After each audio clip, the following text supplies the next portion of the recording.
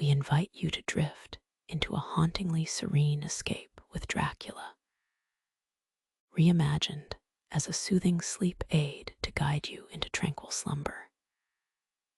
Let the whispers of Transylvanian forests, moonlit castles, and the quiet battle between light and darkness lull you into peaceful relaxation. Please subscribe for more calming classics. Click like to share the magic, and ring the bell so you never miss a chapter or soothing update. Are you ready? Breathe deeply, relax, and let the journey begin. Chapter 21. Dr. Seward's Diary. 3 October. Let me put down with exactness all that happened, as well as I can remember it. Since last, I made an entry. Not a detail that I can recall must be forgotten. In all calmness, I must proceed. When I came to Renfield's room, I found him lying on the floor on his left side in a glittering pool of blood. When I went to move him, it became at once apparent that he had received some terrible injuries. There seemed none of that unity of purpose between the parts of the body which marks even lethargic sanity. As the face was exposed, I could see that it was horribly bruised, as though it had been beaten against the floor. Indeed, it was from the face wounds that the pool of blood originated. The attendant, who was kneeling beside the body, said to me, as we turned him over, "I think, sir, his back is broken.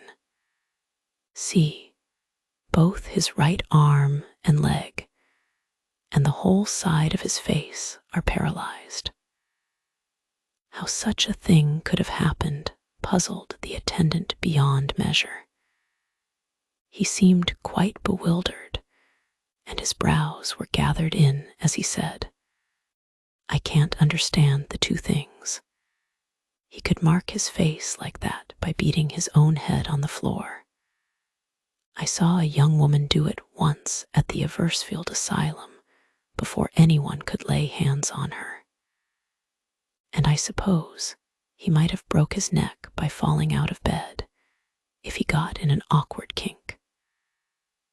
But for the life of me, I can't imagine how the two things occurred. If his back was broke, he couldn't beat his head. And if his face was like that before the fall out of bed, there would be marks of it. I said to him, "Go to Dr. Van Helsing and ask him to kindly come here at once.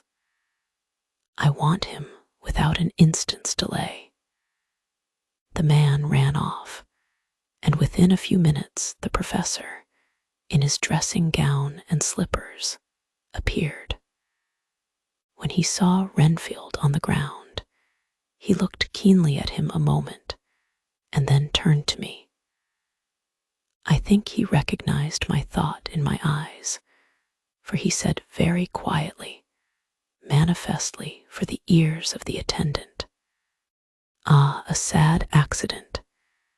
He will need very careful watching and much attention. I shall stay with you myself, but I shall first dress myself. If you will remain, I shall in a few minutes join you." The patient was now breathing stertorously, and it was easy to see that he had suffered some terrible injury. Van Helsing returned with extraordinary celerity, bearing with him a surgical case. He had evidently been thinking and had his mind made up, for almost before he looked at the patient, he whispered to me, "Send the attendant away. We must be alone with him when he becomes conscious after the operation." So I said, I think that will do now, Simmons. We have done all that we can at present. You had better go your round, and Dr. Van Helsing will operate. Let me know instantly if there be anything unusual anywhere." The man withdrew, and we went into a strict examination of the patient. The wounds of the face was superficial. The real injury was a depressed fracture of the skull, extending right up through the motor area. The professor thought a moment and said, "We must reduce the pressure and get back to normal conditions as far as can be. The rapidity of the suffusion shows the terrible nature of his injury. The whole motor area seems affected. The suffusion of the brain will increase quickly, so we must trephine at once, or it may be too late." As he was speaking, there was a soft tapping at the door.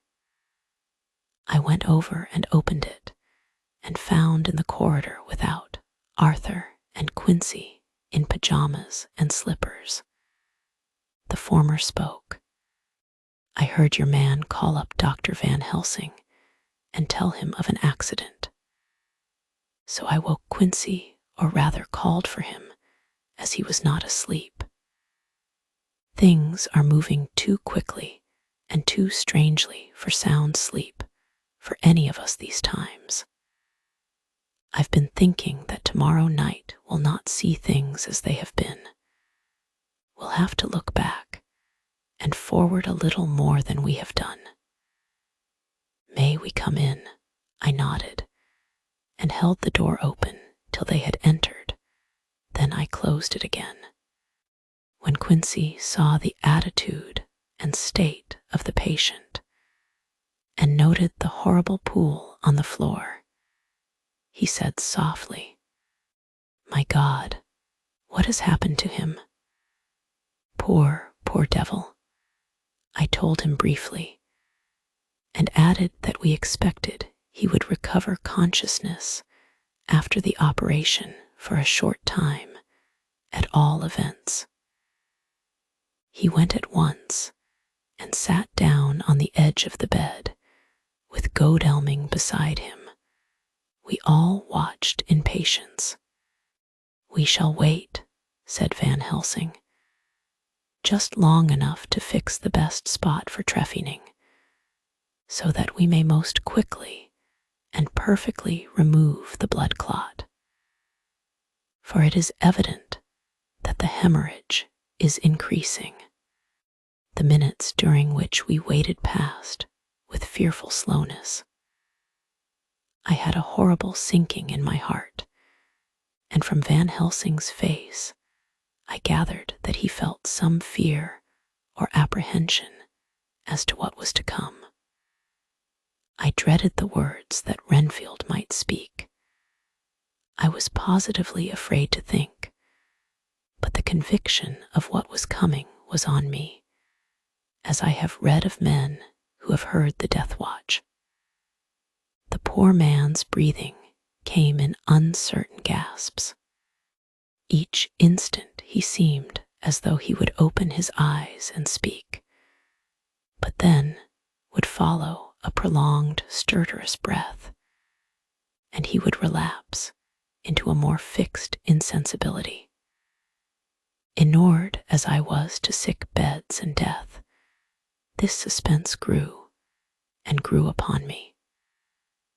I could almost hear the beating of my own heart, and the blood surging through my temples sounded like blows from a hammer. The silence finally became agonizing. I looked at my companions, one after another, and saw from their flushed faces and damp brows that they were enduring equal torture. There was a nervous suspense over us all, as though overhead some dread bell would peal out powerfully when we should least expect it. At last, there came a time when it was evident that the patient was sinking fast. He might die at any moment. I looked up at the professor and caught his eyes fixed on mine. His face was sternly set as he spoke. There is no time to lose. His words may be worth many lives. I have been thinking so as I stood here. It may be there is a soul at stake. We shall operate just above the ear. Without another word, he made the operation. For a few moments, the breathing continued to be stertorous. Then there came a breath so prolonged that it seemed as though it would tear open his chest. Suddenly, his eyes opened and became fixed in a wild, helpless stare. This was continued for a few moments. Then it softened into a glad surprise, and from the lips came a sigh of relief. He moved convulsively, and as he did so, said, "I'll be quiet, doctor. Tell them to take off the strait waistcoat. I have had a terrible dream, and it has left me so weak that I cannot move. What's wrong with my face? It feels all swollen, and it smarts dreadfully." He tried to turn his head, but even with the effort, his eyes seemed to grow glassy again, so I gently put it back. Then Van Helsing said in a quiet, grave tone, "Tell us your dream, Mr. Renfield." As he heard the voice, his face brightened through its mutilation, and he said, "That is Dr. Van Helsing. How good it is of you to be here. Give me some water, my lips are dry, and I shall try to tell you. I dreamed." He stopped and seemed fainting. I called quietly to Quincy, the brandy. "It is in my study, quick." He flew and returned with a glass, the decanter of brandy, and a carafe of water. We moistened the parched lips, and the patient quickly revived. It seemed, however, that his poor injured brain had been working in the interval, for when he was quite conscious, he looked at me piercingly with an agonized confusion which I shall never forget, and said, "I must not deceive myself. It was no dream, but all a grim reality." Then his eyes roved round the room. As they caught sight of the two figures sitting patiently on the edge of the bed, he went on, "If I were not sure already, I would know from them." For an instant his eyes closed, not with pain or sleep, but voluntarily, as though he were bringing all his faculties to bear. When he opened them, he said, hurriedly, and with more energy than he had yet displayed, "Quick, doctor, quick, I am dying. I feel that I have but a few minutes, and then I must go back to death, or worse, wet my lips with brandy again. I have something that I must say before I die, or before my poor crushed brain dies anyhow. Thank you. It was that night after you left me when I implored you to let me go away. I couldn't speak then, for I felt my tongue was tied, but I was as sane then, except in that way, as I am now. I was in an agony of despair for a long time after you left me. It seemed hours. Then there came a sudden peace to me. My brain seemed to become cool again, and I realized where I was. I heard the dogs bark behind our house, but not where he was. As he spoke, Van Helsing's eyes never blinked, but his hand came out and met mine and gripped it hard. He did not, however, betray himself. He nodded slightly and said, "Go on," in a low voice. Renfield proceeded. He came up to the window in the mist, as I had seen him often before, but he was solid then, not a ghost, and his eyes were fierce like a man when angry. He was laughing with his red mouth. The sharp white teeth glinted in the moonlight when he turned to look back over the belt of trees to where the dogs were barking. I wouldn't ask him to come in at first, though I knew he wanted to, just as he had wanted all along. Then he began promising me things, not in words, but by doing them. He was interrupted by a word from the professor. How? By making them happen, just as he used to send in the flies when the sun was shining. Great big fat ones with steel and sapphire on their wings, and big moths in the night with skull and crossbones on their backs. Van Helsing nodded to him as he whispered to me unconsciously, "The Acrontia aetatropos of the sphinges, what you call the death's head moth." The patient went on without stopping. Then he began to whisper, "Rats, rats, rats.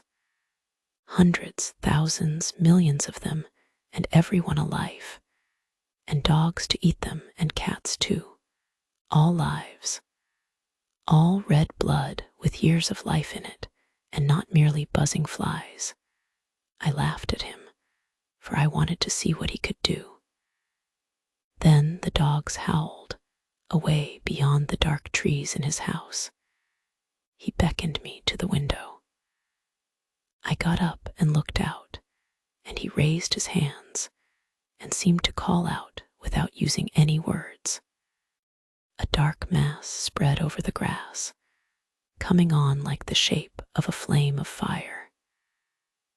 And then he moved the mist to the right and left, and I could see that there were thousands of rats with their eyes blazing red like his, only smaller. He held up his hand, and they all stopped, and I thought he seemed to be saying, "All these lives will I give you, I, and many more and greater, through countless ages, if you will fall down and worship me."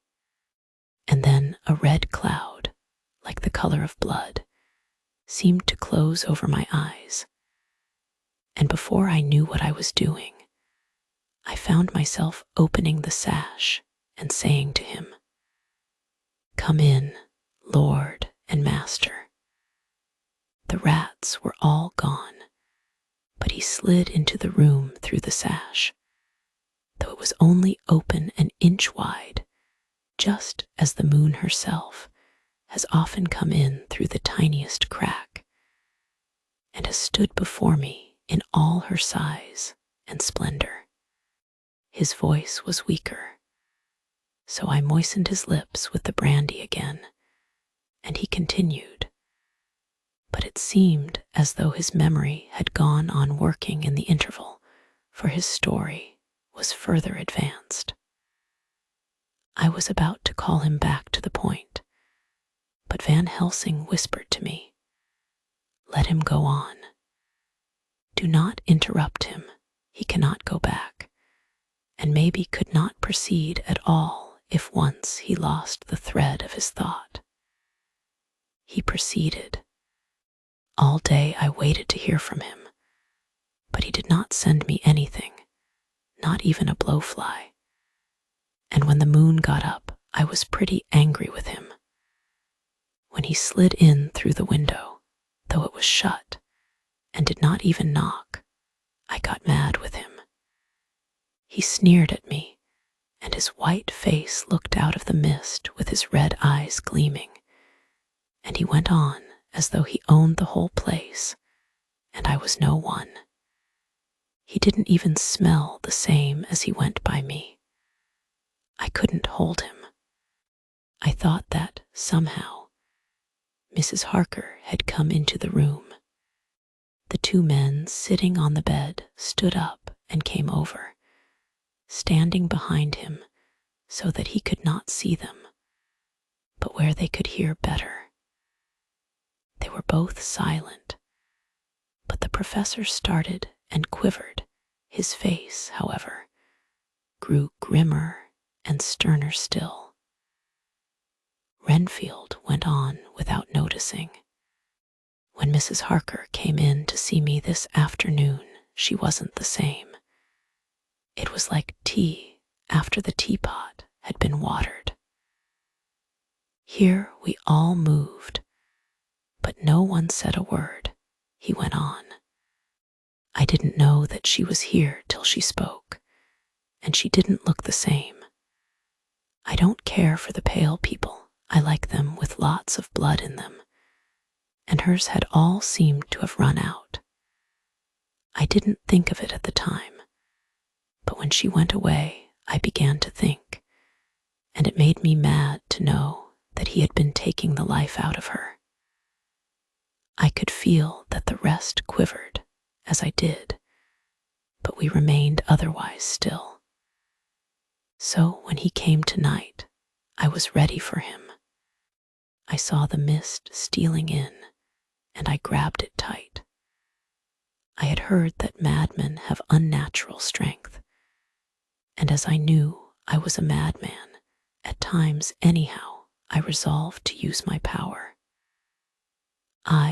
And he felt it too, for he had to come out of the mist to struggle with me.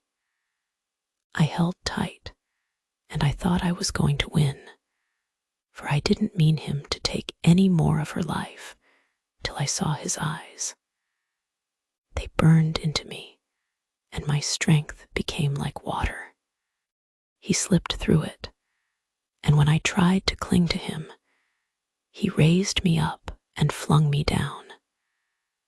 There was a red cloud before me, and a noise like thunder, and the mist seemed to steal away under the door. His voice was becoming fainter, and his breath more stertorous. Van Helsing stood up instinctively. "We know the worst now," he said. "He is here, and we know his purpose. It may not be too late. Let us be armed the same as we were the other night, but lose no time. There is not an instant to spare." There was no need to put our fear, nay, our conviction, into words. We shared them in common. We all hurried and took from our rooms the same things that we had when we entered the Count's house. The professor had his ready, and as we met in the corridor, he pointed to them significantly as he said, "They never leave me, and they shall not till this unhappy business is over. Be wise also, my friends. It is no common enemy that we deal with. Alas, alas, that dear Madam Mina should suffer." He stopped. His voice was breaking, and I do not know if rage or terror predominated in my own heart. Outside the Harkers' door we paused. Art and Quincy held back, and the latter said, "Should we disturb her?" "We must," said Van Helsing grimly. "If the door be locked, I shall break it in.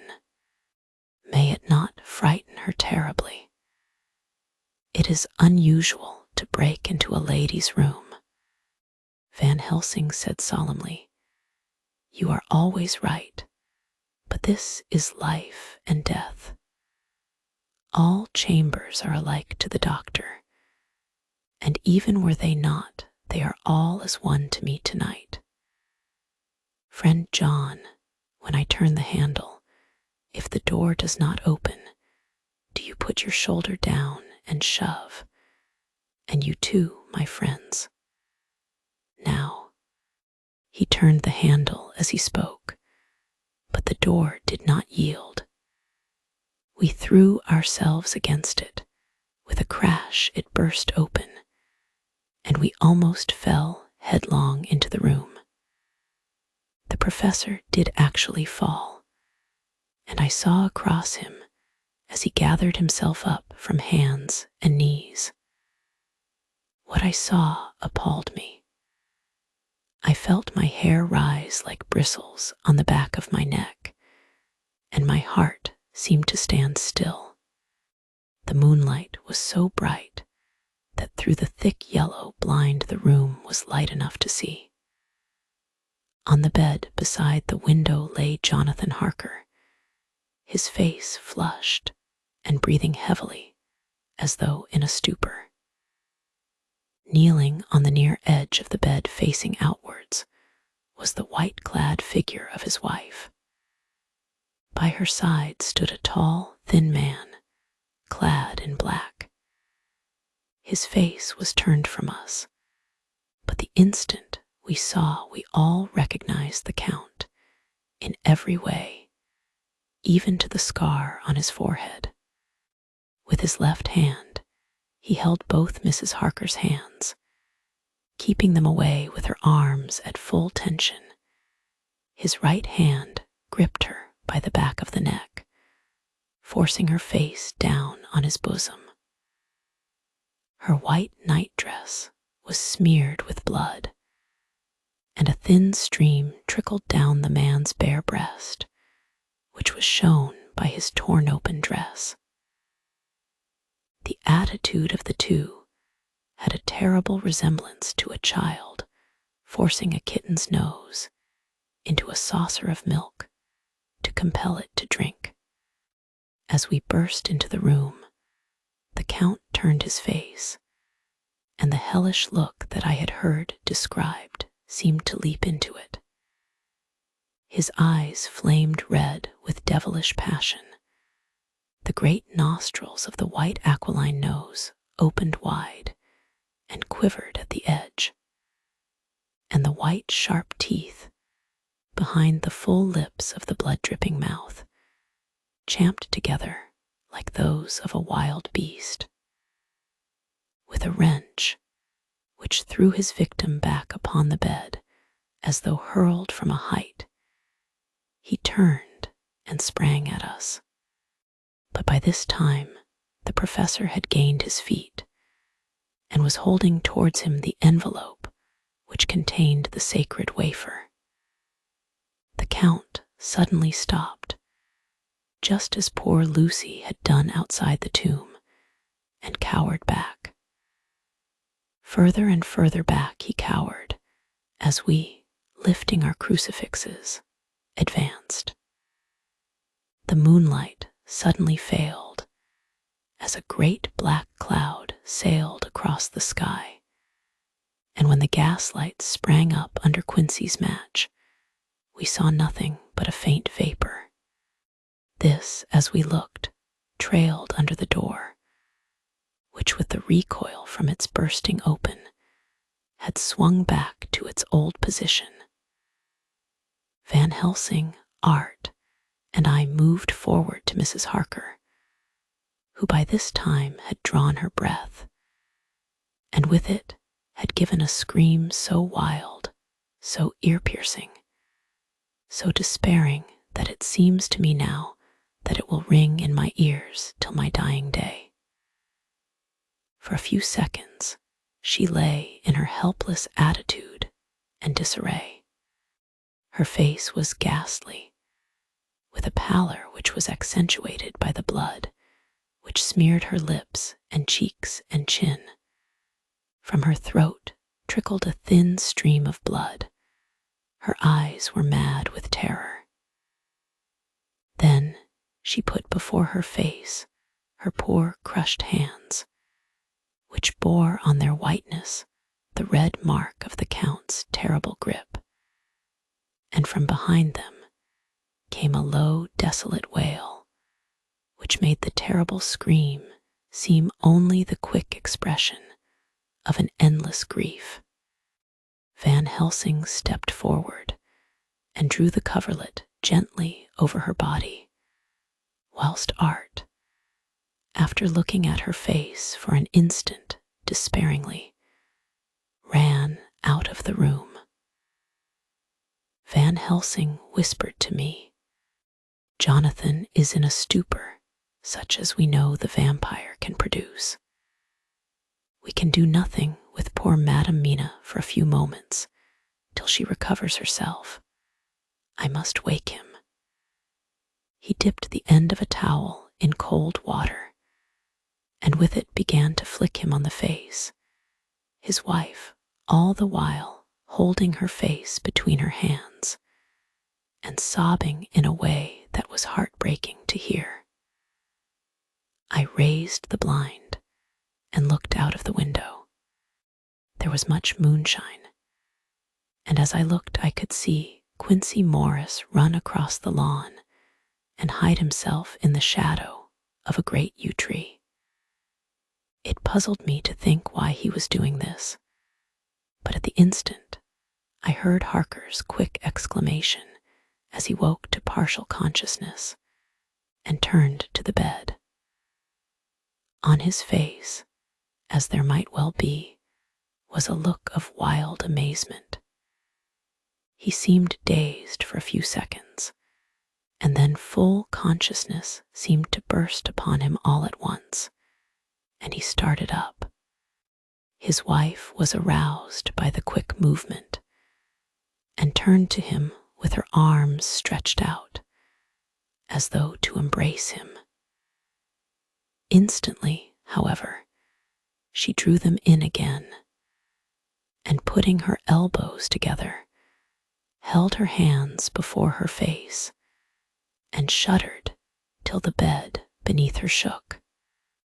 "In God's name, what does this mean?" Harker cried out. "Dr. Seward, Dr. Van Helsing, what is it? What has happened? What is wrong? Mina, dear, what is it? What does that blood mean? My God, has it come to this?" And raising himself to his knees, he beat his hands wildly together. "Good God, help us, help her. Oh, help her." With a quick movement, he jumped from bed and began to pull on his clothes, all the man in him awake at the need for instant exertion. "What has happened? Tell me all about it," he cried without pausing. "Dr. Van Helsing, you love Mina, I know. Oh, do something to save her. It cannot have gone too far yet. Guard her while I look for him." His wife, through her terror and horror and distress, saw some sure danger to him. Instantly forgetting her own grief, she seized hold of him and cried out, "No, no, Jonathan, you must not leave me. I have suffered enough tonight, God knows, without the dread of his harming you. You must stay with me. Stay with these friends who will watch over you." Her expression became frantic as she spoke, and he yielding to her, she pulled him down sitting on the bed's side and clung to him fiercely. Van Helsing and I tried to calm them both. The professor held up his little golden crucifix and said with wonderful calmness, "Do not fear, my dear. We are here, and whilst this is close to you, no foul thing can approach. You are safe for tonight, and we must be calm and take counsel together." She shuddered and was silent, holding down her head on her husband's breast. When she raised it, his white nightrobe was stained with blood where her lips had touched, and where the thin open wound in her neck had sent forth drops. The instant she saw it, she drew back, with a low wail, and whispered, amidst choking sobs, "Unclean, unclean. I must touch him or kiss him no more. Oh, that it should be that it is I who am now his worst enemy, and whom he may have most cause to fear." To this, he spoke out resolutely, "Nonsense, Mina. It is a shame to me to hear such a word. I would not hear it of you, and I shall not hear it from you. May God judge me by my deserts, and punish me with more bitter suffering than even this hour, if by any act or will of mine anything ever come between us." He put out his arms and folded her to his breast, and for a while she lay there sobbing. He looked at us over her bowed head, with eyes that blinked damply above his quivering nostrils. His mouth was set as steel. After a while, her sobs became less frequent and more faint. And then he said to me, speaking with a studied calmness, which I felt tried his nervous power to the utmost, "And now, Dr. Seward, tell me all about it. Too well I know the broad fact. Tell me all that has been." I told him exactly what had happened, and he listened with seeming impassiveness. But his nostrils twitched and his eyes blazed as I told how the ruthless hands of the Count had held his wife in that terrible and horrid position, with her mouth to the open wound in his breast. It interested me, even at that moment, to see that, whilst the face of white-set passion worked convulsively over the bowed head, the hands tenderly and lovingly stroked the ruffled hair. Just as I had finished, Quincy and Godalming knocked at the door. They entered in obedience to our summons. Van Helsing looked at me questioningly. I understood him to mean, if we were to take advantage of their coming to divert, if possible, the thoughts of the unhappy husband and wife from each other and from themselves. So, on nodding acquiescence to him, he asked them what they had seen or done. To which Lord Godalming answered, "I could not see him anywhere in the passage or in any of our rooms. I looked in the study, but though he had been there, he had gone. He had, however," he stopped suddenly, looking at the poor drooping figure on the bed. Van Helsing said gravely, "Go on, friend Arthur. We want here no more concealments. Our hope now is in knowing all. Tell freely." So Art went on. He had been there, and though it could only have been for a few seconds, he made rare hay of the place. All the manuscript had been burned, and the blue flames were flickering amongst the white ashes. The cylinders of your phonograph, too, were thrown on the fire, and the wax had helped the flames. Here I interrupted. "Thank God there is the other copy in the safe." His face lit for a moment, but fell again as he went on. I ran downstairs then, but could see no sign of him. I looked into Renfield's room, but there was no trace there except— Again he paused. "Go on," said Harker hoarsely. So he bowed his head and, moistening his lips with his tongue, added, "Except that the poor fellow is dead." Mrs. Harker raised her head. Looking from one to the other of us, she said solemnly, "God's will be done. I could not but feel that art was keeping back something, but as I took it that it was with a purpose, I said nothing. Van Helsing turned to Morris and asked, "And you, friend Quincy, have you any to tell?" "A little," he answered. "It may be much eventually, but at present I can't say. I thought it well to know if possible where the Count would go when he left the house. I did not see him, but I saw a bat rise from Renfield's window and flap westward. I expected to see him in some shape go back to Carfax, but he evidently sought some other lair. He will not be back tonight, for the sky is reddening in the east and the dawn is close. We must work tomorrow."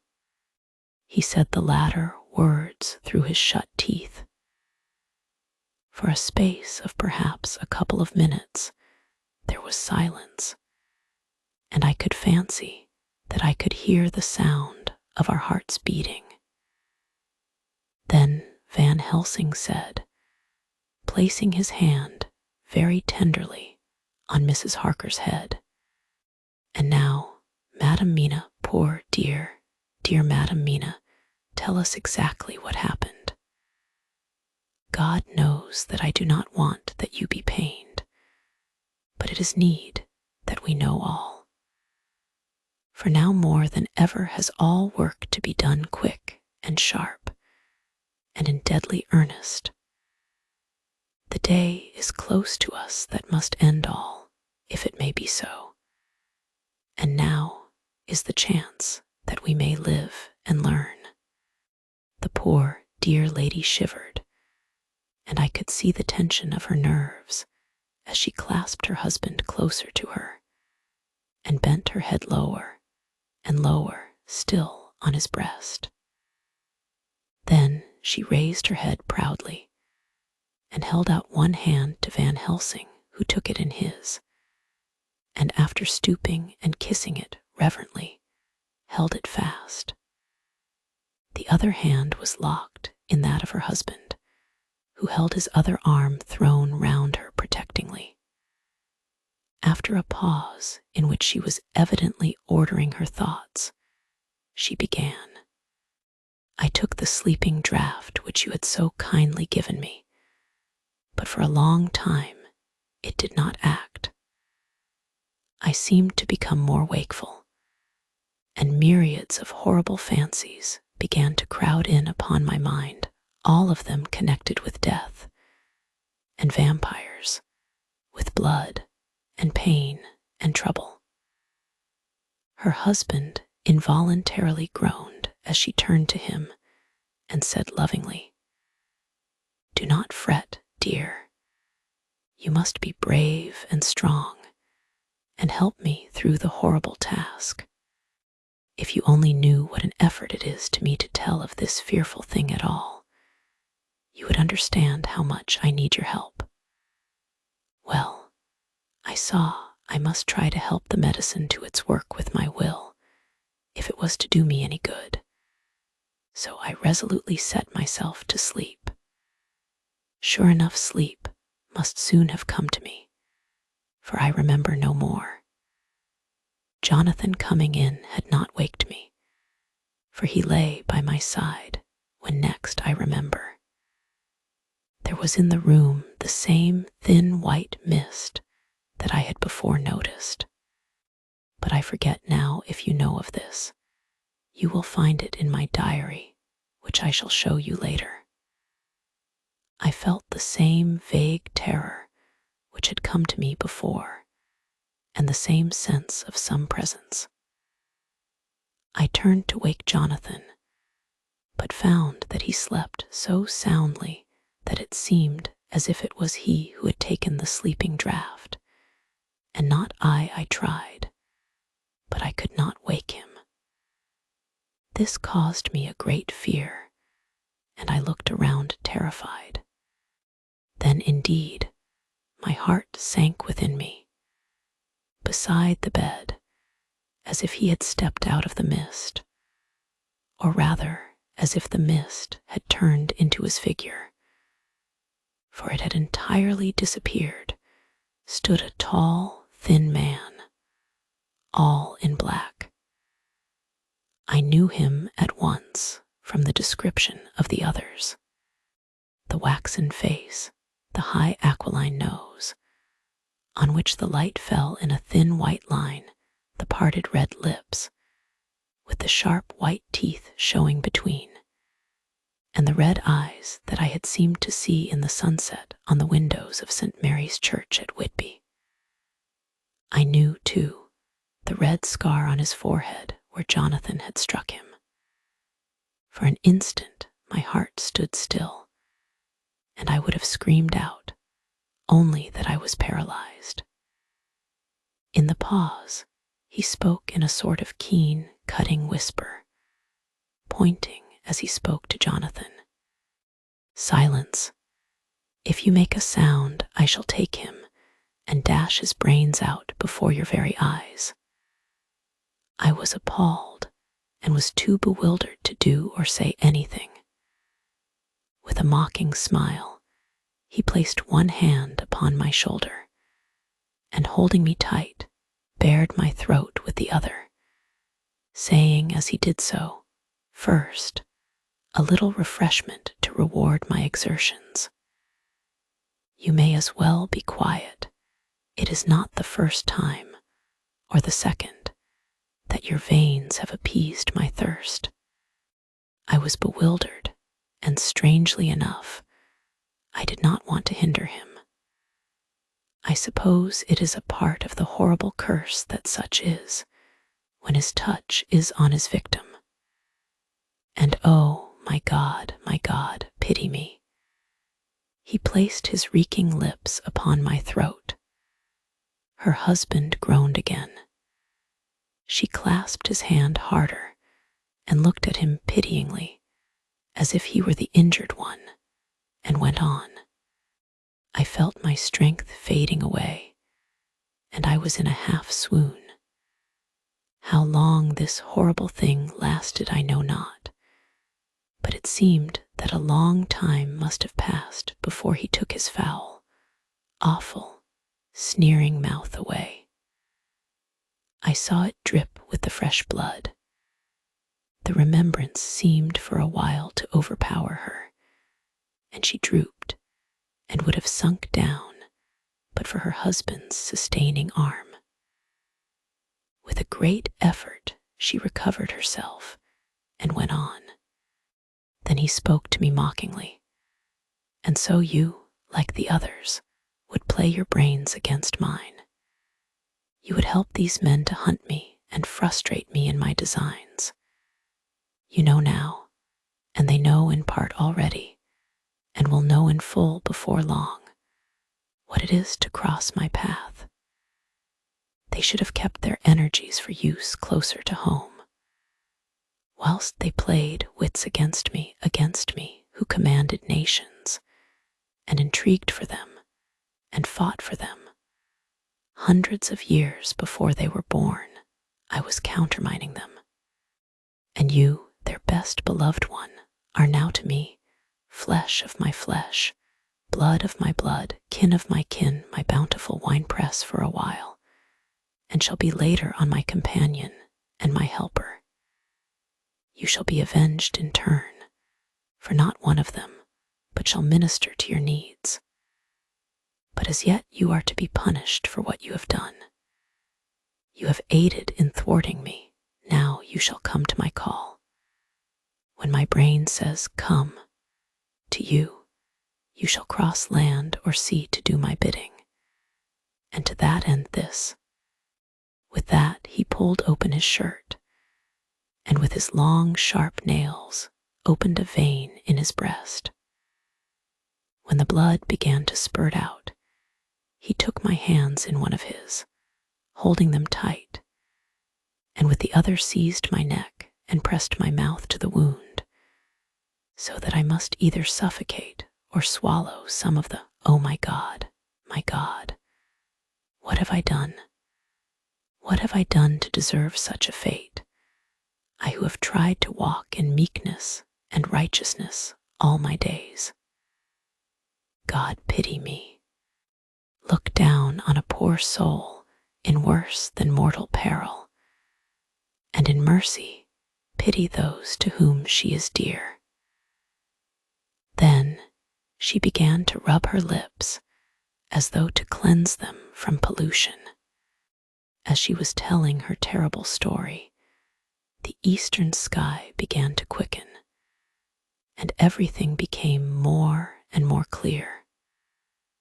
Harker was still and quiet, but over his face, as the awful narrative went on, came a gray look which deepened and deepened in the morning light, till when the first red streak of the coming dawn shot up, the flesh stood darkly out against the whitening hair.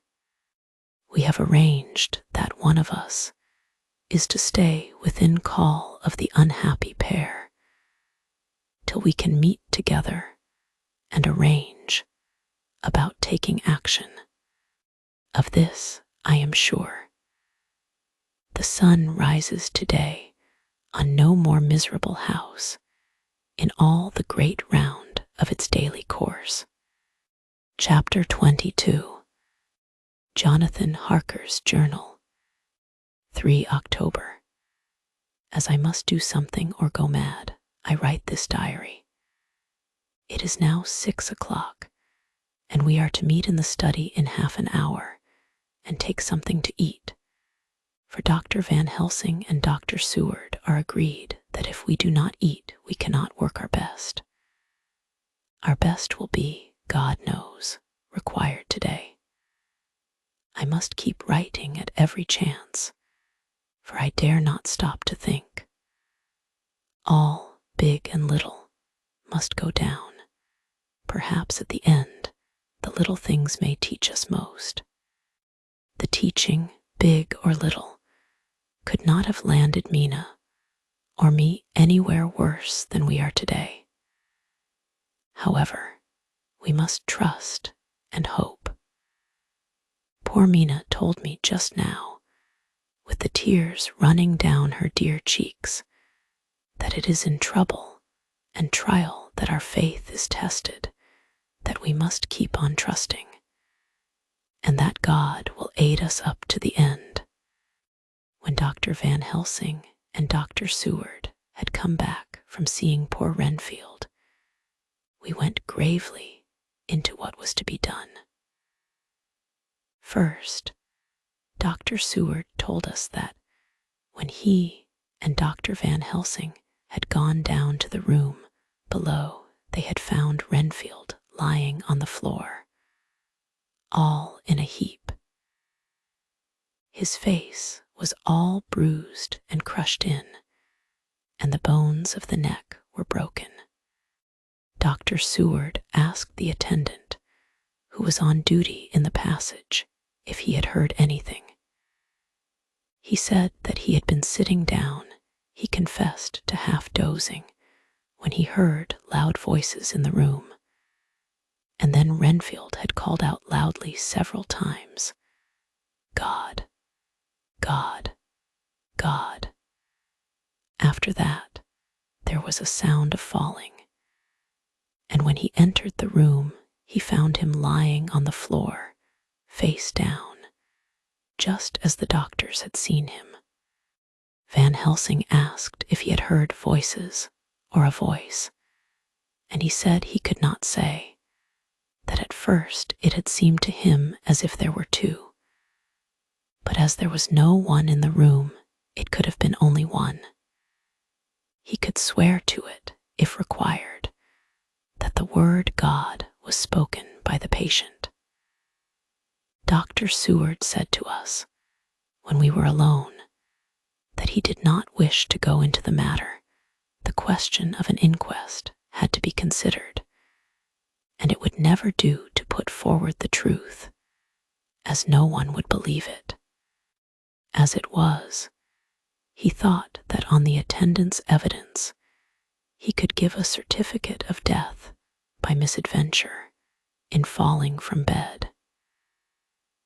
In case the coroner should demand it, there would be a formal inquest, necessarily to the same result.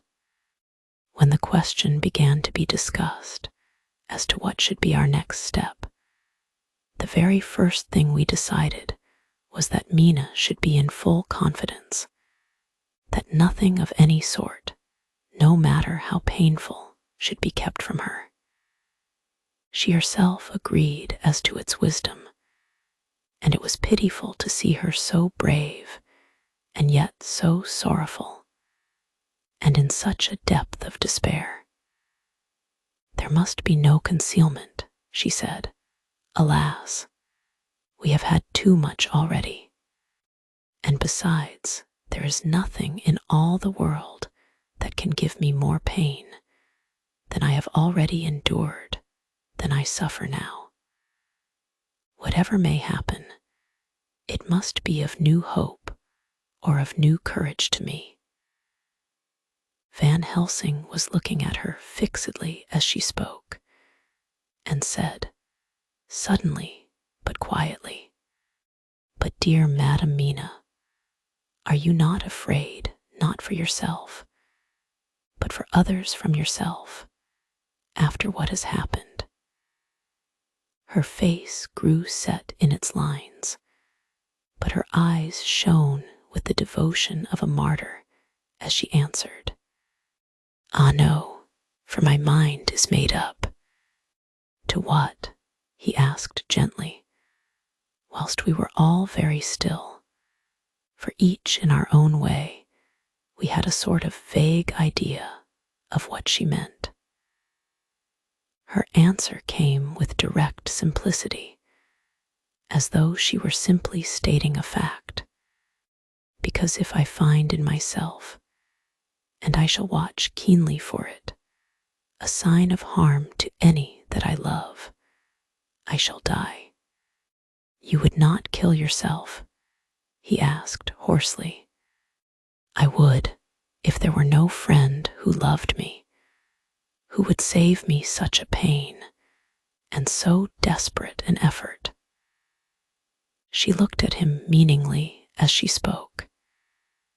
He was sitting down, but now he rose and came close to her and put his hand on her head as he said solemnly, "My child, there is such an one if it were for your good. For myself, I could hold it in my account with God to find such an euthanasia for you, even at this moment if it were best. Nay, were it safe. But my child," for a moment he seemed choked, and a great sob rose in his throat. He gulped it down and went on, "There are here some who would stand between you and death. You must not die. You must not die by any hand, but least of all by your own. Until the other, who has fouled your sweet life, is true dead, you must not die. For if he is still with the quick undead, your death would make you even as he is. No, you must live. You must struggle and strive to live, though death would seem a boon unspeakable. You must fight death himself, though he come to you in pain or in joy by the day, or the night in safety or in peril. On your living soul, I charge you that you do not die, nay, nor think of death, till this great evil be past." The poor dear grew white as death, and shook and shivered, as I have seen a quicksand shake and shiver at the incoming of the tide. We were all silent, we could do nothing.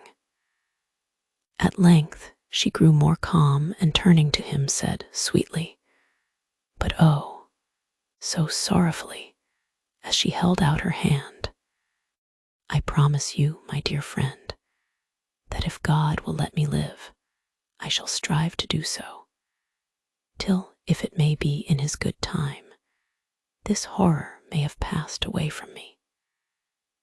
She was so good and brave that we all felt that our hearts were strengthened to work and endure for her, and we began to discuss what we were to do. I told her that she was to have all the papers in the safe, and all the papers or diaries and phonographs we might hereafter use, and was to keep the record as she had done before.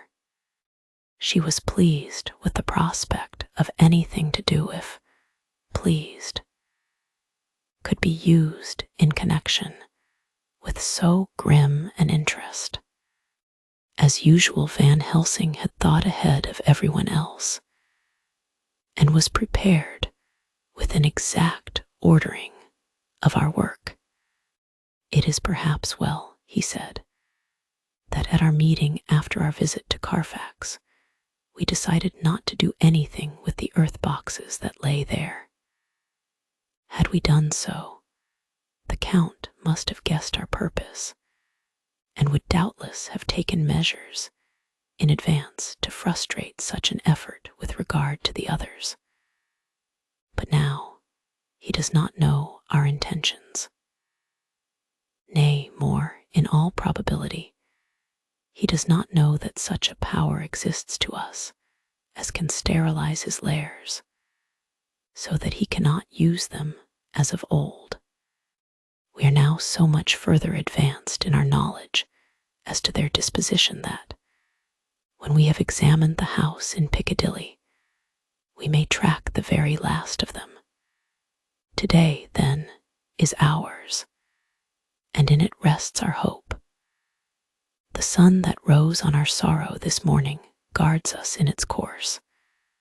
Until it sets tonight, that monster must retain whatever form he now has. He is confined within the limitations of his earthly envelope. He cannot melt into thin air, nor disappear through cracks or chinks or crannies. If he go through a doorway, he must open the door like a mortal. And so we have this day to hunt out all his lairs and sterilize them. So we shall, if we have not yet catch him and destroy him, drive him to bay in some place where the catching and the destroying shall be, in time, sure. Here I started up, for I could not contain myself at the thought that the minutes and seconds so preciously laden with Mina's life and happiness were flying from us, since whilst we talked action was impossible. But Van Helsing held up his hand warningly. Nay, friend Jonathan, he said, in this, the quickest way home is the longest way, so your proverbs say. We shall all act and act with desperate quick when the time has come. But think, in all probable the key of the situation is in that house in Piccadilly. The Count may have many houses which he has bought. Of them he will have deeds of purchase, keys, and other things. He will have paper that he write on. He will have his book of checks. There are many belongings that he must have somewhere. Why not in this place so central, so quiet, where he come and go by the front or the back at all hour, when in the very vast of the traffic there is none to notice? We shall go there and search that house, and when we learn what it holds, then we do what our friend Arthur Call, in his phrases of hunt, stop the earths. And so we run down our old fox, so. Is it not? Then let us come at once, I cried. We are wasting the precious, precious time. The professor did not move, but simply said, and how are we to get into that house in Piccadilly? Any way, I cried. We shall break in if need be. And your police, where will they be, and what will they say? I was staggered, but I knew that if he wished to delay, he had a good reason for it. So I said, as quietly as I could, "Don't wait more than need be. You know, I am sure, what torture I am in. Ah, my child, that I do. And indeed, there is no wish of me to add to your anguish. But just think, what can we do until all the world be at movement? Then will come our time. I have thought and thought, and it seems to me that the simplest way is the best of all. Now we wish to get into the house, but we have no key, is it not so?" I nodded. "Now suppose that you were, in truth, the owner of that house, and could not still get it, and think there was to you no conscience of the housebreaker, what would you do?" "I should get a respectable locksmith, and set him to work to pick the lock for me. And your police, they would interfere, would they not?" "Oh no, not if they knew the man was properly employed." Then he looked at me as keenly as he spoke. "All that is in doubt is the conscience of the employer, and the belief of your policeman as to whether or no that employer has a good conscience or a bad one. Your police must indeed be zealous men and clever, oh, so clever, in reading the heart, that they trouble themselves in such matter. No, no, my friend Jonathan, you go take the lock off 100 empty house in this your London, or of any city in the world, and if you do it, as such things are rightly done, and at the time such things are rightly done, no one will interfere. I have read of a gentleman who owned a so fine house in London, and when he went for months of summer to Switzerland and lock up his house, some burglar came and broke window at back and got in. Then he went and made open the shutters in front and walk out and in through the door before the very eyes of the police. Then he have an auction in that house and advertise it and put up big notice. And when the day come, he sell off by a great auctioneer all the goods of that other man who owned them. Then he go to builder, and he sell him that house, making an agreement that he pull it down and take all away within a certain time. And your police and other authority help him all they can. And when that owner come back from his holiday in Switzerland, he find only an empty hole where his house had been. This was all done en règle, and in our work we shall be en règle too. We shall not go so early that the policemen, who have then little to think of, shall deem it strange, but we shall go after 10 o'clock, when there are many about, and such things would be done were we indeed owners of the house." I could not but see how right he was, and the terrible despair of Mina's face became relaxed a thought. There was hope in such good counsel. Van Helsing went on, "When once within that house, we may find more clues. At any rate, some of us can remain there, whilst the rest find the other places where there be more earth boxes, at Bermondsey and Mile End." Lord Godalming stood up. "I can be of some use here," he said. "I shall wire to my people to have horses and carriages where they will be most convenient." "Look here, old fellow," said Morris, It is a capital idea to have all ready in case we want to go horsebacking. But don't you think that one of your snappy carriages, with its heraldic adornments in a byway of Walworth or Mile End, would attract too much attention for our purposes? It seems to me that we ought to take cabs when we go south or east, and even leave them somewhere near the neighborhood we are going to. Friend Quincy is right, said the professor. His head is what you call in plane with the horizon. It is a difficult thing that we go to do, and we do not want no peoples to watch us, if so it may.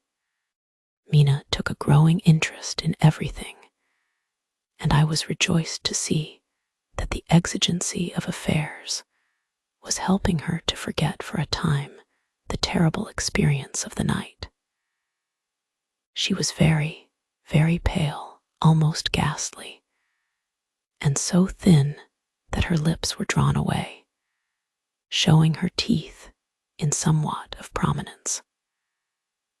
I did not mention this last, lest it should give her needless pain, but it made my blood run cold in my veins to think of what had occurred with poor Lucy when the Count had sucked her blood. As yet, there was no sign of the teeth growing sharper, but the time as yet was short, and there was time for fear. When we came to the discussion of the sequence of our efforts and of the disposition of our forces, there were new sources of doubt. It was finally agreed that before starting for Piccadilly, we should destroy the Count's lair close at hand. In case he should find it out too soon, we should thus be still ahead of him in our work of destruction, and his presence, in his purely material shape, and at his weakest, might give us some new clue.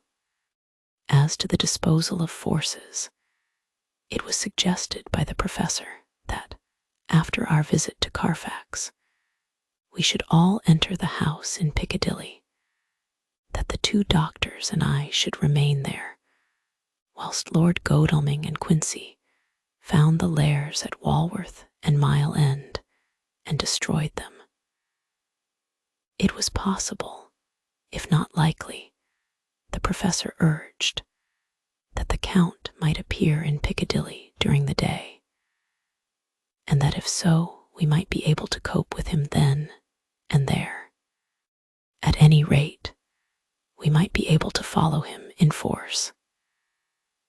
To this plan, I strenuously objected, and so far as my going was concerned, for I said that I intended to stay and protect Mina, I thought that my mind was made up on the subject, but Mina would not listen to my objection.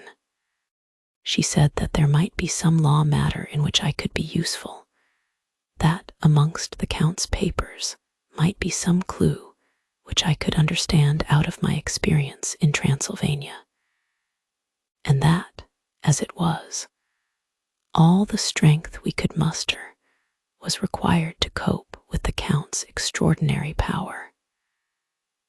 I had to give in, for Mina's resolution was fixed.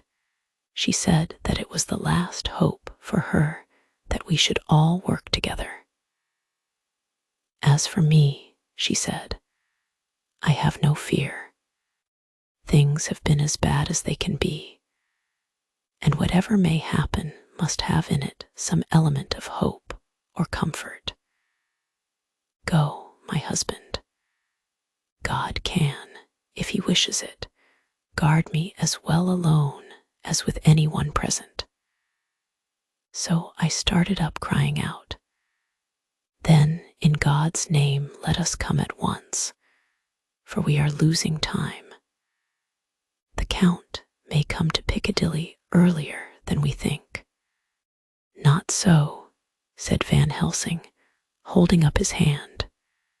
But why? I asked. Do you forget, he said, with actually a smile.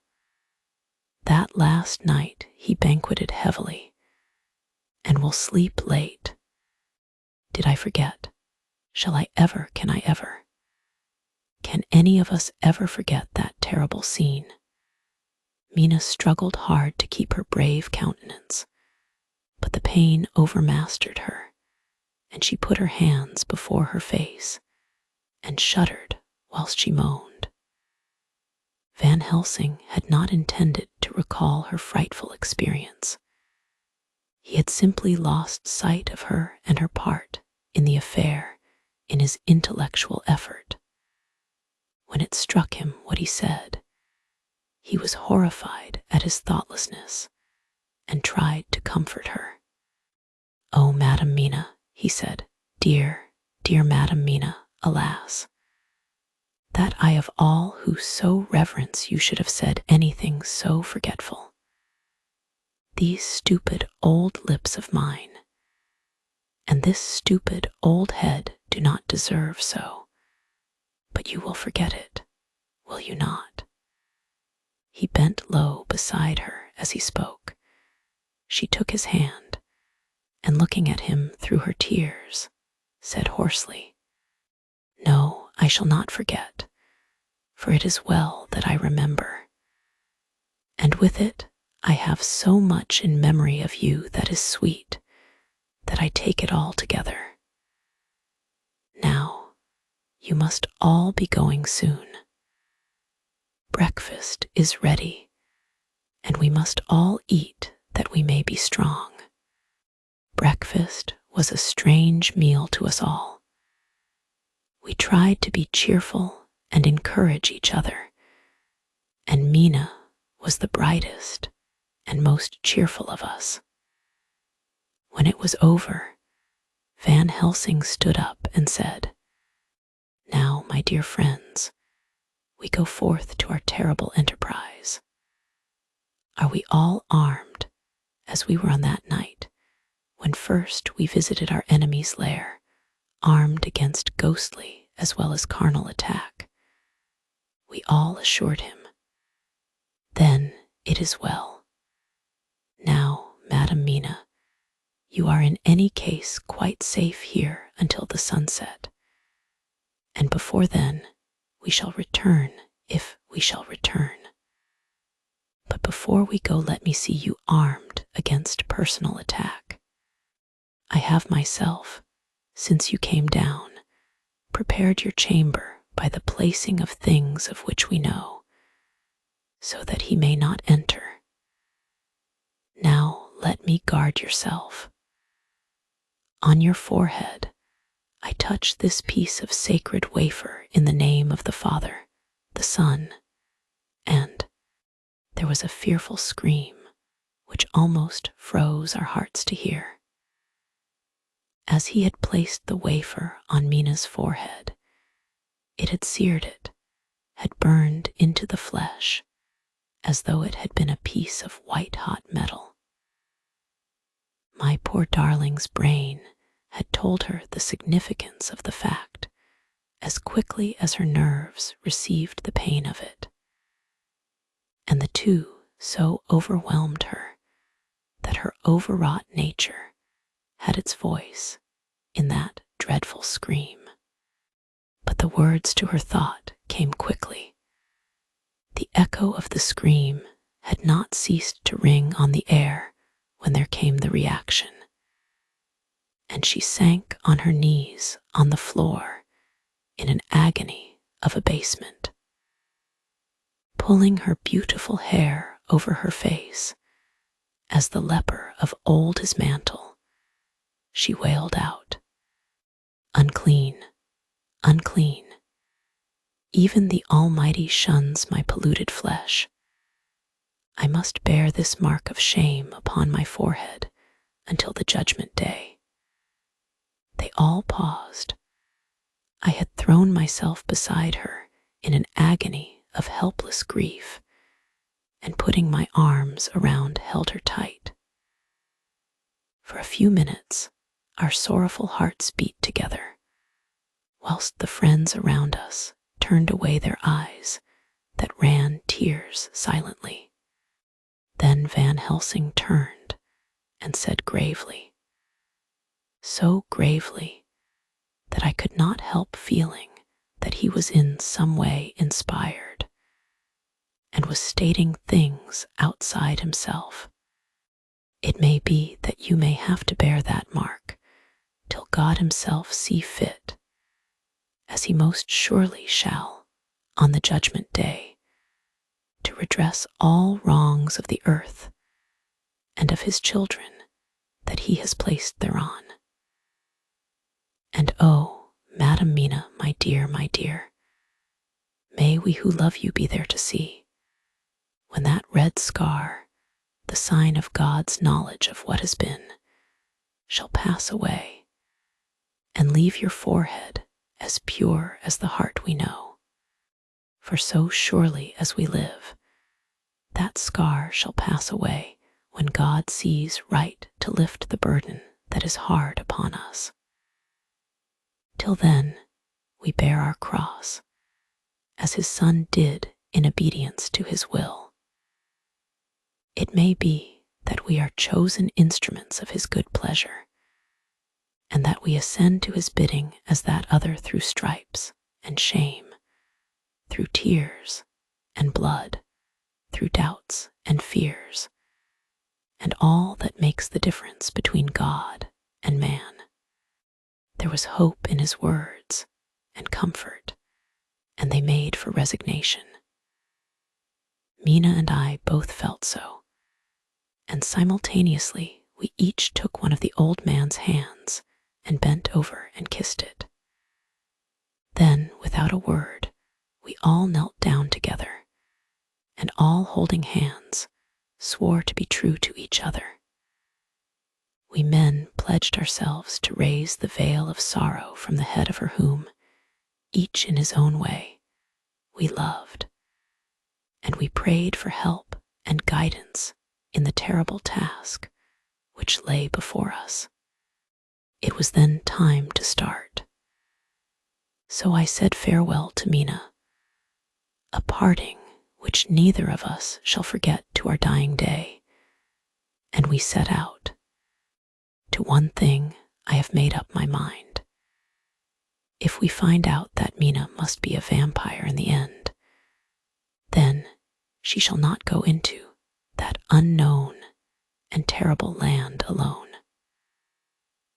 I suppose it is thus that in old times one vampire meant many, just as their hideous bodies could only rest in sacred earth. So the holiest love was the recruiting sergeant for their ghastly ranks. We entered Carfax without trouble, and found all things the same as on the first occasion. It was hard to believe that amongst so prosaic surroundings of neglect and dust and decay, there was any ground for such fear as already we knew. Had not our minds been made up, and had there not been terrible memories to spur us on, we could hardly have proceeded with our task. We found no papers or any sign of use in the house, and in the old chapel the great boxes looked just as we had seen them last. Dr. Van Helsing said to us solemnly as we stood before them, "And now, my friends, we have a duty here to do. We must sterilize this earth, so sacred of holy memories, that he has brought from a far distant land for such fell use. He has chosen this earth because it has been holy. Thus we defeat him with his own weapon, for we make it more holy still. It was sanctified to such use of man, now we sanctify it to God." As he spoke, he took from his bag a screwdriver and a wrench, and very soon the top of one of the cases was thrown open. The earth smelled musty and close, but we did not somehow seem to mind, for our attention was concentrated on the professor. Taking from his box a piece of the sacred wafer, he laid it reverently on the earth, and then, shutting down the lid, began to screw it home, we aiding him as he worked. One by one, we treated in the same way each of the great boxes, and left them as we had found them to all appearance, but in each was a portion of the host. When we closed the door behind us, the professor said solemnly, "So much is already done. If it may be that, with all the others, we can be so successful, then the sunset of this evening may shine on Madam Mina's forehead, all white as ivory, and with no stain." As we passed across the lawn on our way to the station to catch our train, we could see the front of the asylum. I looked eagerly, and in the window of my own room saw Mina. I waved my hand to her and nodded to tell that our work there was successfully accomplished. She nodded in reply to show that she understood. The last I saw, she was waving her hand in farewell. It was with a heavy heart that we sought the station and just caught the train, which was steaming in as we reached the platform. I have written this in the train. Piccadilly, 12:30 o'clock. Just before we reached Fenchurch Street, Lord Godalming said to me, "Quincy and I will find a locksmith. You had better not come with us in case there should be any difficulty, for under the circumstances, it wouldn't seem so bad for us to break into an empty house. But you are a solicitor, and the Incorporated Law Society might tell you that you should have known better." I demurred as to my not sharing any danger even of odium, but he went on. "Besides, it will attract less attention if there are not too many of us. My title will make it all right with the locksmith and with any policeman that may come along. You had better go with Jack and the professor and stay in the Green Park, somewhere in sight of the house. And when you see the door opened and the smith has gone away, do you all come across? We shall be on the lookout for you and shall let you in." "The advice is good," said Van Helsing, so we said no more. Godalming and Morris hurried off in a cab, we following in another.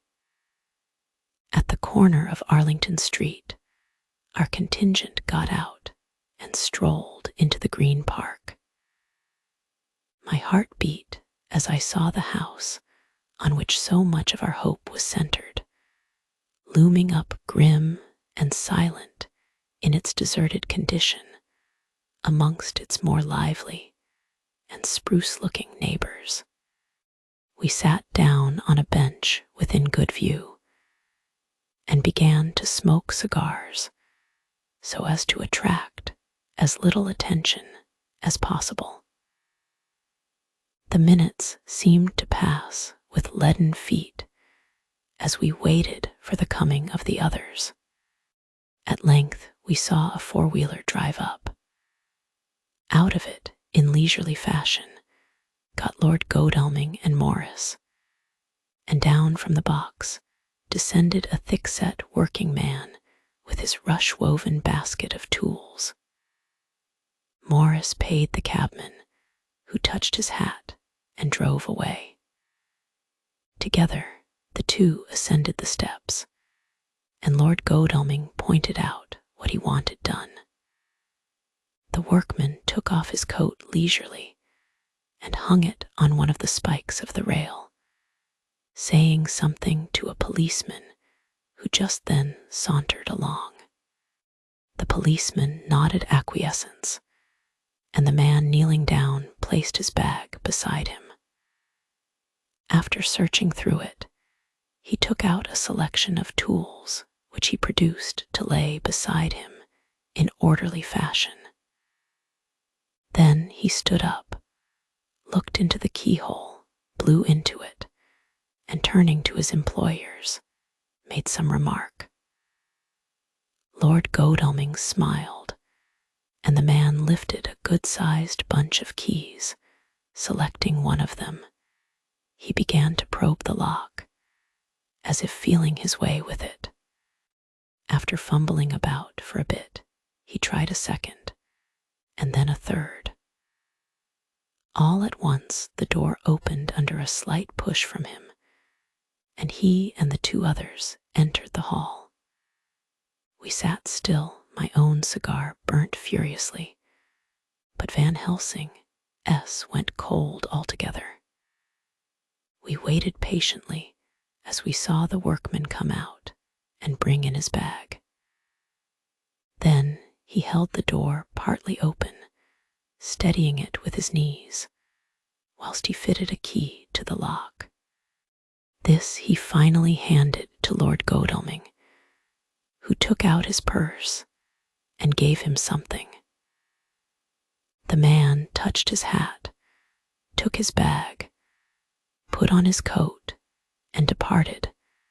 Not a soul took the slightest notice of the whole transaction. When the man had fairly gone, we three crossed the street and knocked at the door. It was immediately opened by Quincy Morris, beside whom stood Lord Godalming, lighting a cigar. "The place smells so vilely," said the latter as we came in. It did indeed smell vilely like the old chapel at Carfax, and with our previous experience, it was plain to us that the Count had been using the place pretty freely. We moved to explore the house, all keeping together in case of attack, for we knew we had a strong and wily enemy to deal with, and as yet we did not know whether the Count might not be in the house. In the dining room, which lay at the back of the hall, we found 8 boxes of earth. 8 boxes only out of the 9 which we sought. Our work was not over, and would never be until we should have found the missing box. First, we opened the shutters of the window, which looked out across a narrow, stone-flagged yard at the blank face of a stable, pointed to look like the front of a miniature house. There were no windows in it, so we were not afraid of being overlooked. We did not lose any time in examining the chests. With the tools which we had brought with us, we opened them, one by one, and treated them as we had treated those others in the old chapel. It was evident to us that the Count was not at present in the house, and we proceeded to search for any of his effects. After a cursory glance at the rest of the rooms, from basement to attic, we came to the conclusion that the dining room contained any effects which might belong to the Count, and so we proceeded to minutely examine them. They lay in a sort of orderly disorder on the great dining room table. There were title deeds of the Piccadilly house in a great bundle, deeds of the purchase of the houses at Mile End and Bermondsey, note paper, envelopes, and pens and ink. All were covered up in thin wrapping paper to keep them from the dust. There were also a clothes brush, a brush and comb, and a jug and basin, the latter containing dirty water, which was reddened as if with blood. Last of all was a little heap of keys of all sorts and sizes, probably those belonging to the other houses. When we had examined this last find, Lord Godalming and Quincy Morris, taking accurate notes of the various addresses of the houses in the east and the south, took with them the keys in a great bunch, and set out to destroy the boxes in these places. The rest of us are, with what patience we can, waiting their return or the coming of the Count. Chapter 23. Dr. Seward's Diary. 3 October. The time seemed terrible long whilst we were waiting for the coming of Godalming and Quincy Morris. The professor tried to keep our minds active by using them all the time. I could see his beneficent purpose by the side glances which he threw from time to time at Harker. The poor fellow is overwhelmed in a misery that is appalling to see. Last night he was a frank, happy-looking man, with strong, youthful face, full of energy, and with dark brown hair. Today he is a drawn, haggard old man, whose white hair matches well with the hollow, burning eyes and grief-written lines of his face. His energy is still intact. In fact, he is like a living flame. This may yet be his salvation, for if all go well, it will tide him over the despairing period. He will then, in a kind of way, wake again to the realities of life. Poor fellow, I thought my own trouble was bad enough, but his. The professor knows this well enough, and is doing his best to keep his mind active. What he has been saying was, under the circumstances, of absorbing interest. So well as I can remember, here it is. I have studied over and over again since they came into my hands all the papers relating to this monster, and the more I have studied, the greater seems the necessity to utterly stamp him out. All through there are signs of his advance, not only of his power, but of his knowledge of it. As I learned from the researches of my friend Arminius of Budapest, he was in life a most wonderful man. Soldier, statesman, and alchemist, which latter was the highest development of the science knowledge of his time. He had a mighty brain, a learning beyond compare, and a heart that knew no fear and no remorse. He dared even to attend the Scholaments, and there was no branch of knowledge of his time that he did not essay. Well, in him, the brain powers survived the physical death, though it would seem that memory was not all complete. In some faculties of mind he has been, and is, only a child, but he is growing, and some things that were childish at the first are now of man's stature. He is experimenting, and doing it well. And if it had not been that we have crossed his path, he would be yet.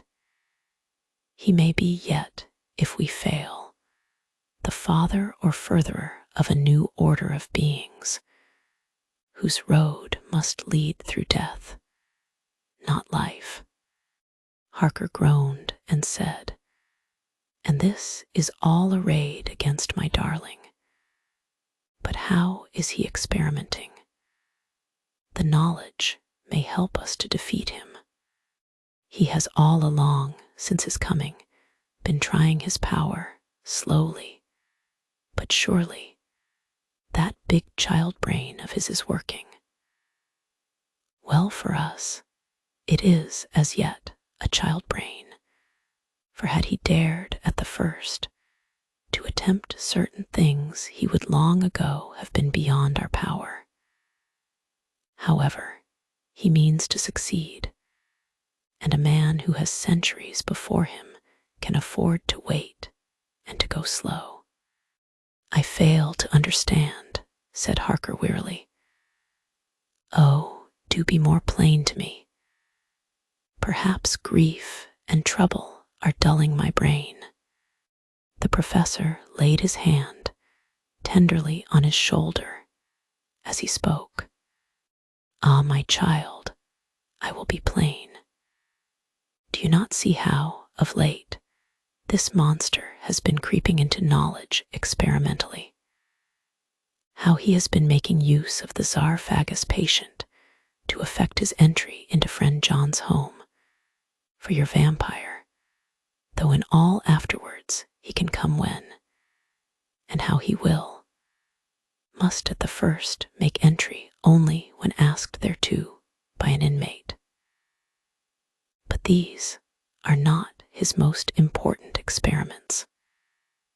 Do we not see how, at the first, all these so great boxes were moved by others?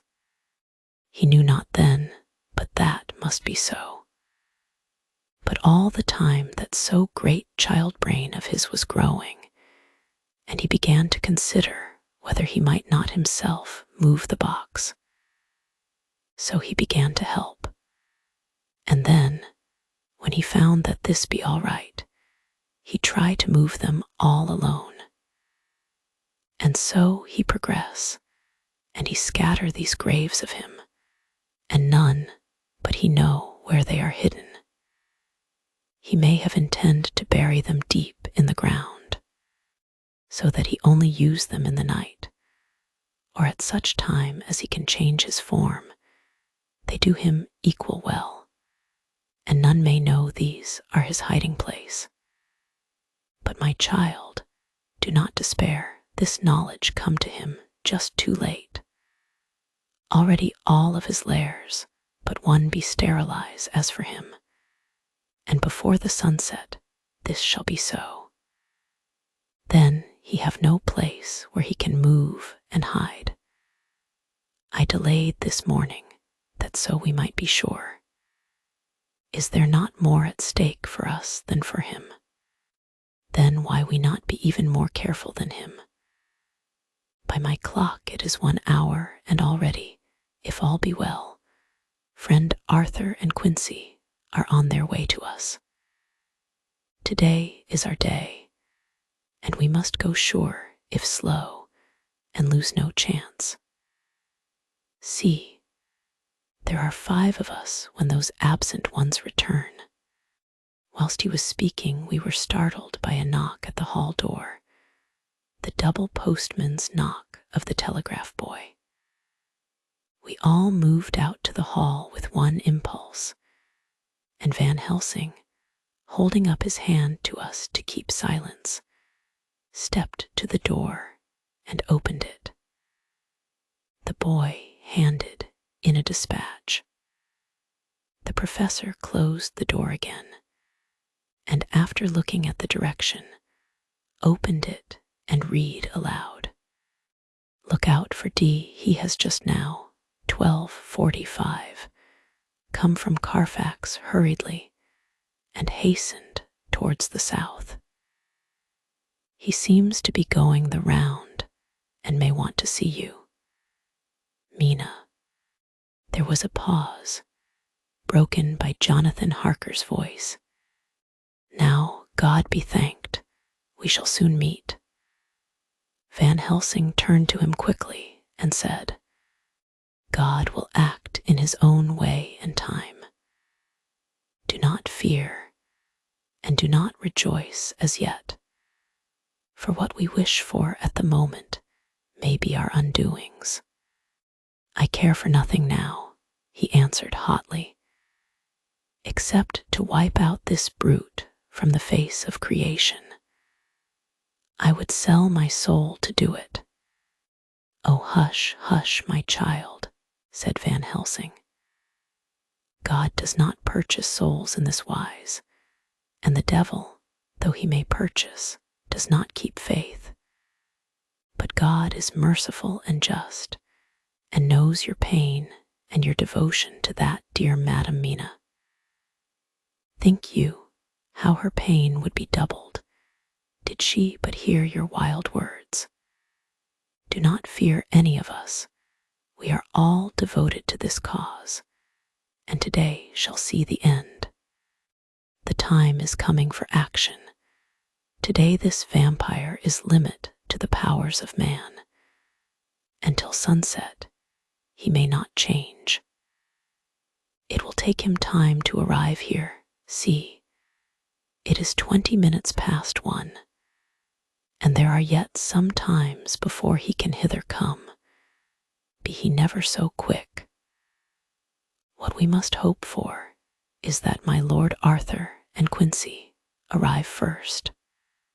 About half an hour after we had received Mrs. Harker's telegram, there came a quiet, resolute knock at the hall door.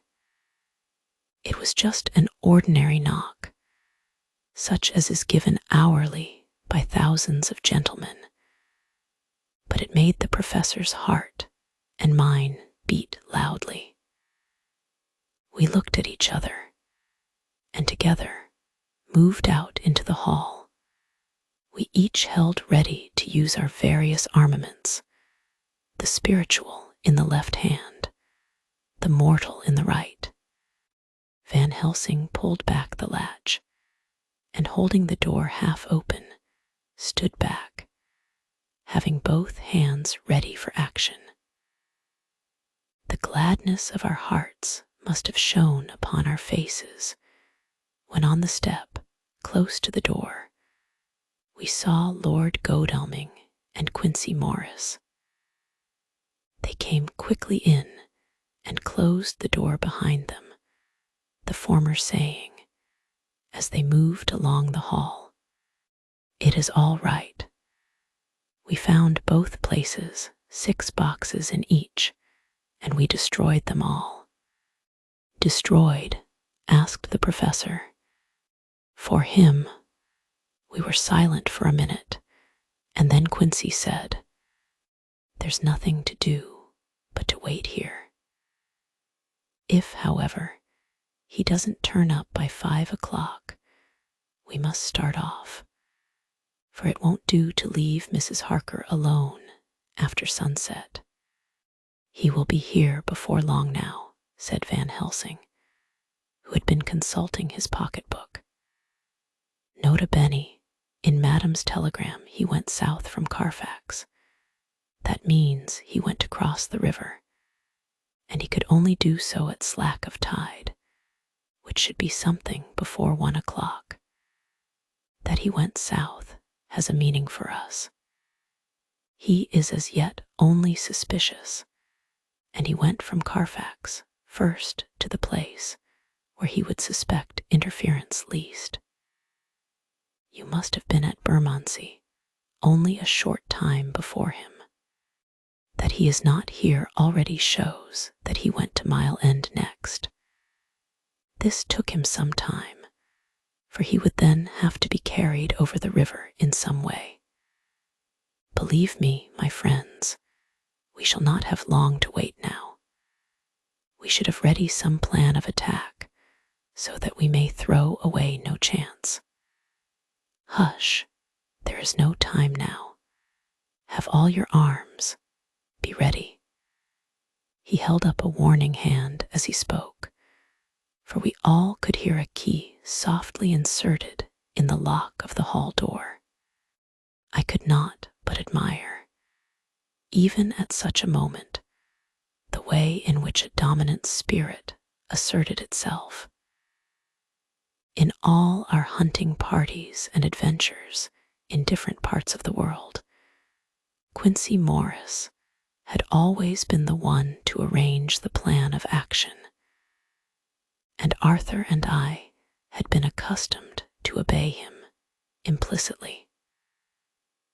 Now, The old habit seemed to be renewed instinctively.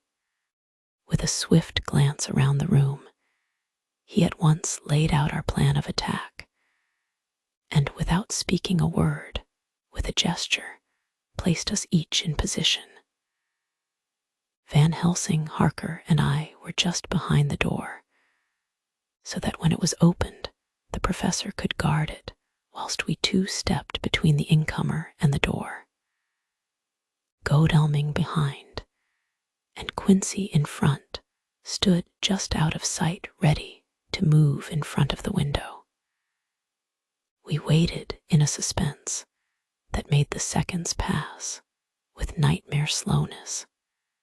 The slow, careful steps came along the hall. The Count was evidently prepared for some surprise. At least he feared it. Suddenly, with a single bound, he leaped into the room, winning a way past us before any of us could raise a hand to stay him. There was something so panther-like in the movement, something so unhuman, that it seemed to sober us all from the shock of his coming. The first to act was Harker, who, with a quick movement, threw himself before the door leading into the room in the front of the house. As the Count saw us, a horrible sort of snarl passed over his face, showing the eye teeth long and pointed. But the evil smile as quickly passed into a cold stare of lion-like disdain. His expression again changed as, with a single impulse, we all advanced upon him. It was a pity that we had not some better organized plan of attack, for even at the moment I wondered what we were to do. I did not myself know whether our lethal weapons would avail us anything. Harker evidently meant to try the matter, for he had ready his great cookery knife and made a fierce and sudden cut at him. The blow was a powerful one. Only the diabolical quickness of the Count's leap back saved him.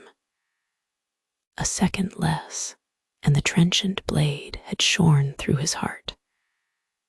As it was, the point just cut the cloth of his coat, making a wide gap whence a bundle of banknotes and a stream of gold fell out. The expression of the Count's face was so hellish that for a moment I feared for Harker, though I saw him throw the terrible knife aloft again for another stroke. Instinctively, I moved forward with a protective impulse, holding the crucifix and wafer in my left hand. I felt a mighty power fly along my arm, and it was without surprise that I saw the monster cower back before a similar movement made spontaneously by each one of us. It would be impossible to describe the expression of hate and baffled malignity, of anger and hellish rage which came over the Count's face. His waxen hue became greenish-yellow by the contrast of his burning eyes, and the red scar on the forehead showed on the pallid skin like a palpitating wound. The next instant, with a sinuous dive, he swept under Harker's arm, ere his blow could fall, and grasping a handful of the money from the floor, dashed across the room, threw himself at the window. Amid the crash and glitter of the falling glass, he tumbled into the flagged area below. Through the sound of the shivering glass, I could hear the ting of the gold as some of the sovereigns fell on the flagging. We ran over and saw him spring unhurt from the ground. He, rushing up the steps, crossed the flagged yard, and pushed open the stable door. There he turned and spoke to us. "You think to baffle me, you with your pale faces all in a row, like sheep in a butcher S. You shall be sorry yet, each one of you. You think you have left me without a place to rest, but I have more.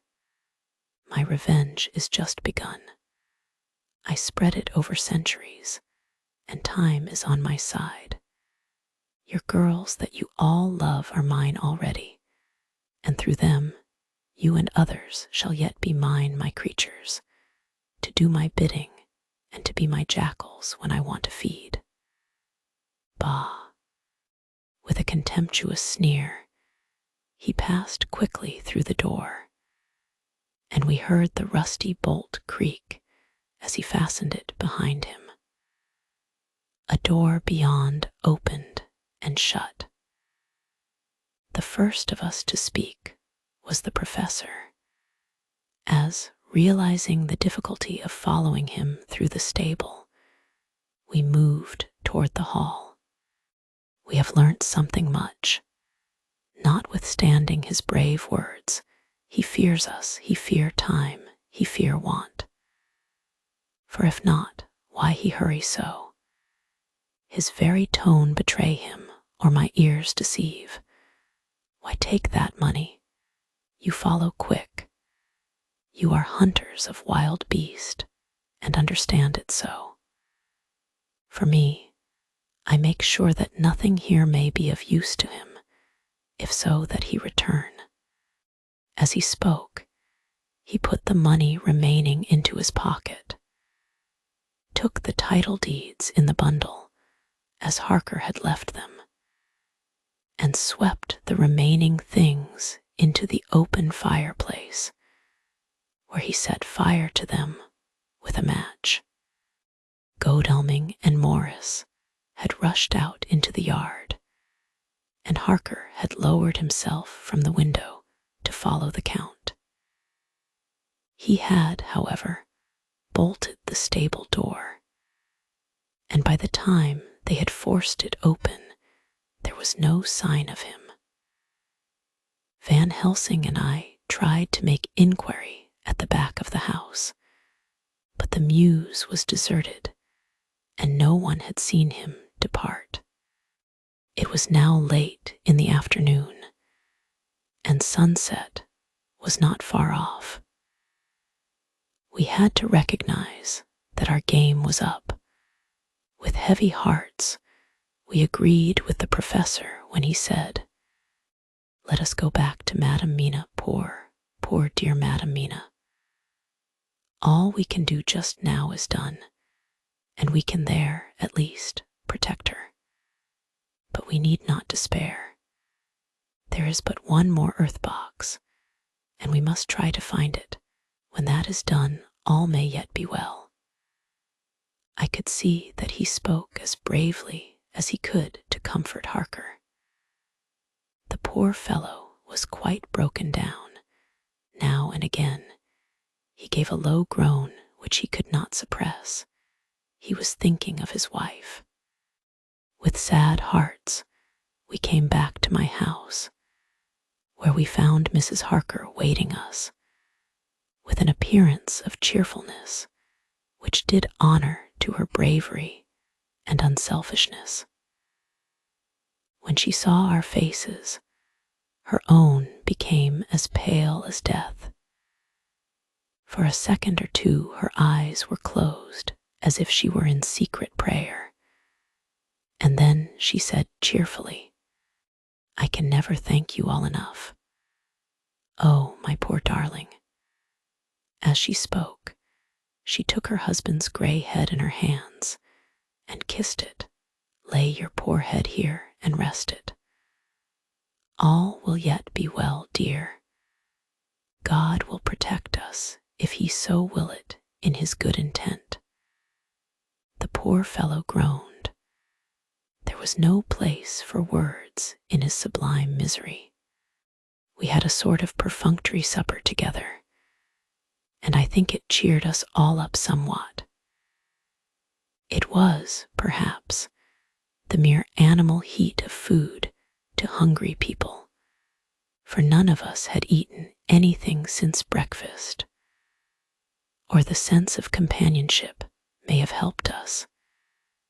But anyhow, we were all less miserable, and saw the morrow as not altogether without hope. True to our promise, we told Mrs. Harker everything which had passed, and although she grew snowy white at times when danger had seemed to threaten her husband, and red at others when his devotion to her was manifested, she listened bravely and with calmness. When we came to the part where Harker had rushed at the Count so recklessly, she clung to her husband's arm and held it tight, as though her clinging could protect him from any harm that might come. She said nothing, however, till the narration was all done, and matters had been brought right up to the present time. Then, without letting go her husband's hand, she stood up amongst us and spoke. Oh, that I could give any idea of the scene, of that sweet, sweet, good woman, in all the radiant beauty of her youth and animation, with the red scar on her forehead, of which she was conscious, and which we saw with grinding of our teeth, remembering whence and how it came, her loving kindness against our grim hate, her tender faith against all our fears and doubting. And we, knowing that so far as symbols went, she with all her goodness and purity and faith was outcast from God. Jonathan, she said, and the word sounded like music on her lips. It was so full of love and tenderness. Jonathan dear, and you all my true friends, I want you to bear something in mind through all this dreadful time. I know that you must fight, that you must destroy, even as you destroyed the false Lucy, so that the true Lucy might live hereafter. But it is not a work of hate. That poor soul who has wrought all this misery is the saddest case of all.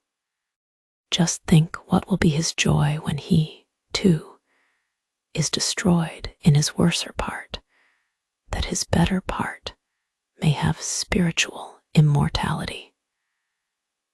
You must be pitiful to him, too, though it may not hold your hands from his destruction. As she spoke, I could see her husband's face darken and draw together, as though the passion in him were shriveling his being to its core. Instinctively, the clasp on his wife's hand grew closer, till his knuckles looked white. She did not flinch from the pain, which I knew she must have suffered, but looked at him with eyes that were more appealing than ever.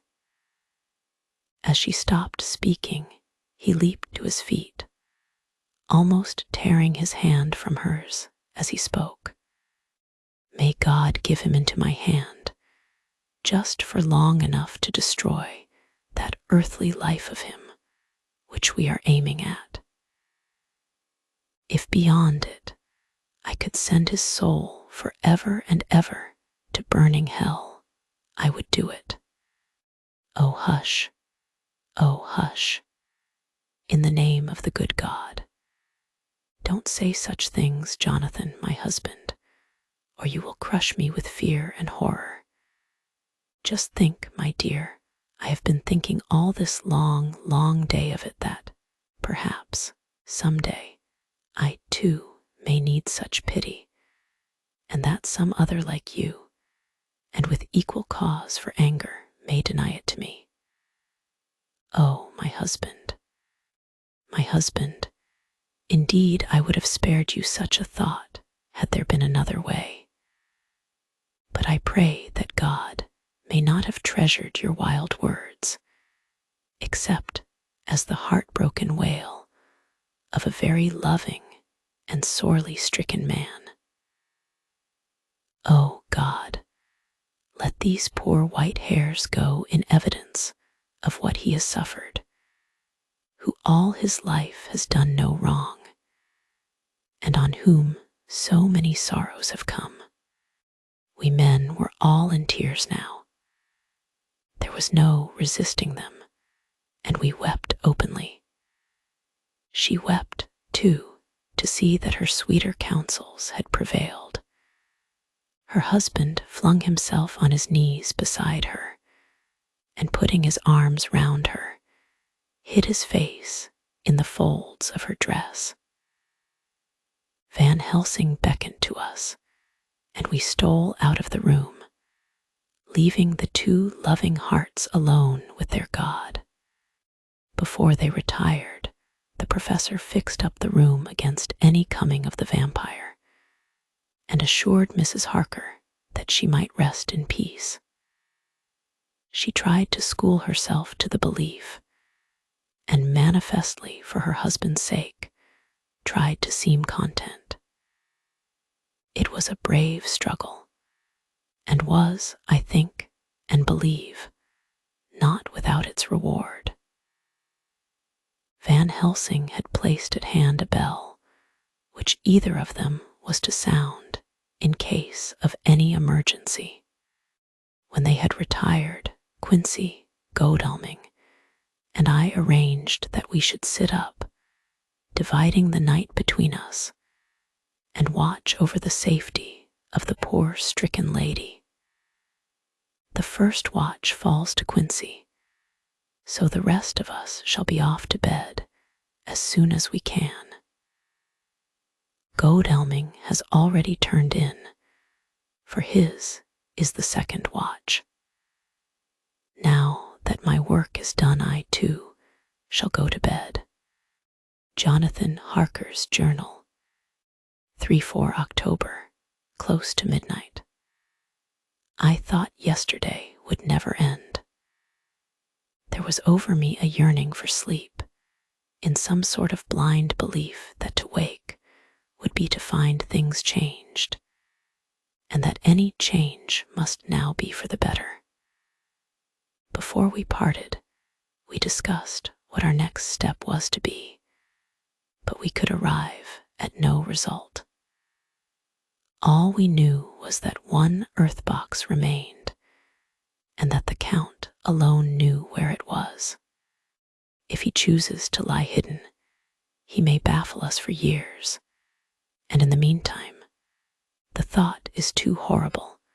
I dare not think of it even now.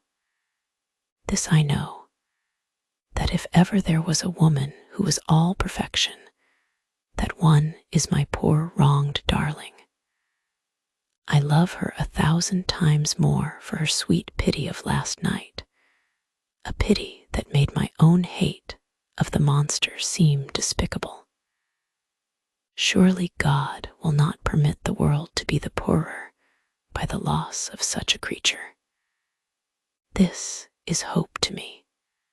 We are all drifting reefwards now, and faith is our only anchor. Thank God, Mina is sleeping, and sleeping without dreams. I fear what her dreams might be like, with such terrible memories to ground them in. She has not been so calm within my seeing since the sunset. Then, for a while, there came over her face a repose which was like spring after the blasts of March. I thought at the time that it was the softness of the red sunset on her face, but somehow now I think it has a deeper meaning. I am not sleepy myself, though I am weary to death. However, I must try to sleep, for there is tomorrow to think of, and there is no rest for me until later I must have fallen asleep, for I was awaked by Mina, who was sitting up in bed, with a startled look on her face. I could see easily, for we did not leave the room in darkness. She had placed a warning hand over my mouth, and now she whispered in my ear, "Hush, there is someone in the corridor."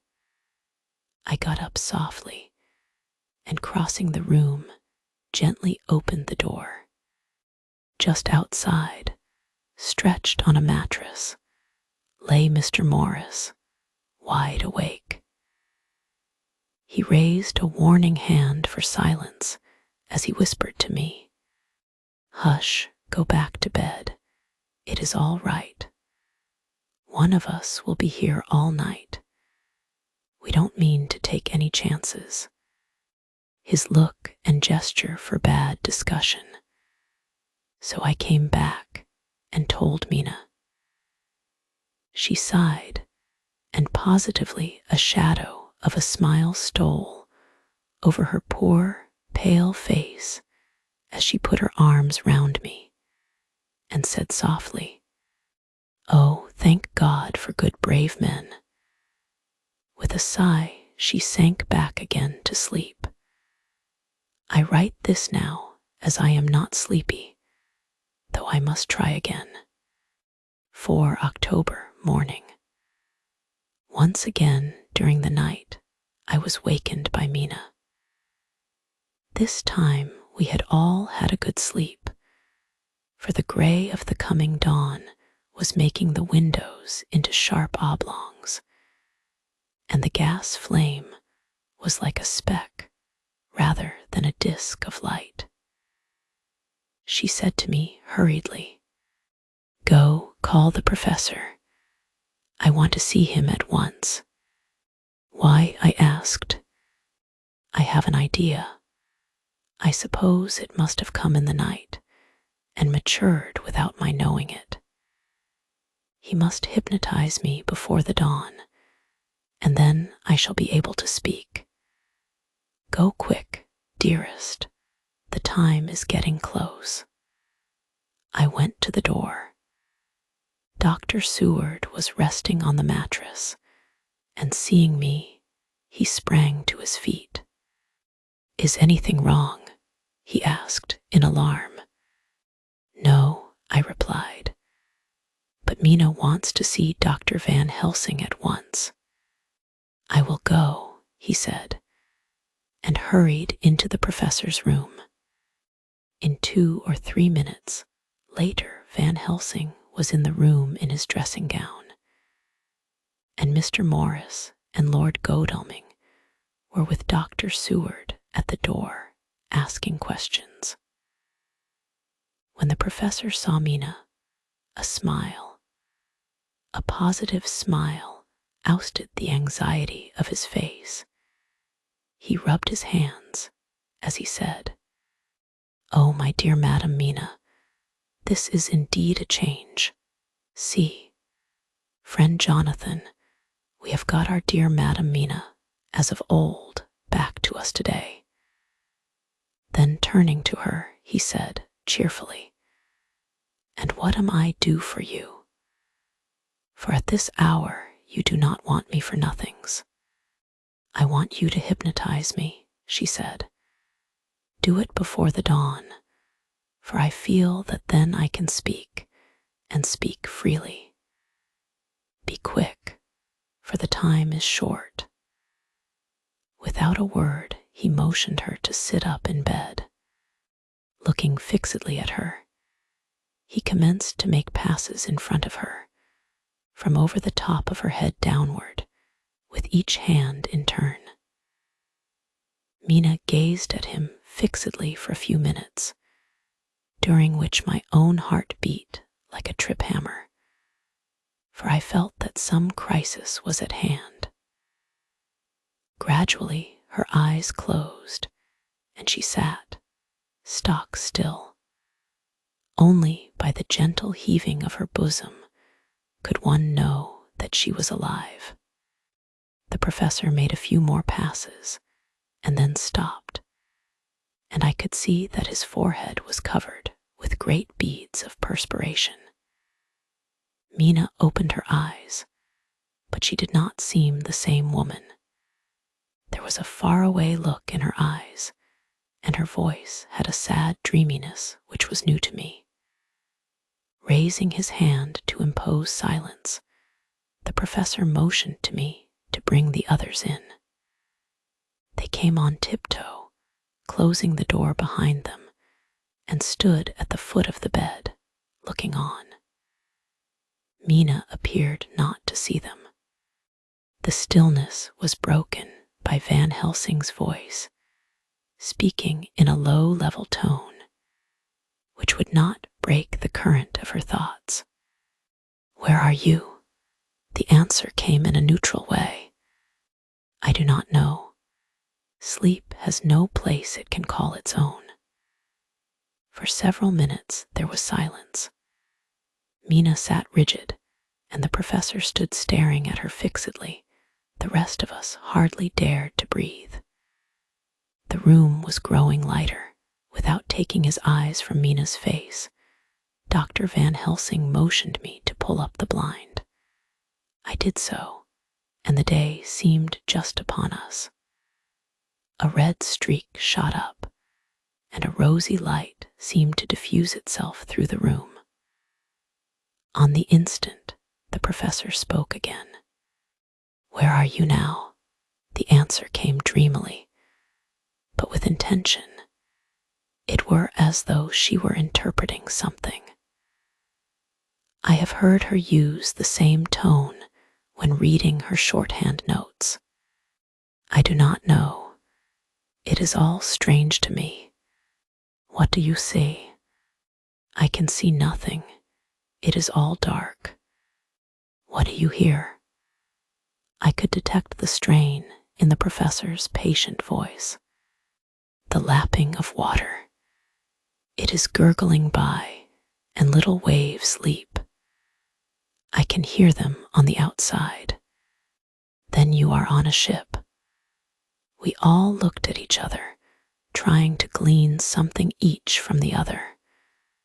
We were afraid to think. The answer came quick. "Oh, yes. What else do you hear?" The sound of men stamping overhead as they run about. There is the creaking of a chain, and the loud tinkle as the check of the capstan falls into the rashit. What are you doing? I am still, oh, so still. It is like death. The voice faded away into a deep breath as of one sleeping, and the open eyes closed again. By this time, the sun had risen, and we were all in the full light of day. Dr. Van Helsing placed his hands on Mina's shoulders and laid her head down softly on her pillow. She lay like a sleeping child for a few moments, and then, with a long sigh, awoke and stared in wonder to see us all around her. "Have I been talking in my sleep?" was all she said.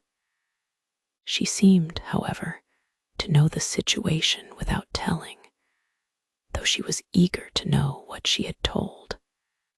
The professor repeated the conversation, and she said, "Then there is not a moment to lose. It may not be yet too late." Mr. Morris and Lord Godalming started for the door, but the professor's calm voice called them back. "Stay, my friends. That ship, wherever it was weighing anchor whilst she spoke. There are many ships weighing anchor at the moment in your so great port of London. Which of them is it that you seek? God be thanked that we have once again a clue, though whither it may lead us we know not. We have been blind somewhat, blind after the manner of men, since when we can look back, we see what we might have seen looking forward if we had been able to see what we might have seen. Alas, But that sentence is a puddle, is it not? We can know now what was in the Count's mind when he seized that money, though Jonathan's so fierce knife put him in the danger that even he dread. He meant escape. Hear me, escape. He saw that with but one earth box left, and a pack of men following like dogs after a fox, this London was no place for him. He have take his last earth box on board a ship, and he leave the land. He think to escape, but no, we follow him. Tally ho. As friend Arthur would say when he put on his red frock, our old fox is wily, oh, so wily, and we must follow with wile. I too am wily, and I think his mind in a little while. In meantime we may rest and in peace, for there are waters between us which he do not want to pass, and which he could not if he would, unless the ship were to touch the land, and then only at full or slack tide. See, and the sun is just rose, and all day to sunset is to us. Let us take bath and dress, and have breakfast which we all need, and which we can eat comfortably, since he be not in the same land with us. Mina looked at him appealingly as she asked, but why need we seek him further when he is gone away from us? He took her hand and patted it as he replied, ask me nothings as yet. When we have breakfast, then I answer all questions. He would say no more, and we separated to dress. After breakfast, Mina repeated her question. He looked at her gravely for a minute, and then said sorrowfully, because my dear, dear Madam Mina, now more than ever must we find him, even if we have to follow him to the jaws of hell. She grew paler as she asked faintly, why? Because, he answered solemnly, he can live for centuries, and you are but mortal woman. Time is now to be dreaded, since once he put that mark upon your throat. I was just in time to catch her, as she fell forward in a faint. Chapter 24. Dr. Seward's Phonograph Diary. Spoken by Van Helsing. You are to stay with your dear Madam Mina. We shall go to make our search, if I can call it so, for it is not search but knowing, and we seek confirmation only. But do you stay and take care of her today. This is your best and most holiest office. This day nothing can find him here. Let me tell you that so you will know what we foreknow already, for I have tell them. He, our enemy, have gone away. He have gone back to his castle in Transylvania. I know it so well, as if a great hand of fire wrote it on the wall. He have prepared for this in some way, and that last earth box was ready to ship somewheres. For this, he took the money, for this, he hurry at the last, lest we catch him before the sun go down. It was his last hope, save that he might hide in the tomb that he think poor Miss Lucy, being as he thought like him, keep open to him. But there was not of time. When that fail, he makes straight for his last resource, his last earthwork, I might say, did I wish double entente. He is clever, oh so clever. He know that his game here was finish, and so he decide he go back home. He find ship going by the route he came, and he go in it. We go off now to find what ship, and whither bound. When we have discovered that, we come back and tell you all. Then we will comfort you and poor dear Madam Mina with new hope, for it will be hope when you think it over, that all is not lost. This very creature that we pursue, he take hundreds of years to get so far as London, and yet in one day, when we know of the disposal of him, we drive him out. He is finite, though he is powerful to do much harm and suffers not as we do. But we are strong, each in our purpose, and we are all more strong together. Take heart afresh, dear husband of Madam Mina. This battle is but begun, and in the end we shall win, so sure as that God sits on high to watch over his children. Therefore be of much comfort till we return. Van Helsing, Jonathan Harker's Journal, 4 October. When I read to Mina Van Helsing's message in the phonograph, the poor girl brightened up considerably. Already the certainty that the Count is out of the country has given her comfort, and comfort is strength to her. For my own part, now that his horrible danger is not face to face with us, it seems almost impossible to believe in it. Even my own terrible experiences in Castle Dracula seem like a long-forgotten dream. Here in the crisp autumn air, in the bright sunlight, alas, how can I disbelieve? In the midst of my thought, my eye fell on the red scar on my poor darling's white forehead. Whilst that lasts, there can be no disbelief. And afterwards, the very memory of it will keep faith crystal clear. Mina and I fear to be idle, so we have been over all the diaries again and again.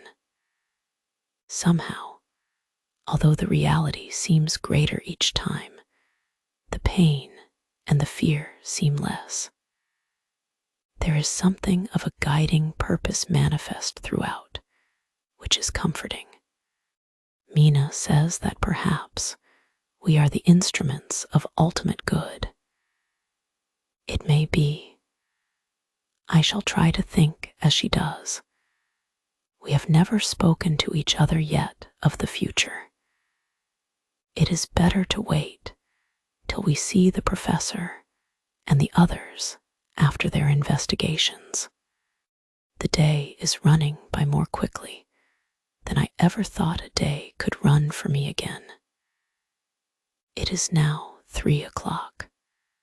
Mina Harker's Journal, 5 October, 5 p.m. Our meeting for report. Present: Professor Van Helsing, Lord Godalming, Dr. Seward, Mr. Quincy Morris, Jonathan Harker, Mina Harker. Dr. Van Helsing described what steps were taken during the day to discover on what boat and whither bound Count Dracula made his escape. As I knew that he wanted to get back to Transylvania, I felt sure that he must go by the Danube mouth, or by somewhere in the Black Sea, since by that way he come. It was a dreary blank that was before us. Omni ignotum pro magnifico. And so, with heavy hearts, we start to find what ships leave for the Black Sea last night. He was in sailing ship, since Madam Mina tell of sails being set. These not so important as to go in your list of the shipping in the Times. And so we go, by suggestion of Lord Godalming, to your Lloyd's, where a note of all ships that sail, however so small. There we find that only one Black Sea-bound ship go out with the tide. She is the Tsarina Catherine, and she sail from Doolittle's wharf for Varna, and thence on to other parts, and up the Danube. So, said I, this is the ship whereon is the Count. So off we go to Doolittle's wharf, and there we find a man in an office of wood so small that the man looked bigger than the office. From him we inquire of the goings of the Tsarina Catherine. He sware much, and he red face and loud of voice, but he good fellow all the same. And when Quincy give him something from his pocket which crackle as he roll it up, and put it in a so small bag which he have hid deep in his clothing, he still better fellow and humble servant to us. He come with us, and ask many men who are rough and hot. These be better fellows too, when they have been no more thirsty. They say much of blood and bloom, and of others which I comprehend not, though I guess what they mean. But nevertheless, they tell us all things which we want to know. They make known to us among them how last afternoon at about 5 o'clock comes a man so hurry, a tall man, thin and pale, with high nose and teeth so white, and eyes that seem to be burning, that he be all in black, except that he have a hat of straw which suit not him or the time, that he scatter his money in making quick inquiry as to what ship sails for the Black Sea, and for where. Some took him to the office, and then to the ship, where he will not go aboard, but halt at shore end of gangplank, and ask that the captain come to him. The captain come, when told that he will be pay well, and though he swear much at the first, he agree to term. Then the thin man go, and someone tell him where horse and cart can be hired. He go there, and soon he come again, himself driving cart on which a great box, this he himself lift down, though it takes several to put it on truck for the ship. He give much talk to captain as to how, and where his box is to be placed, but the captain like it not, and swear at him in many tongues, and tell him that if he like, he can come and see where it shall be. But he say no, that he come not yet, for that he have much to do. Whereupon the captain tell him that he had better be quick with blood, for that his ship will leave the place of blood before the turn of the tide with blood. Then the thin man smile, and say that of course he must go when he think fit, but he will be surprised if he go quite so soon. The captain swear again, polyglot, and the thin man make him bow, and thank him, and say that he will so far intrude on his kindness as to come aboard before the sailing. Final the captain, more red than ever, and in more tongues tell him that he doesn't want no Frenchmen with bloom upon them, and also with blood in his ship, with blood on her also. And so, after asking where there might be close at hand a ship, where he might purchase ship forms, he departed. No one knew where he went, or Bloomin well cared, as they said, for they had something else to think of well with blood again. For it soon became apparent to all that the Tsarina Catherine would not sail, as was expected. A thin mist began to creep up from the river, and it grew, and grew, till soon a dense fog enveloped the ship, and all around her. The captain swore polyglot, very polyglot, polyglot with bloom and blood, but he could do nothing. The water rose and rose, and he began to fear that he would lose the tide altogether. He was in no friendly mood when, just at full tide, the thin man came up the gangplank again and asked to see where his box had been stowed. Then the captain replied that he wished that he and his box, old and with much bloom and blood, were in hell. But the thin man did not be offend, and went down with the mate, and saw where it was placed, and came up and stood a while on deck in fog. He must have come off by himself, for none notice him.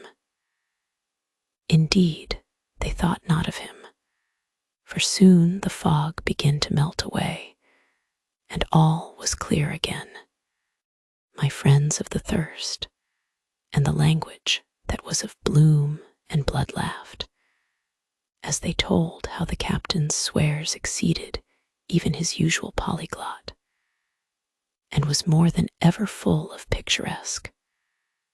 When on questioning other mariners who were on movement up and down on the river that hour, he found that few of them had seen any of fog at all, except where it lay round the wharf. However, the ship went out on the ebb tide, and was doubtless by morning far down the river mouth. She was by then, when they told us, well out to sea. And so, my dear Madam Mina, it is that we have to rest for a time, for our enemy is on the sea, with the fog at his command, on his way to the Danube mouth. To sail a ship takes time, go she never so quick, and when we start we go on land more quick, and we meet him there. Our best hope is to come on him when in the box between sunrise and sunset, for then he can make no struggle, and we may deal with him as we should. There are days for us in which we can make ready our plan. We know all about where he go, for we have seen the owner of the ship, who have shown us invoices and all papers that can be. The box we seek is to be landed in Varna, and to be given to an agent, one Ristix, who will there present his credentials, and so our merchant friend will have done his part. When he asks if there be any wrong, for that so, he can telegraph and have inquiry made at Varna. We say no, for what is to be done is not for police or of the customs. It must be done by us alone, and in our own way. When Dr. Van Helsing had done speaking, I asked him if he were certain that the Count had remained on board the ship. He replied, "We have the best proof of that, your own evidence, when in the hypnotic trance this morning." I asked him again if it were really necessary that they should pursue the Count, for oh, I dread Jonathan leaving me, and I know that he would surely go if the others went. He answered in growing passion, at first quietly. As he went on, however, he grew more angry and more forceful, till in the end we could not but see wherein was at least some of that personal dominance which made him so long a master amongst men. Yes, it is necessary, necessary, necessary, for your sake in the first, and then for the sake of humanity.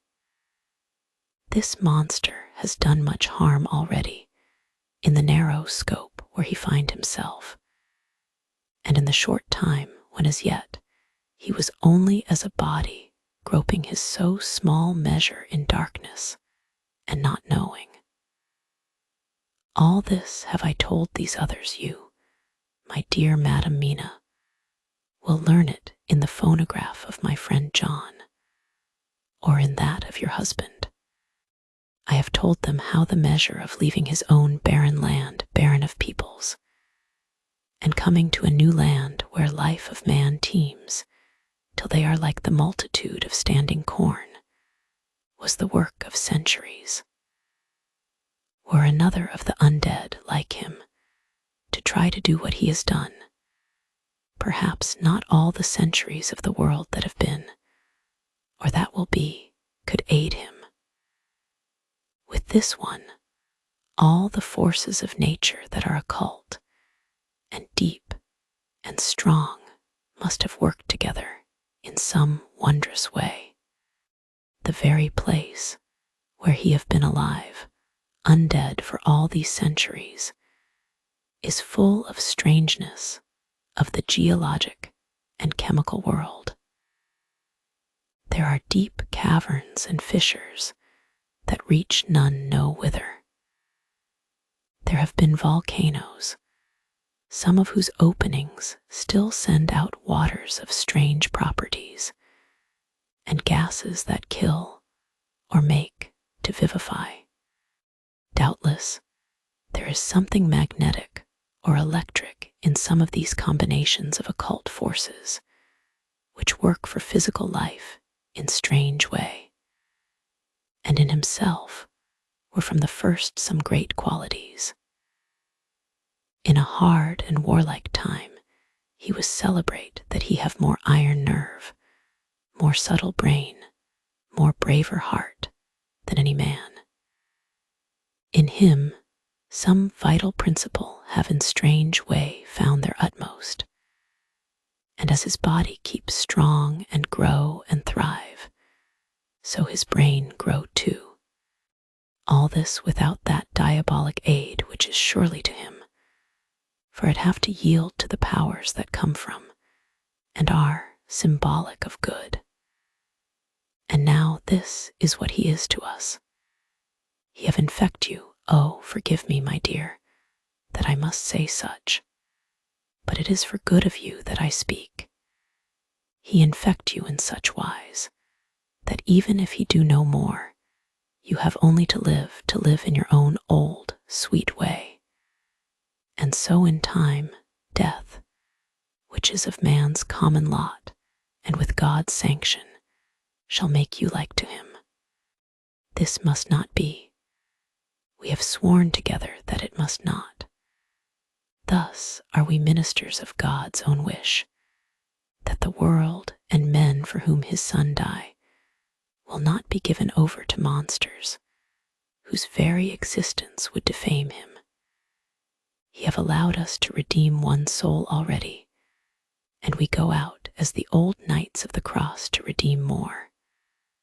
Like them, we shall travel towards the sunrise, and like them, if we fall in good cause.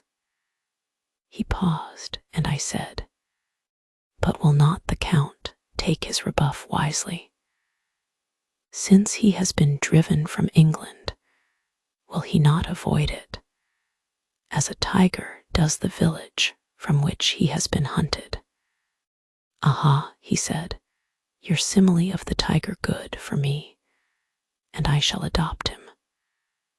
Your man-eater, as they of India call the tiger who has once tasted blood of the human, care no more for the other prey, but prowl unceasing till he get him.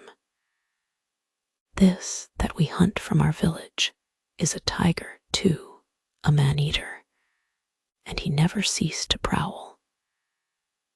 Nay, in himself, he is not one to retire and stay afar. In his life, his living life, he go over the Turkey frontier and attack his enemy on his own ground, he be beaten back. But did he stay? No, he come again and again and again. Look at his persistence and endurance.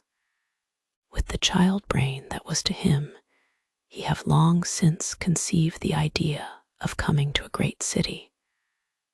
what does he do? He find out the place of all the world most of promise for him.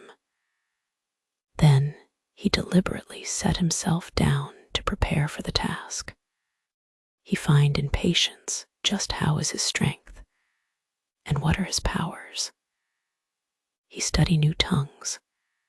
He learn new social life, new environment of old ways, the politic, the law, the finance, the science, the habit of a new land and a new people who have come to be since he was. His glimpse that he have had, whet his appetite only and enkeen his desire. Nay, it help him to grow as to his brain, for it all proved to him how right he was at the first in his surmises. He have done this alone, all alone, from a ruined tomb in a forgotten land. What more may he not do when the greater world of thought is open to him? He that can smile at death, as we know him, who can flourish in the midst of diseases that kill off whole peoples.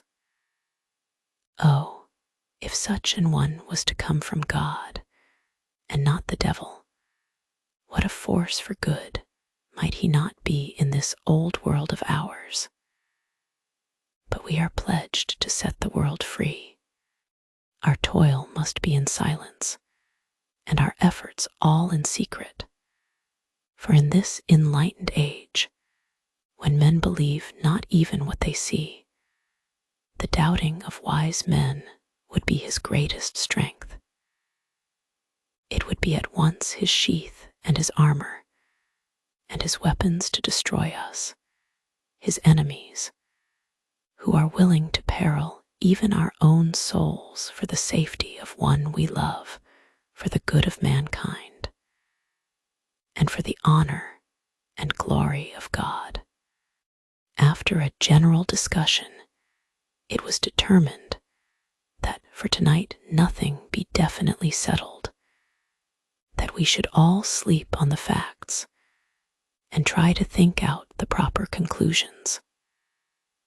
Tomorrow, at breakfast, we are to meet again, and after making our conclusions known to one another, we shall decide on some definite cause of action. I feel a wonderful peace and rest tonight. It is as if some haunting presence were removed from me. Perhaps my surmise was not finished, could not be, for I caught sight in the mirror of the red mark upon my forehead, and I knew that I was still unclean. Dr. Seward's diary, 5 October. We all rose early, and I think that sleep did much for each and all of us. When we met at early breakfast, there was more general cheerfulness than any of us had ever expected to experience again. It is really wonderful how much resilience there is in human nature. Let any obstructing cause, no matter what, be removed in any way, even by death, and we fly back to first principles of hope and enjoyment. More than once, as we sat around the table, my eyes opened in wonder whether the whole of the past days had not been a dream. It was only when I caught sight of the red blotch on Mrs. Harker's forehead that I was brought back to reality. Even now, when I am gravely revolving the matter, it is almost impossible to realize that the cause of all our trouble is still existent. Even Mrs. Harker seems to lose sight of her trouble for whole spells. It is only now and again, when something recalls it to her mind, that she thinks of her terrible scar. We are to meet here in my study in half an hour and decide on our course of action. I see only one immediate difficulty. I know it by instinct rather than reason. We shall all have to speak frankly. And yet I fear that in some mysterious way poor Mrs. Harker's tongue is tied. I know that she forms conclusions of her own, and from all that has been, I can guess how brilliant and how true they must be. But she will not, or cannot, give them utterance. I have mentioned this to Van Helsing, and he and I are to talk it over when we are alone. I suppose it is some of that horrid poison which has got into her veins, beginning to work. The Count had his own purposes when he gave her what Van Helsing called the vampire's baptism of blood. Well, there may be a poison that distills itself out of good things. In an age when the existence of ptomaines is a mystery, we should not wonder at anything. One thing I know, that if my instinct be true regarding poor Mrs. Harker's silences, then there is a terrible difficulty, an unknown danger in the work before us. The same power that compels her silence may compel her speech. I dare not think further, for so I should in my thoughts dishonor a noble woman. Van Helsing is coming to my study a little before the others. I shall try to open the subject with him. Later, when the professor came in, we talked over the state of things. I could see that he had something on his mind which he wanted to say, but felt some hesitancy about broaching the subject. After beating about the bush a little, he said suddenly, "Friend John, there is something that you and I must talk of alone, just at the first at any rate. Later, we may have to take the others into our confidence." Then he stopped, so I waited. He went on. "Madam Mina, our poor, dear Madam Mina is changing." A cold shiver ran through me to find my worst fears thus endorsed. Van Helsing continued, "With the sad experience of Miss Lucy, we must this time be warned before things go too far. Our task is now in reality more difficult than ever, and this new trouble makes every hour of the direst importance. I can see the characteristics of the vampire coming in her face.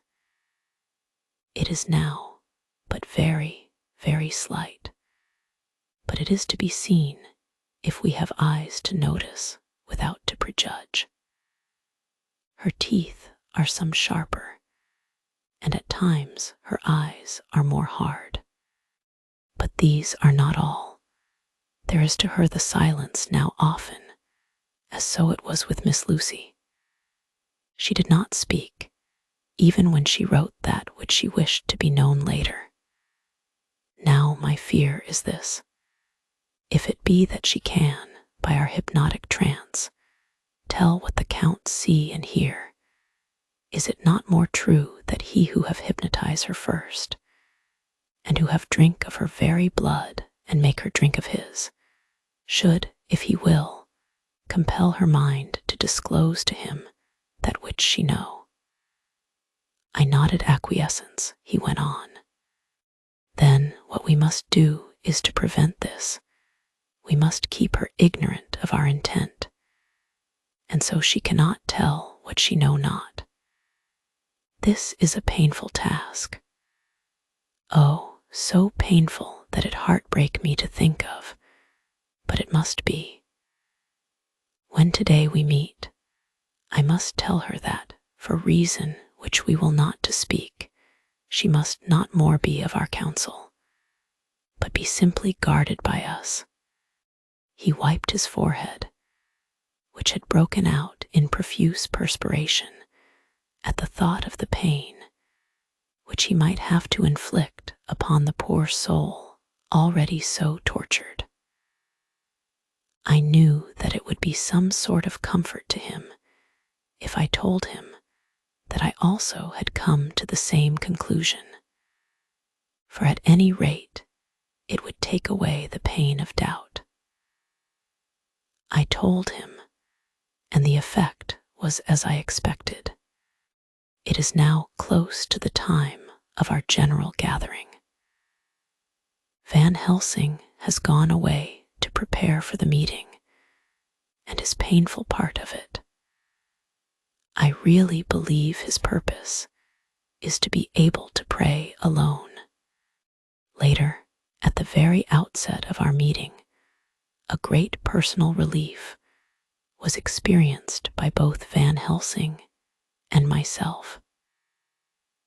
Mrs. Harker had sent a message by her husband to say that she would not join us at present, as she thought it better that we should be free to discuss our movements without her presence to embarrass us. The professor and I looked at each other for an instant, and somehow we both seemed relieved. For my own part, I thought that if Mrs. Harker realized the danger herself, it was much pain as well as much danger averted. Under the circumstances, we agreed, by a questioning look and answer, with finger on lip, to preserve silence in our suspicions until we should have been able to confer alone again. We went at once into our plan of campaign. Van Helsing roughly put the facts before us first. The Tsarina Catherine left the Thames yesterday morning. It will take her at the quickest speed she has ever made at least 3 weeks to reach Varna, but we can travel overland to the same place in 3 days. Now, if we allow for 2 days less for the ship's voyage, owing to such weather influences as we know that the Count can bring to bear, and if we allow a whole day and night for any delays which may occur to us, then we have a margin of nearly 2 weeks. Thus, in order to be quite safe, we must leave here on 17th at latest. Then we shall at any rate be in Varna a day before the ship arrives, and able to make such preparations as may be necessary. Of course, we shall all go armed against evil things, spiritual as well as physical. Here Quincey Morris added, I understand that the Count comes from a wolf country, and it may be that he shall get there before us. I propose that we add Winchesters to our armament. I have a kind of belief in a Winchester when there is any trouble of that sort around. Do you remember, Art, when we had the pack after us at Tobolsk? What wouldn't we have given then for a repeater apiece? Good, said Van Helsing. Winchesters it shall be. Quincey's head is level at all times, but most so when there is to hunt. Metaphor be more dishonor to science than wolves be of danger to man. In the meantime, we can do nothing here, and as I think that Varna is not familiar to any of us, why not go there more soon?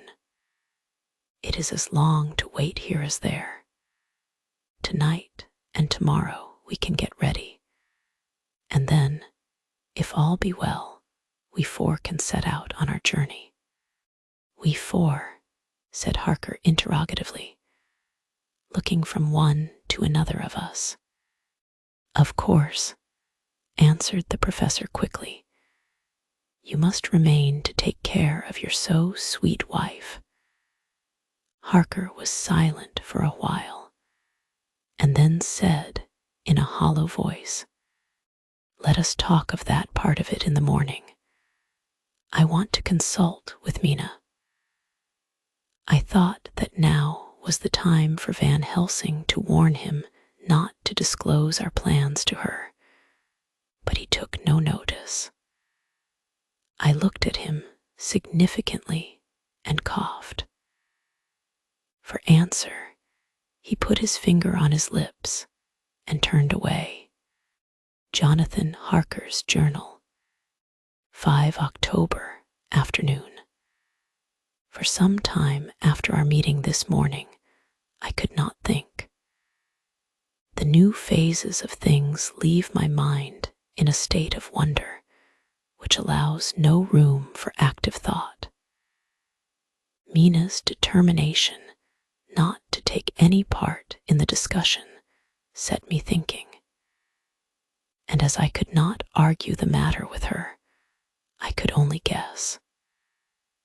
I am as far as ever from a solution now. The way the others received it, too, puzzled me. The last time we talked of the subject, we agreed that there was to be no more concealment of anything amongst us. Mina is sleeping now, calmly and sweetly like a little child. Her lips are curved, and her face beams with happiness. Thank God, there are such moments still for her. Later, how strange it all is. I sat watching Mina's happy sleep, and came as near to being happy myself as I suppose I shall ever be. As the evening drew on, and the earth took its shadows from the sun sinking lower, the silence of the room grew more and more solemn to me. All at once Mina opened her eyes, and looking at me tenderly, said, Jonathan, I want you to promise me something on your word of honor. A promise made to me, but made holily in God's hearing, and not to be broken though I should go down on my knees and implore you with bitter tears. Quick, you must make it to me at once. Mina, I said, a promise like that, I cannot make at once. I may have no right to make it. But dear one, she said, with such spiritual intensity that her eyes were like pole stars, it is I who wish it, and it is not for myself. You can ask Dr. Van Helsing if I am not right. If he disagrees, you may do as you will. Nay, more, if you all agree later, you are absolved from the promise.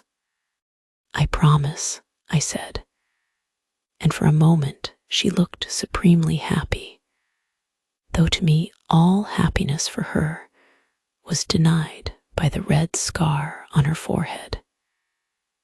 She said, Promise me that you will not tell me anything of the plans formed for the campaign against the Count. Not by word or inference or implication, not at any time whilst this remains to me. And she solemnly pointed to the scar. I saw that she was in earnest, and said solemnly, I promise. And as I said it, I felt that from that instant a door had been shut between us. Later midnight. Mina has been bright and cheerful all the evening, so much so that all the rest seemed to take courage, as if infected somewhat with her gaiety. As a result, even I myself felt as if the pall of gloom which weighs us down were somewhat lifted. We all retired early. Mina is now sleeping like a little child, is a wonderful thing that her faculty of sleep remains to her in the midst of her terrible trouble. Thank God for it, for then at least she can forget her care. Perhaps her example may affect me as her gaiety did tonight. I shall try it. Oh, for a dreamless sleep. 6 October morning, another surprise.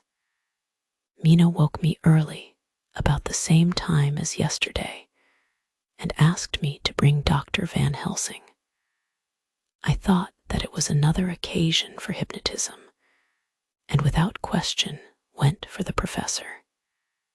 He had evidently expected some such call, for I found him dressed in his room. His door was ajar, so that he could hear the opening of the door of our room.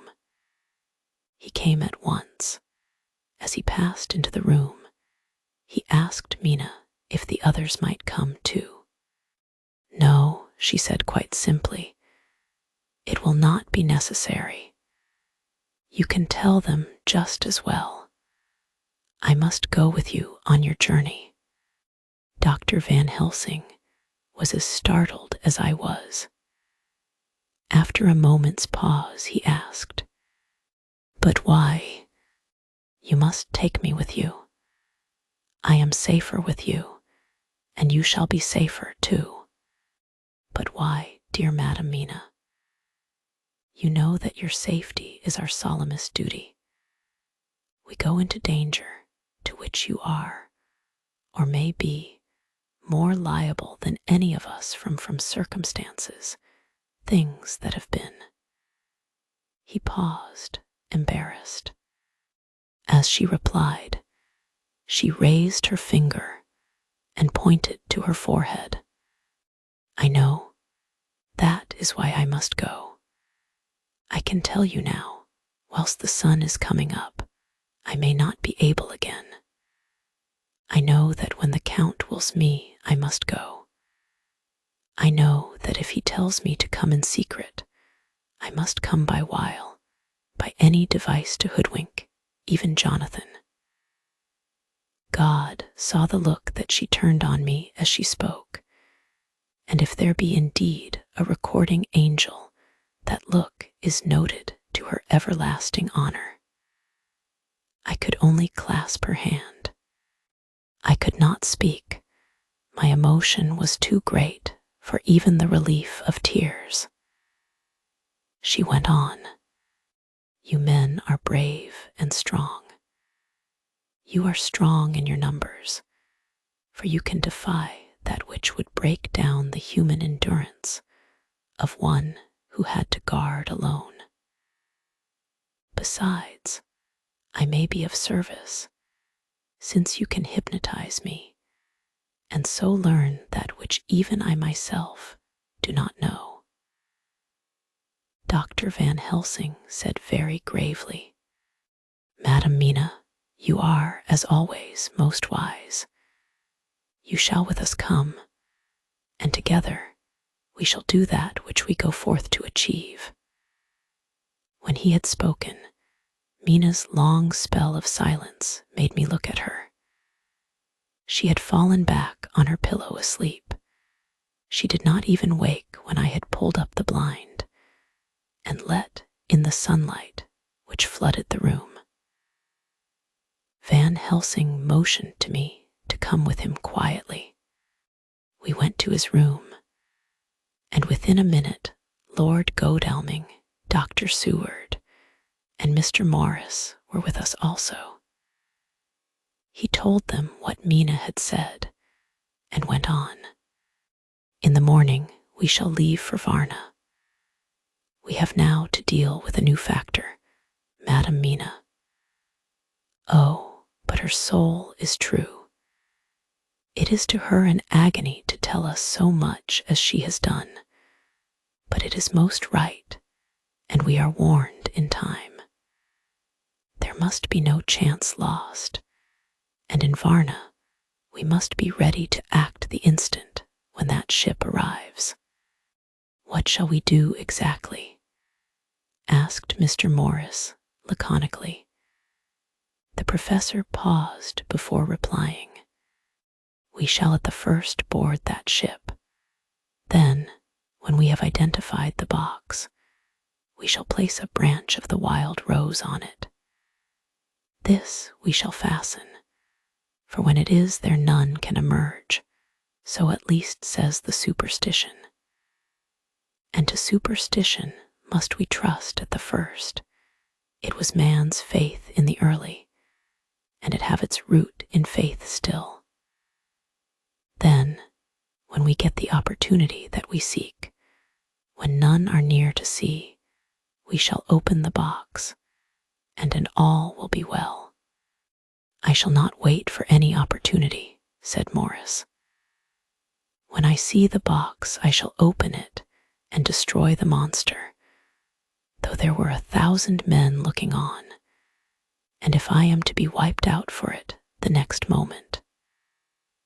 I grasped his hand instinctively and found it as firm as a piece of steel.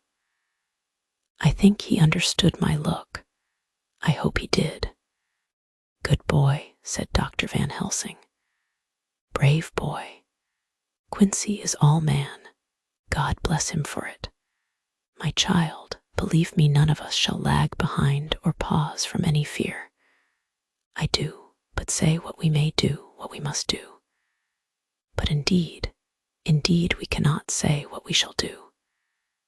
There are so many things which may happen, and their ways and their ends are so various, that until the moment we may not say.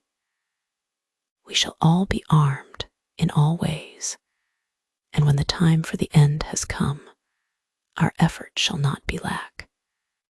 Now let us today put all our affairs in order. Let all things which touch on others dear to us, and who on us depend, be complete, for none of us can tell what, or when, or how the end may be. As for me, my own affairs are regulate, and as I have nothing else to do, I shall go make arrangements for the travel. I shall have all tickets, and so forth for our journey. There was nothing further to be said, and we parted. I shall now settle up all my affairs of earth, and be ready for whatever may come. Later, it is all done, my will is made, and all complete. Mina, if she survive, is my sole heir. If it should not be so, then the others who have been so good to us shall have remainder. It is now drawing towards the sunset. Mina's uneasiness calls my attention to it. I am sure that there is something on her mind which the time of exact sunset will reveal. These occasions are becoming harrowing times for us all, for each sunrise and sunset opens up some new danger, some new pain, which, however, may in God's will be means to a good end. I write all these things in the diary, since my darling must not hear them now, but if it may be that she can see them again, they shall be ready. She is calling to me. Chapter 25. Dr. Seward's Diary. 11 October, evening. Jonathan Harker has asked me to note this. As he says, he is hardly equal to the task, and he wants an exact record kept. I think that none of us were surprised when we were asked to see Mrs. Harker a little before the time of sunset. We have of late come to understand that sunrise and sunset are to her times of peculiar freedom, when her old self can be manifest without any controlling force subduing or restraining her, or inciting her to action. This mood or condition begins some half hour or more before actual sunrise or sunset, and lasts till either the sun is high or whilst the clouds are still aglow with the rays streaming above the horizon. At first, there is a sort of negative condition, as if some tie were loosened, and then the absolute freedom quickly follows. When, however, the freedom ceases, the change back or relapse comes quickly, preceded only by a spell of warning silence. Tonight, when we met, she was somewhat constrained and bore all the signs of an internal struggle. I put it down myself to her making a violent effort at the earliest instant she could do so. A very few minutes, however, gave her complete control of herself. Then, motioning her husband to sit beside her on the sofa where she was half reclining, she made the rest of us bring chairs up close.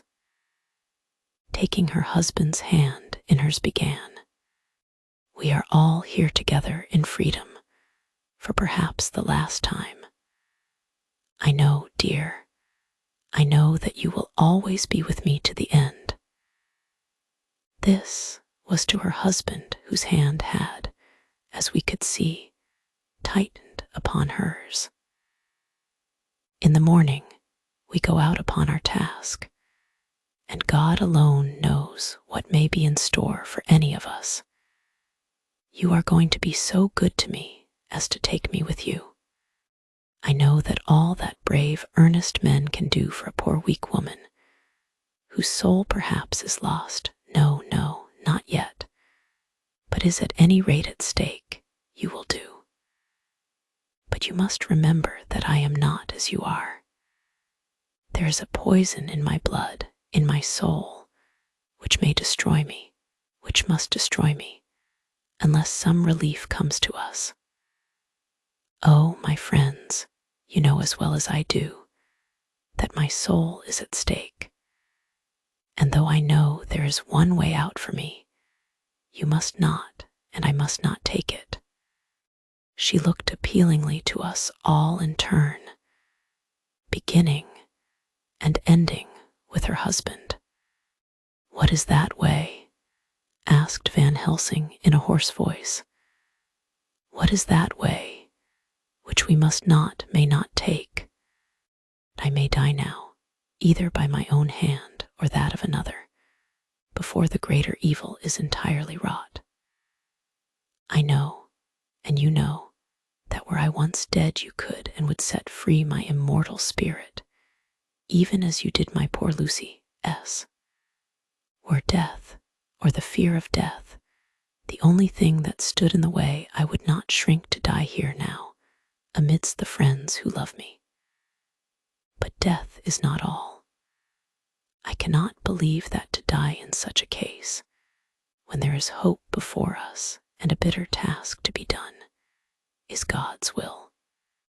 Therefore, I, on my part, give up here the certainty of eternal rest, and go out into the dark, where may be the blackest things that the world or the nether world holds.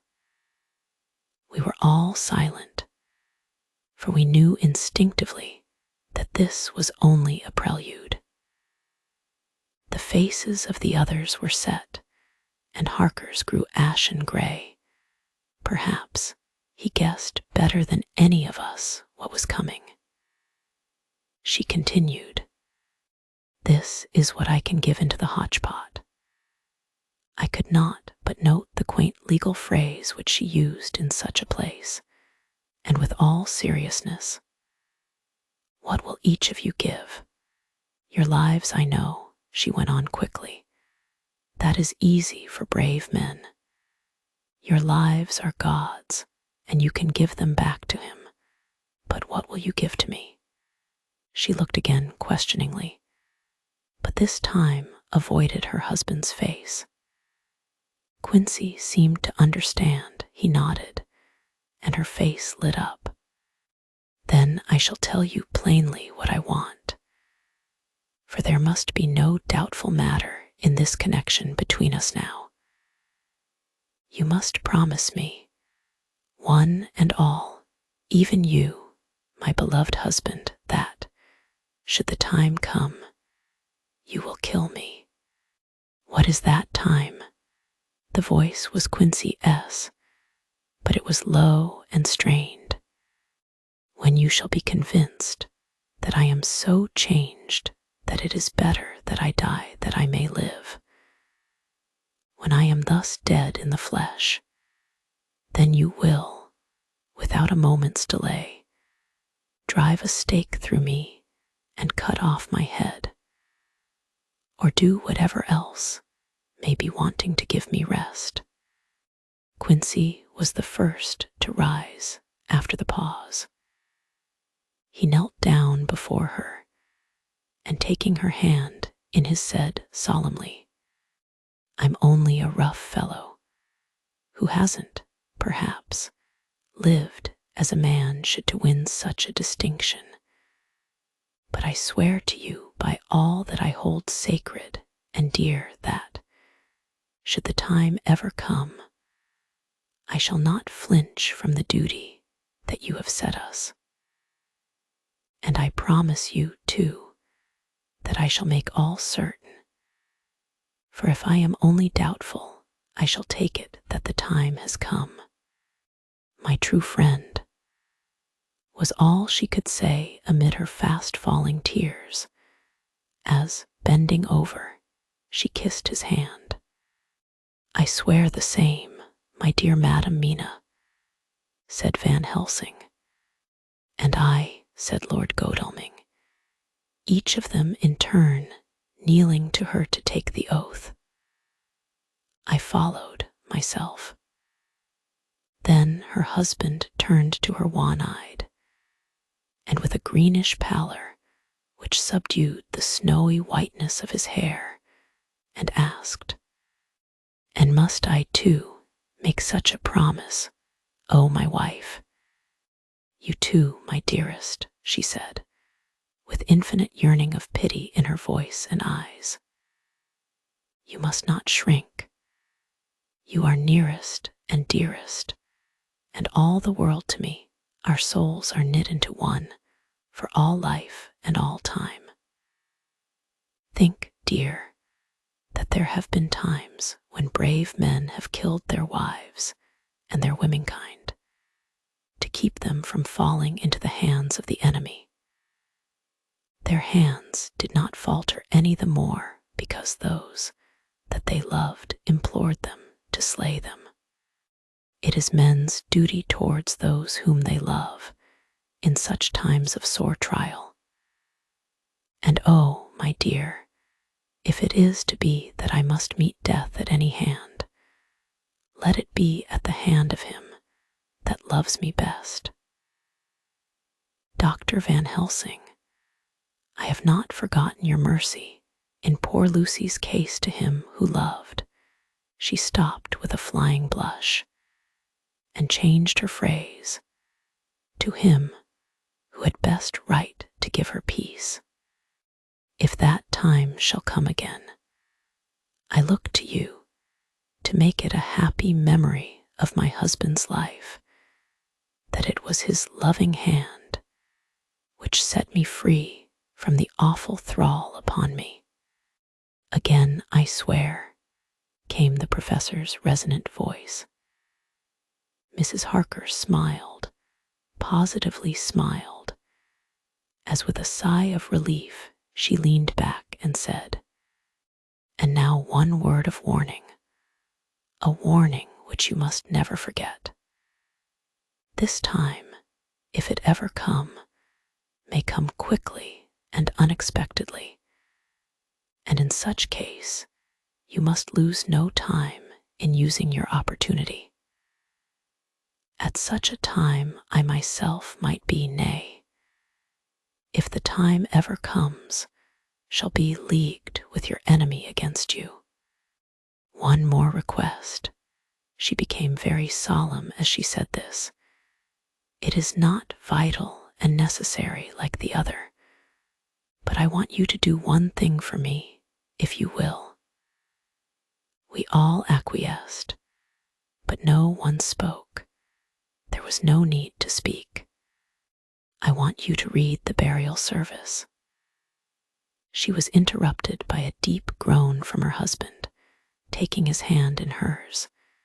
She held it over her heart and continued, "You must read it over me some day. Whatever may be the issue of all this fearful state of things, it will be a sweet thought to all or some of us. You, my dearest, will I hope read it, for then it will be in your voice in my memory forever, come what may." "But oh, my dear one," he pleaded, "death is afar off from you." "Nay," she said, holding up a warning hand. "I am deeper in death at this moment than if the weight of an earthly grave lay heavy upon me." "Oh, my wife, must I read it?" he said before he began. "It would comfort me, my husband," was all she said, and he began to read when she had got the book ready.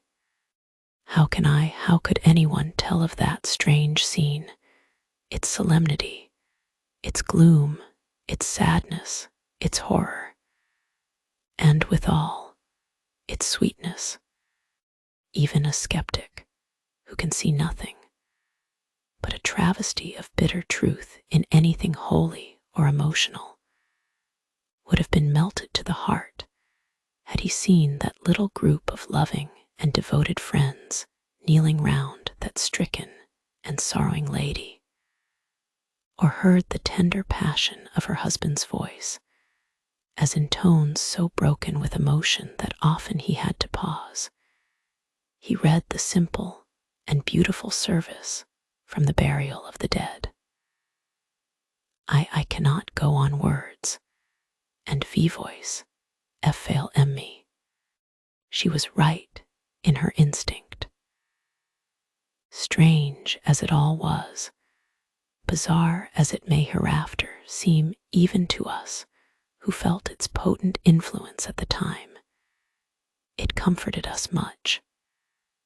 And the silence, which showed Mrs. Harker's coming relapse from her freedom of soul, did not seem so full of despair to any of us as we had dreaded. Jonathan Harker's Journal, 15 October, Varna. We left Charing Cross on the morning of the 12th, got to Paris the same night, and took the places secured for us in the Orient Express. We traveled night and day, arriving here at about 5 o'clock. Lord Godalming went to the consulate to see if any telegram had arrived for him, whilst the rest of us came on to this hotel, the Odysseus. The journey may have had incidents. I was, however, too eager to get on to care for them. Until the Tsarina Catherine comes into port, there will be no interest for me in anything in the wide world. Thank God. Mina is well and looks to be getting stronger. Her color is coming back. She sleeps a great deal. Throughout the journey, she slept nearly all the time. Before sunrise and sunset, however, she is very wakeful and alert, and it has become a habit for Van Helsing to hypnotize her at such times. At first, some effort was needed, and he had to make many passes, but now she seems to yield at once, as if by habit, and scarcely any action is needed. He seems to have power at these particular moments to simply will, and her thoughts obey him. He always asks her what she can see and hear. She answers to the first. Nothing, all is dark, and to the second, I can hear the waves lapping against the ship and the water rushing by. Canvas and cordage strain, and masts and yards creak. The wind is high, I can hear it in the shrouds, and the bow throws back the foam. It is evident that the Tsarina Catherine is still at sea, hastening on her way to Varna. Lord Godalming has just returned. He had 4 telegrams, one each day since we started, and all to the same effect, that the Tsarina Catherine had not been reported to Lloyd S. from anywhere.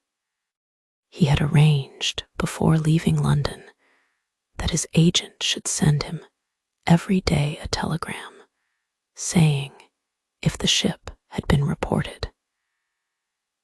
He was to have a message, even if she were not reported, so that he might be sure that there was a watch being kept at the other end of the wire. We had dinner and went to bed early. Tomorrow we are to see the vice-consul and to arrange, if we can, about getting on board the ship as soon as she arrives. Van Helsing says that our chance will be to get on the boat between sunrise and sunset.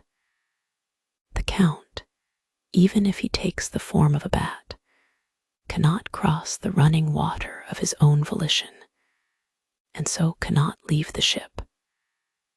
As he dare not change to man's form without suspicion, which he evidently wishes to avoid, he must remain in the box. If then we can come on board after sunrise, he is at our mercy, for we can open the box and make sure of him, as we did of poor Lucy before he wakes. What mercy he shall get from us will not count for much. We think that we shall not have much trouble with officials or the seamen. Thank God, this is the country where bribery can do anything, and we are well supplied with money. We have only to make sure that the ship cannot come into port between sunset and sunrise without our being warned, and we shall be safe. Judge Moneybag will settle this case, I think. 16 October. Mina's report still the same. Lapping waves and rushing water, darkness and favoring winds. We are evidently in good time, and when we hear of the Tsarina Catherine, we shall be ready. As she must pass the Dardanelles, we are sure to have some report. 17 October. Everything is pretty well fixed now, I think, to welcome the Count on his return from his tour. Godalming told the shippers that he fancied that the box sent aboard might contain something stolen from a friend of his, and got a half consent that he might open it at his own risk. The owner gave him a paper telling the captain to give him every facility in doing whatever he chose on board the ship, and also a similar authorization to his agent at Varna. We have seen the agent, who was much impressed with Godalming's kindly manner to him, and we are all satisfied that whatever he can do to aid our wishes will be done. We have already arranged what to do in case we get the box open. If the Count is there, Van Helsing and Seward will cut off his head at once and drive a stake through his heart. Morris and Godalming and I shall prevent interference, even if we have to use the arms which we shall have ready. The professor says that if we can so treat the Count's body, it will soon after fall into dust. In such case, there would be no evidence against us, in case any suspicion of murder were aroused. But even if it were not, we should stand or fall by our act, and perhaps someday this very script may be evidence to come between some of us and a rope. For myself, I should take the chance only too thankfully if it were to come. We mean to leave no stone unturned to carry out our intent. We have arranged with certain officials that the instant the Tsarina Catherine is seen, we are to be informed by a special messenger. 24 October. A whole week of waiting. Daily telegrams to Godalming, but only the same story, not yet reported. Mina's morning and evening hypnotic answer is unvaried. Lapping waves, rushing water, and creaking masts. Telegram, October 24th. Rufus Smith, Lloyd's, London, to Lord Godalming, care of H.B.M. Vice-Consul, Varna. Tsarina Catherine, reported this morning from Dardanelles. Dr. Seward's diary. 25 October. How I miss my phonograph. To write diary with a pen is irksome to me, but Van Helsing says I must. We were all wild with excitement yesterday when Godalming got his telegram from Lloyd's. I know now what men feel in battle when the call to action is heard. Mrs. Harker, alone of our party, did not show any signs of emotion. After all, it is not strange that she did not, for we took special care not to let her know anything about it, and we all tried not to show any excitement when we were in her presence. In old days she would, I am sure, have noticed, no matter how we might have tried to conceal it. But in this way she is greatly changed during the past 3 weeks. The lethargy grows upon her, and though she seems strong and well, and is getting back some of her color, Van Helsing and I are not satisfied. We talk of her often. We have not, however, said a word to the others. It would break poor Harker's heart, certainly his nerve, if he knew that we had even a suspicion on the subject. Van Helsing examines, he tells me, her teeth very carefully, whilst she is in the hypnotic condition, for he says that so long as they do not begin to sharpen, there is no active danger of a change in her. If this change should come, it would be necessary to take steps.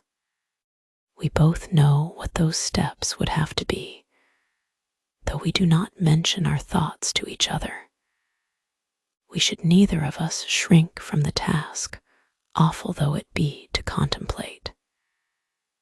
Euthanasia is an excellent and a comforting word. I am grateful to whoever invented it. It is only about 24 hours sail from the Dardanelles to here. At the rate the Tsarina Catherine has come from London. She should therefore arrive some time in the morning, but as she cannot possibly get in before then, we are all about to retire early. We shall get up at 1 o'clock, so as to be ready. 25 October, noon. No news yet of the ship's arrival. Mrs. Harker's hypnotic report this morning was the same as usual, so it is possible that we may get news at any moment.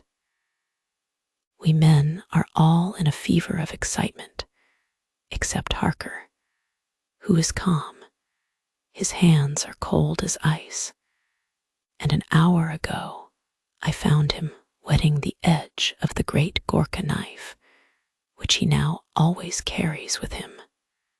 It will be a bad lookout for the Count if the edge of that kukri ever touches his throat, driven by that stern, ice-cold hand.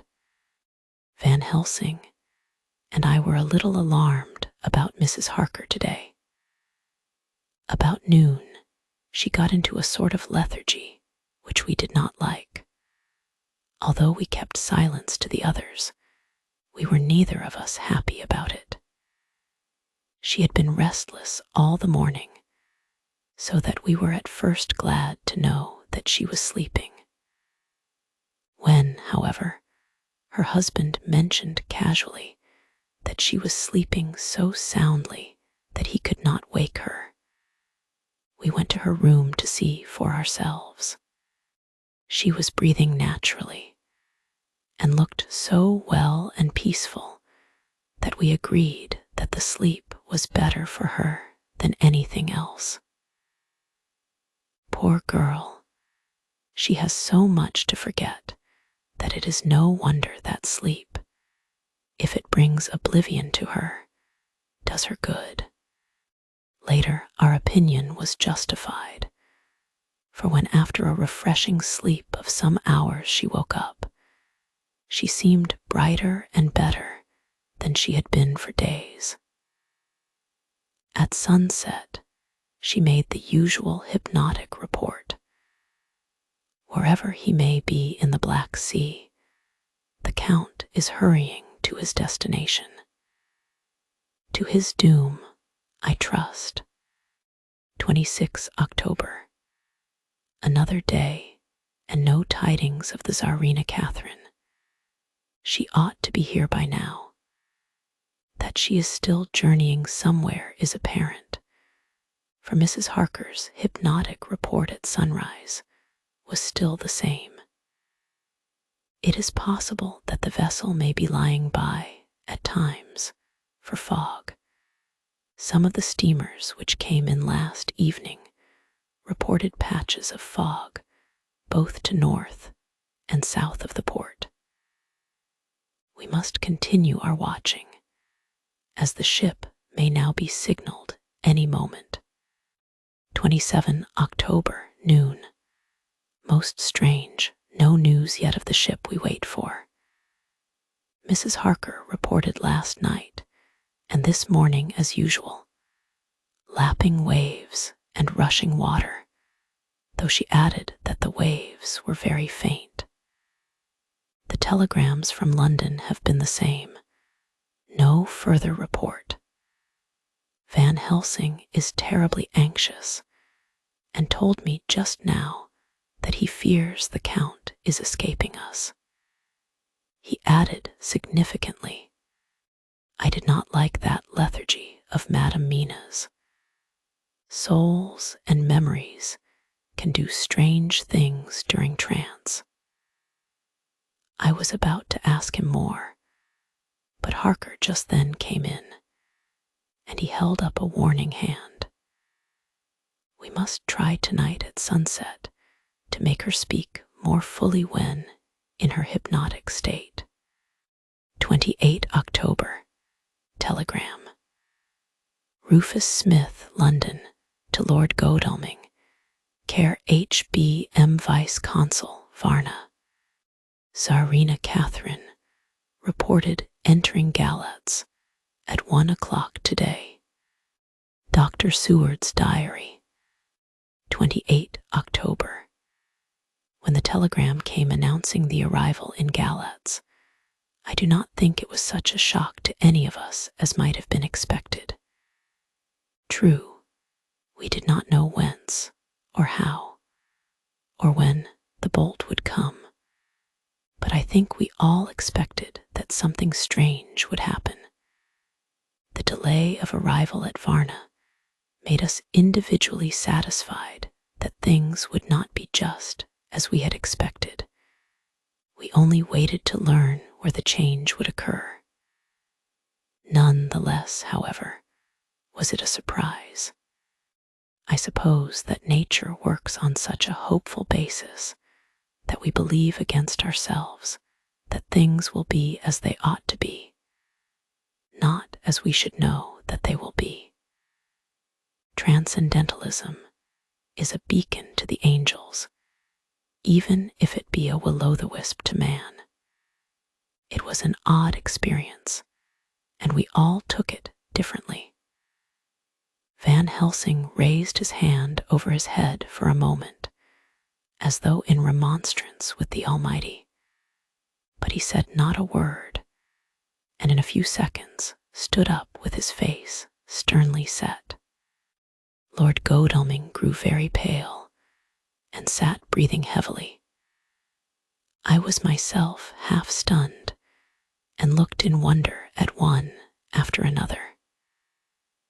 Quincy Morris tightened his belt with that quick movement which I knew so well. In our old wandering days, it meant action.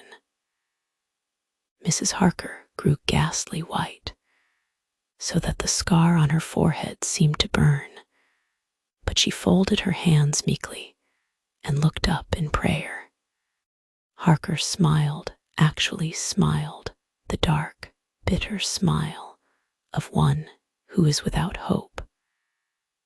But at the same time, his action belied his words, for his hands instinctively sought the hilt of the great cookery knife and rested there.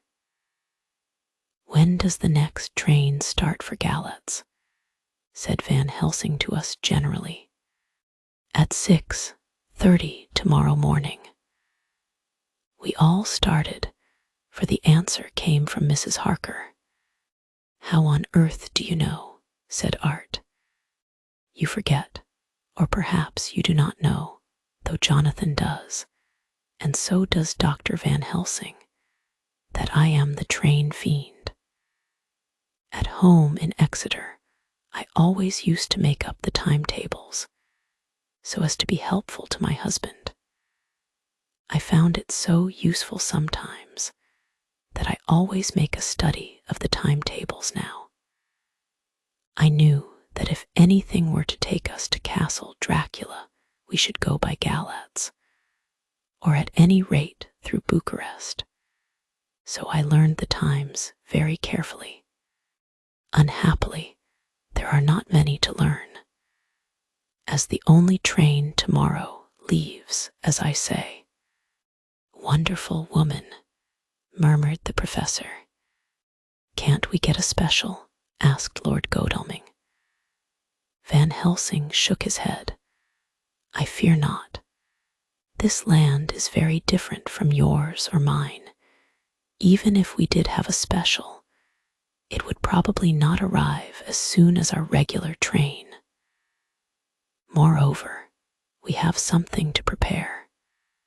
We must think. Now let us organize. You, friend Arthur, go to the train and get the tickets and arrange that all be ready for us to go in the morning. Do you, friend Jonathan, go to the agent of the ship and get from him letters to the agent in Galatz, with authority to make search the ship just as it was here. Morris Quincy, you see the vice-consul, and get his aid with his fellow in Galatz, and all he can do to make our way smooth, so that no times be lost when over the Danube. John will stay with Madam Mina and me, and we shall consult, for so if time be long you may be delayed, and it will not matter when the sun set, since I am here with Madam to make report."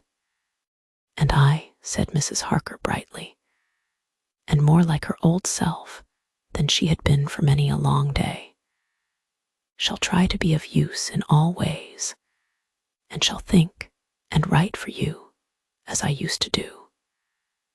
Something is shifting from me in some strange way, and I feel freer than I have been of late. The three younger men looked happier at the moment, as they seemed to realize the significance of her words. But Van Helsing and I, turning to each other, met each a grave and troubled glance. We said nothing at the time, however. When the three men had gone out to their tasks, Van Helsing asked Mrs. Harker to look up the copy of the diaries and find him the part of Harker's journal at the castle. She went away to get it. When the door was shut upon her, he said to me, "We mean the same. Speak out. There is some change. It is a hope that makes me sick, for it may deceive us." "Quite so. Do you know why I asked her to get the manuscript?" "No," said I, "unless it was to get an opportunity of seeing me alone." "You are in part right, friend John, but only in part. I want to tell you something. And oh, my friend, I am taking a terrible risk, but I believe it is right." In the moment when Madame Mina said those words that arrest both our understanding, an inspiration came to me. In the trance of 3 days ago, the Count sent her his spirit to read her mind, or more like he took her to see him in his earth box in the ship, with water rushing, just as it go free at rise and set of sun. He learned then that we are here, for she have more to tell in her open life with eyes to see and ears to hear than he, shut as he is in his coffin box. Now he make his most effort to escape us. At present he want her not. He is sure with his so great knowledge that she will come at his call, but he cut her off take her, as he can do, out of his own power, that so she come not to him. Ah, there I have hope that our man brains that have been of man so long, and that have not lost the grace of God, will come higher than his child brain that lie in his tomb for centuries, that grow not yet to our stature, and that do only work selfish, and therefore small. Here comes Madame Mina, not a word to her of her trance. She know it not, and it would overwhelm her and make despair just when we want all her hope, all her courage, when most we want all her great brain, which is trained like man's brain, but is of sweet woman, and have a special power which the Count give her, and which he may not take away altogether, though he think not so. Hush, let me speak, and you shall learn. Oh, John, my friend, we are in awful straits, I fear, as I never feared before. We can only trust the good God. Silence, here she comes. I thought that the professor was going to break down and have hysterics, just as he had when Lucy died. But with a great effort, he controlled himself and was at perfect nervous poise when Mrs. Harker tripped into the room, bright and happy looking, and in the doing of work, seemingly forgetful of her misery. As she came in, she handed a number of sheets of typewriting to Van Helsing. He looked over them gravely, his face brightening up as he read. Then, holding the pages between his finger and thumb, he said, "Friend John, to you with so much of experience already, and you too, dear Madame Mina, that are young, here is a lesson. Do not fear ever to think. A half-thought has been buzzing often in my brain, but I fear to let him loose his wings. Here now, with more knowledge, I go back to where that half-thought come from, and I find that he be no half-thought at all, that be a whole thought, though so young that he is not yet strong to use his little wings. Nay, like the ugly duck of my friend Hans Andersen, he be no duck thought at all, but a big swan thought that sail nobly on big wings when the time come for him to try them.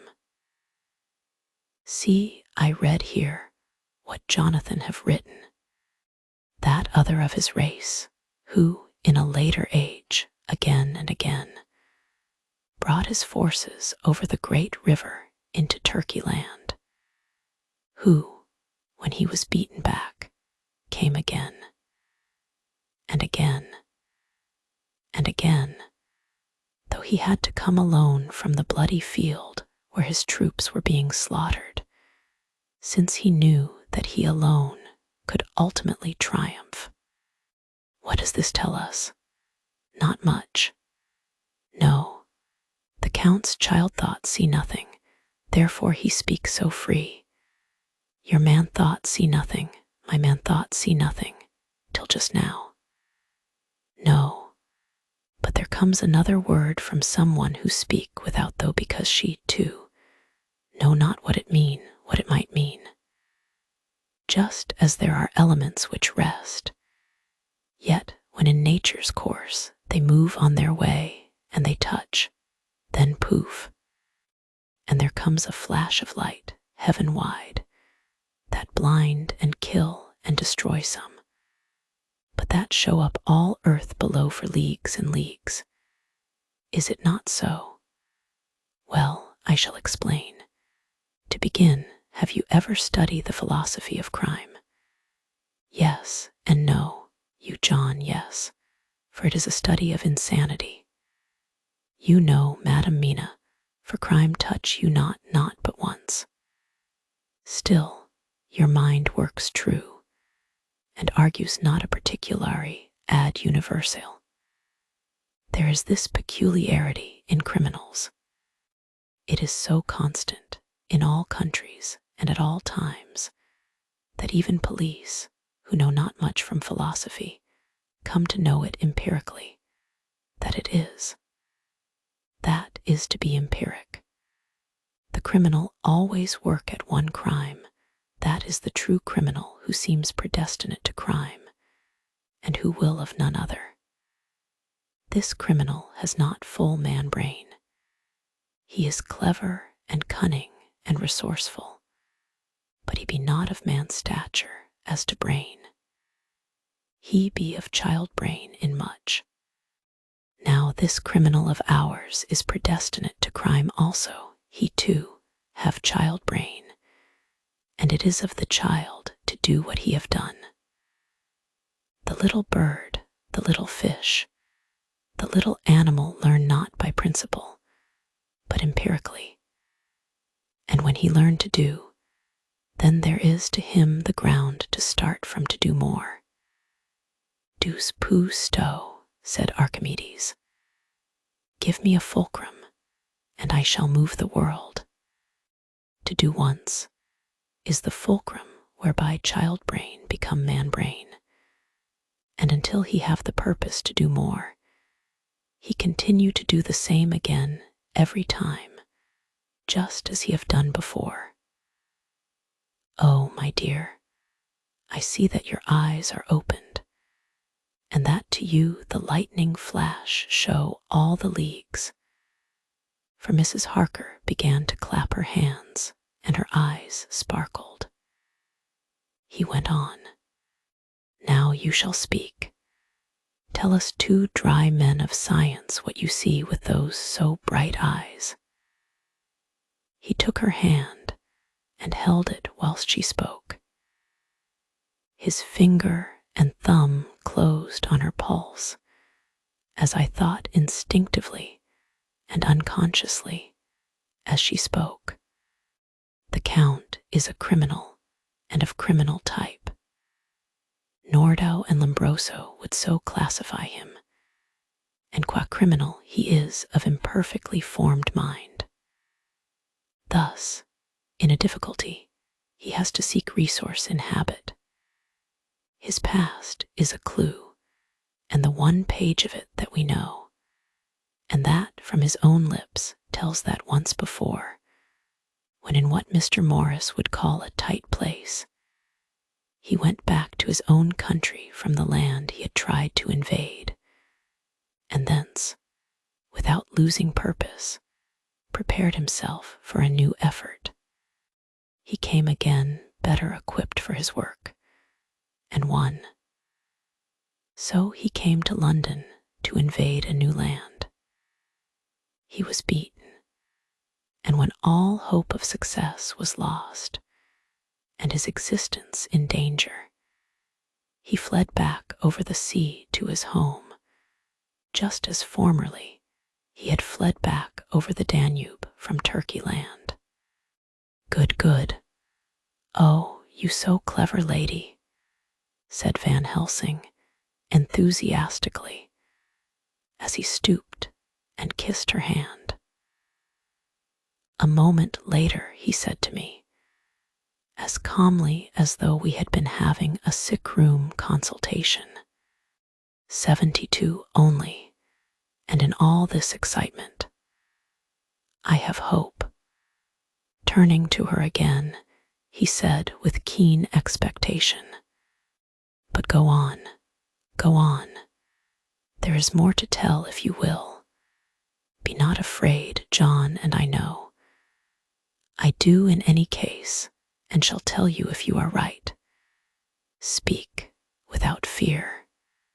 I will try to, but you will forgive me if I seem egotistical.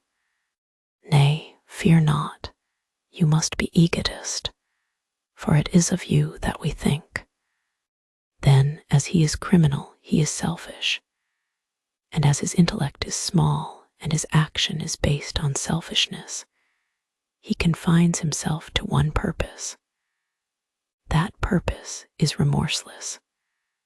As he fled back over the Danube, leaving his forces to be cut to pieces, so now he is intent on being safe, careless of all. So his own selfishness frees my soul somewhat from the terrible power which he acquired over me on that dreadful night. I felt it. Oh, I felt it. Thank God for his great mercy. My soul is freer than it has been since that awful hour, and all that haunts me is a fear lest, in some trance or dream, he may have used my knowledge for his ends. The professor stood up. He has so used your mind, and by it he has left us here in Varna, whilst the ship that carried him rushed through enveloping fog up to Galatz, where doubtless he had made preparation for escaping from us. But his child mind only saw so far, and it may be that, as ever is in God's providence, the very thing that the evildoer most reckoned on for his selfish good turns out to be his chiefest harm. The hunter is taken in his own snare, as the great psalmist says, for now that he think he is free from every trace of us all, and that he has escaped us with so many hours to him, then his selfish child brain will whisper him to sleep. He think, too, that as he cut himself off from knowing your mind, there can be no knowledge of him to you. There is where he fail. That terrible baptism of blood which he give you makes you free to go to him in spirit, as you have as yet done in your times of freedom, when the sun rise and set. At such times you go by my volition and not by his, and this power to good of you and others, as you have won from your suffering at his hands. This is now all the more precious that he know it not, and to guard himself have even cut himself off from his knowledge of our ware. We, however, are not selfish, and we believe that God is with us through all this blackness and these many dark hours. We shall follow him, and we shall not flinch, even if we peril ourselves that we become like him. Friend John, this has been a great hour, and it have done much to advance us on our way. You must be scribe and write him all down, so that when the others return from their work, you can give it to them. Then they shall know as we do. And so I have written it whilst we wait their return. And Mrs. Harker has written with her typewriter all since she brought the MS to us. Chapter 26. Dr. Seward's Diary. 29 October. This is written in the train from Varna to Galatz. Last night we all assembled a little before the time of sunset. Each of us had done his work as well as he could, so far as thought and endeavor and opportunity go. We are prepared for the whole of our journey and for our work when we get to Galatz. When the usual time came round, Mrs. Harker prepared herself for her hypnotic effort. And after a longer and more serious effort on the part of Van Helsing than has been usually necessary, she sank into the trance. Usually she speaks on a hint, but this time the professor had to ask her questions, and to ask them pretty resolutely before we could learn anything. At last her answer came. I can see nothing. We are still. There are no waves lapping, but only a steady swirl of water softly running against the hawser. I can hear men's voices calling, near and far, and the roll and creak of oars in the rowlocks. A gun is fired somewhere, the echo of it seems far away. There is tramping of feet overhead, and ropes and chains are dragged along. What is this? There is a gleam of light. I can feel the air blowing upon me. Here she stopped. She had risen, as if impulsively, from where she lay on the sofa, and raised both her hands, palms upwards, as if lifting a weight. Van Helsing and I looked at each other with understanding. Quincy raised his eyebrows slightly and looked at her intently, whilst Harker's hand instinctively closed round the hilt of his kukri. There was a long pause. We all knew that the time when she could speak was passing, but we felt that it was useless to say anything. Suddenly she sat up, and as she opened her eyes, said sweetly, "Would none of you like a cup of tea? You must all be so tired." We could only make her happy, and so acquiesced. She bustled off to get tea. When she had gone, Van Helsing said, "You see, my friends, he is close to land. He has left his earth chest, but he has yet to get on shore. In the night he may lie hidden somewhere, but if he be not carried on shore, or if the ship do not touch it, he cannot achieve the land. In such case he can, if it be in the night, change his form, and can jump or fly on shore, as he did at Whitby. But if the day come before he get on shore, then, unless he be carried, he cannot escape. And if he be carried, then the customs men may discover what the box contain.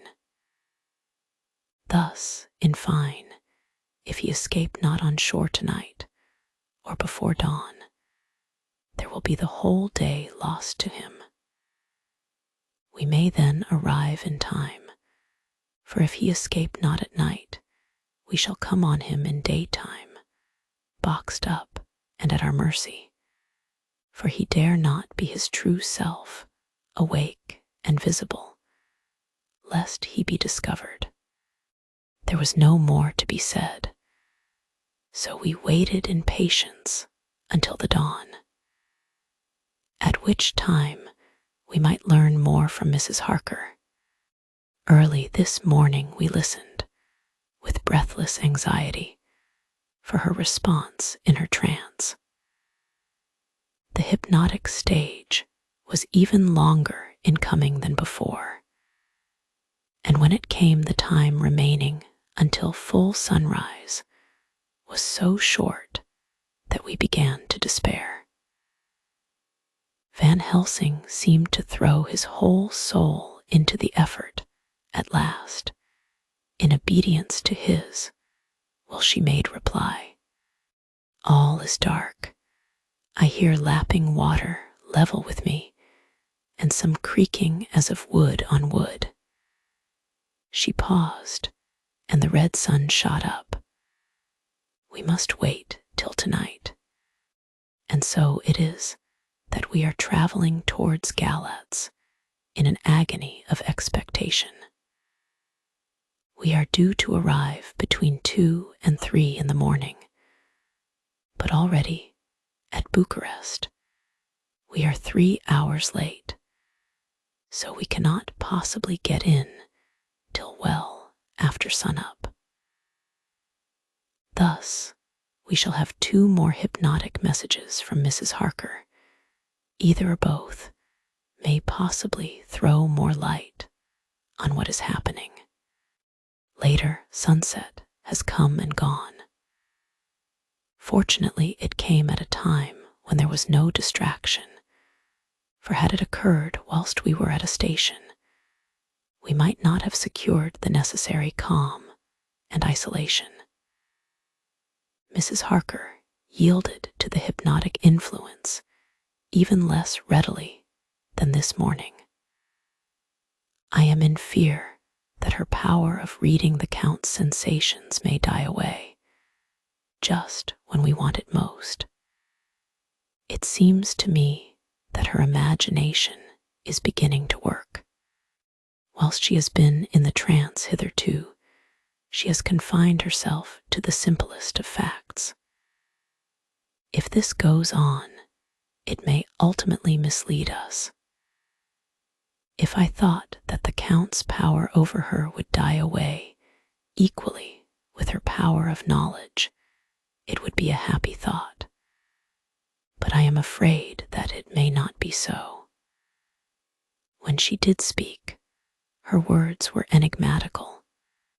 Something is going out. I can feel it pass me like a cold wind.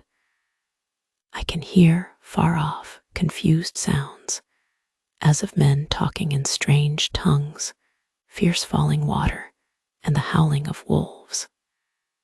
She stopped, and a shudder ran through her, increasing in intensity for a few seconds, till at the end she shook as though in a palsy. She said no more, even in answer to the professor's imperative questioning. When she woke from the trance, she was cold and exhausted and languid, but her mind was all alert. She could not remember anything, but asked what she had said. When she was told, she pondered over it deeply for a long time and in silence. 30 October, 7 a.m. We are near Galatz now, and I may not have time to write later. Sunrise this morning was anxiously looked for by us all. Knowing of the increasing difficulty of procuring the hypnotic trance, Van Helsing began his passes earlier than usual. They produced no effect, however, until the regular time, when she yielded with a still greater difficulty, only a minute before the sun rose. The professor lost no time in his questioning. Her answer came with equal quickness. All is dark. I hear water swirling by, level with my ears, and the creaking of wood on wood. Cattle low far off. There is another sound, a queer one like. She stopped and grew white, and whiter still. Go on, go on. Speak, I command you, said Van Helsing in an agonized voice. At the same time, there was despair in his eyes, for the risen sun was reddening even Mrs. Harker's pale face. She opened her eyes, and we all started as she said, sweetly and seemingly with the utmost unconcern, "Oh, Professor, why ask me to do what you know I caw? I don't remember anything." Then, seeing the look of amazement on our faces, she said, turning from one to the other with a troubled look, "What have I said?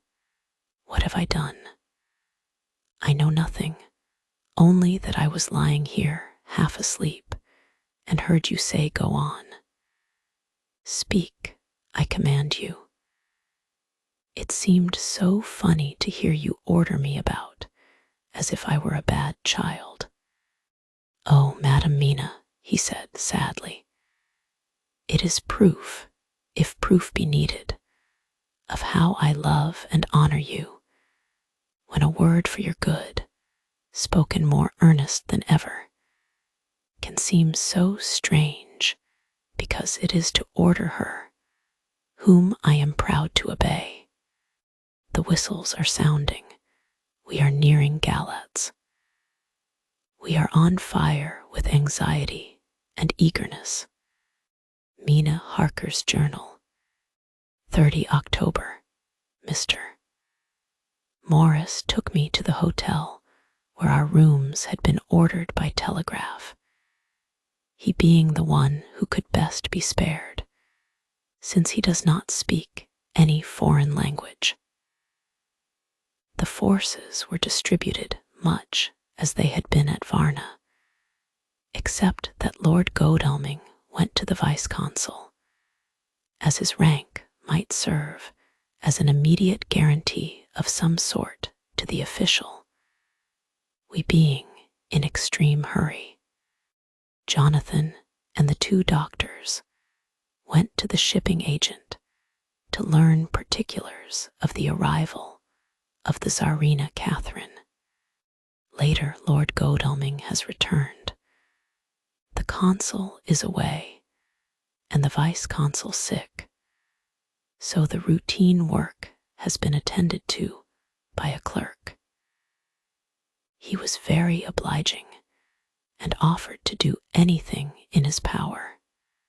Jonathan Harker's Journal, 30 October. At 9 o'clock, Dr. Van Helsing, Dr. Seward, and I called on Messrs. Mackenzie and Steinkopf, the agents of the London firm of Hapgood. They had received a wire from London in answer to Lord Godalming's telegraphed request, asking us to show them any civility in their power. They were more than kind and courteous, and took us at once on board the Tsarina Catherine, which lay at anchor out in the river harbor. There we saw the captain, Dolson by name, who told us of his voyage. He said that in all his life he had never had so favorable a run. "Man," he said, "but it made us afeard, for we expected that we should have to pay for it some rare piece o' ill luck, so as to keep up the average. It's no canny to run frae London to the Black Sea a wind ahint ye, as though the Deil himself were blowin' on your sail for his ain purpose. And the time we could no speer a thing. Gin we were nigh a ship or a port or a headland. A fog fell on us and traveled us, till when after it had lifted and we looked out, the deal a thing could we see. We ran by Gibraltar Wiut Bane, able to signal, and till we came to the Dardanelles and had to wait to get our permit to pass, we never were within hail o' aught. At first I inclined to slack off sail and beat about till the fog was lifted. But whiles I thought that if the deal was minded to get us into the Black Sea quick, he was like to do it, whether we would or no. If we had a quick voyage, it would be no to our miscredit why the owners, or no hurt to our traffic. And the old moan who had served his ain purpose wad be decently grateful to us for no hindering him. This mixture of simplicity and cunning, of superstition and commercial reasoning, aroused Van Helsing, who said, "Mine friend, that devil is more clever than he is thought by some, and he know when he meet his match." The skipper was not displeased with the compliment, and went on. When we got past the Bosphorus, the men began to grumble. Some o' them, the Romanians, came and asked me to heave overboard a big box which had been put on board by a queer-looking old man just before we had started frae London. I had seen them speer at the fellow and put out their twa fingers when they saw him, to guard against the evil eye. Man, but the superstition of foreigners is perfectly ridiculous. I sent them about their business pretty quick, but as just after a fog closed in on us, I felt a wee bit as they did anent something, though I wouldn't say it was agin the big box. Well, on we went, and as the fog didn't let up for 5 days, I juiced let the wind carry us, for if the deal wanted to get somewheres, well, he would fetch it up a reet. And if he didn't, well, we'd keep a sharp lookout anyhow. Sure enough, we had a fair way and deep water all the time. And 2 days ago, when the morning sun came through the fog, we found ourselves just in the river opposite Galatz. The Romanians were wild and wanted me right or wrong to take out the box and fling it in the river. I had to argy them about it a handspike. And when the last o' them rose off the deck his head in his hand, I had convinced them that evil eye or no evil eye, the property and the trust of my owners were better in my hands than in the river Danube. They had, mind ye, taken the box on the deck ready to fling in, and as it was marked Galatz via Varna, I thought I'd let it lie till we discharged in the port and get rid o' tea altogether. We didn't do much clearing that day, and had to remain the nisht at anchor.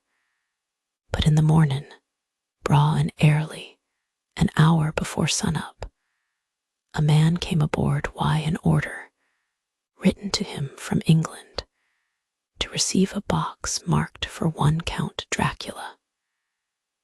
Sure enough, the matter was one ready to his hand. He had his papers a reet, and glad I was to be rid o' the damn thing, for I was beginning, Maisel, to feel uneasy at it. If the deal did have any luggage aboard the ship, I'm thinking it was nane ither than that same. What was the name of the man who took it? Ask asked Dr. Van Helsing with restrained eagerness.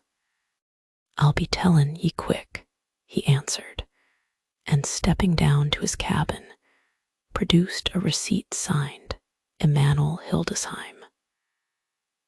Bergenstrasse 16 was the address. We found out that this was all the captain knew, so with thanks we came away. We found Hildesheim in his office, a Hebrew of rather the Adelphi theater type, with a nose like a sheep and a fez. His arguments were pointed with specie, we doing the punctuation, and with a little bargaining, he told us what he knew. This turned out to be simple but important. He had received a letter from Mr. Deville of London, telling him to receive, if possible before sunrise, so as to avoid customs, a box which would arrive at Galatz in the Tsarina Catherine. This he was to give in charge to a certain Petrov Skinsky, who dealt with the Slovaks who traded down the river to the port. He had been paid for his work by an English banknote, which had been duly cashed for gold at the Danube International Bank. When Skinsky had come to him, he had taken him to the ship and handed over the box, so as to save porterage. That was all he knew. We then sought for Skinsky, but were unable to go find him. One of his neighbors, who did not seem to bear him any affection, said that he had gone away 2 days before, no one knew whither. This was corroborated by his landlord, who had received by messenger the key of the house together with the rent due in English money. This had been between 10 and 11 o'clock last night. We were at a standstill again. Whilst we were talking, one came running and breathlessly gasped out that the body of Skinsky had been found inside the wall of the churchyard of St. Peter, and that the throat had been torn open as if by some wild animal. Those we had been speaking with ran off to see the horror, the women crying out, "This is the work of a Slovak." We hurried away, lest we should have been in some way drawn into the affair, and so detained. As we came home, we could arrive at no definite conclusion. We were all convinced that the box was on its way by water to somewhere, but where that might be we would have to discover. With heavy hearts, we came home to the Hotel Tamina. When we met together, the first thing was to consult as to taking Mina again into our confidence. Things are getting desperate, and it is at least a chance, though a hazardous one. As a preliminary step, I was released from my promise to her. Mina Harker's journal, 30 October evening. They were so tired and worn out, and dispirited that there was nothing to be done till they had some rest. So I asked them all to lie down for half an hour, whilst I should enter everything up to the moment. I feel so grateful to the man who invented the traveler's typewriter, and to Mr. Morris for getting this one for me.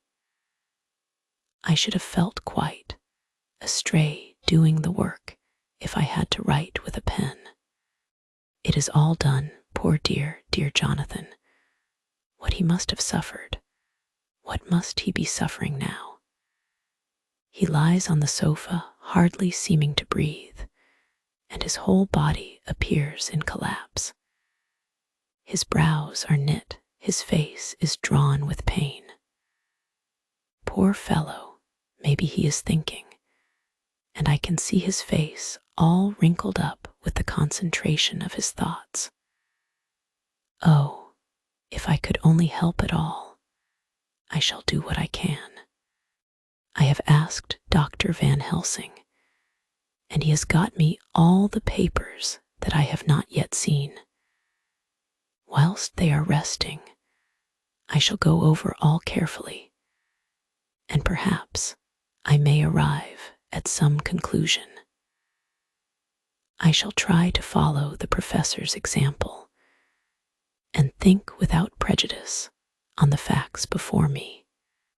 I do believe that under God's providence, I have made a discovery. I shall get the maps and look over them. I am more than ever sure that I am right. My new conclusion is ready, so I shall get our party together and read it. They can judge it.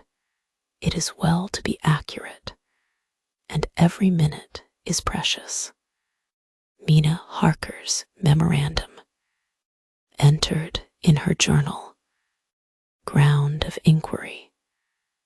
Count Dracula's problem is to get back to his own place. He must be brought back by someone. This is evident, for had he power to move himself as he wished, he could go either as man, or wolf, or bat, or in some other way. He evidently fears discovery or interference in the state of helplessness in which he must be confined, as he is between dawn and sunset in his wooden box. How is he to be taken?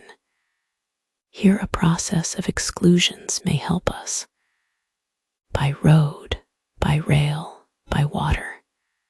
1. By road. There are endless difficulties, especially in leaving the city. There are people, and people are curious and investigate. A hint, a surmise, a doubt as to what might be in the box would destroy him. Why, there are, or there may be, customs and octroi officers to pass. His pursuers might follow. This is his highest fear, and in order to prevent his being betrayed, he has repelled, so far as he can, even his victim, me. 2. By rail. There is no one in charge of the box. It would have to take its chance of being delayed, and delay would be fatal, with enemies on the track. True, he might escape at night, but what would he be if left in a strange place with no refuge that he could fly to? This is not what he intends, and he does not mean to risk it. 3. By water. Here is the safest way in one respect, but with most danger in another. On the water he is powerless except at night. Even then he can only summon fog and storm and snow and his wolves. But were he wrecked, the living water would engulf him, helpless, and he would indeed be lost. He could have the vessel drive to land, but if it were unfriendly land, wherein he was not free to move, his position would still be desperate. We know from the record that he was on the water. So, what we have to do is to ascertain what water. The first thing is to realize exactly what he has done as yet. We may, then, get a light on what his later task is to be.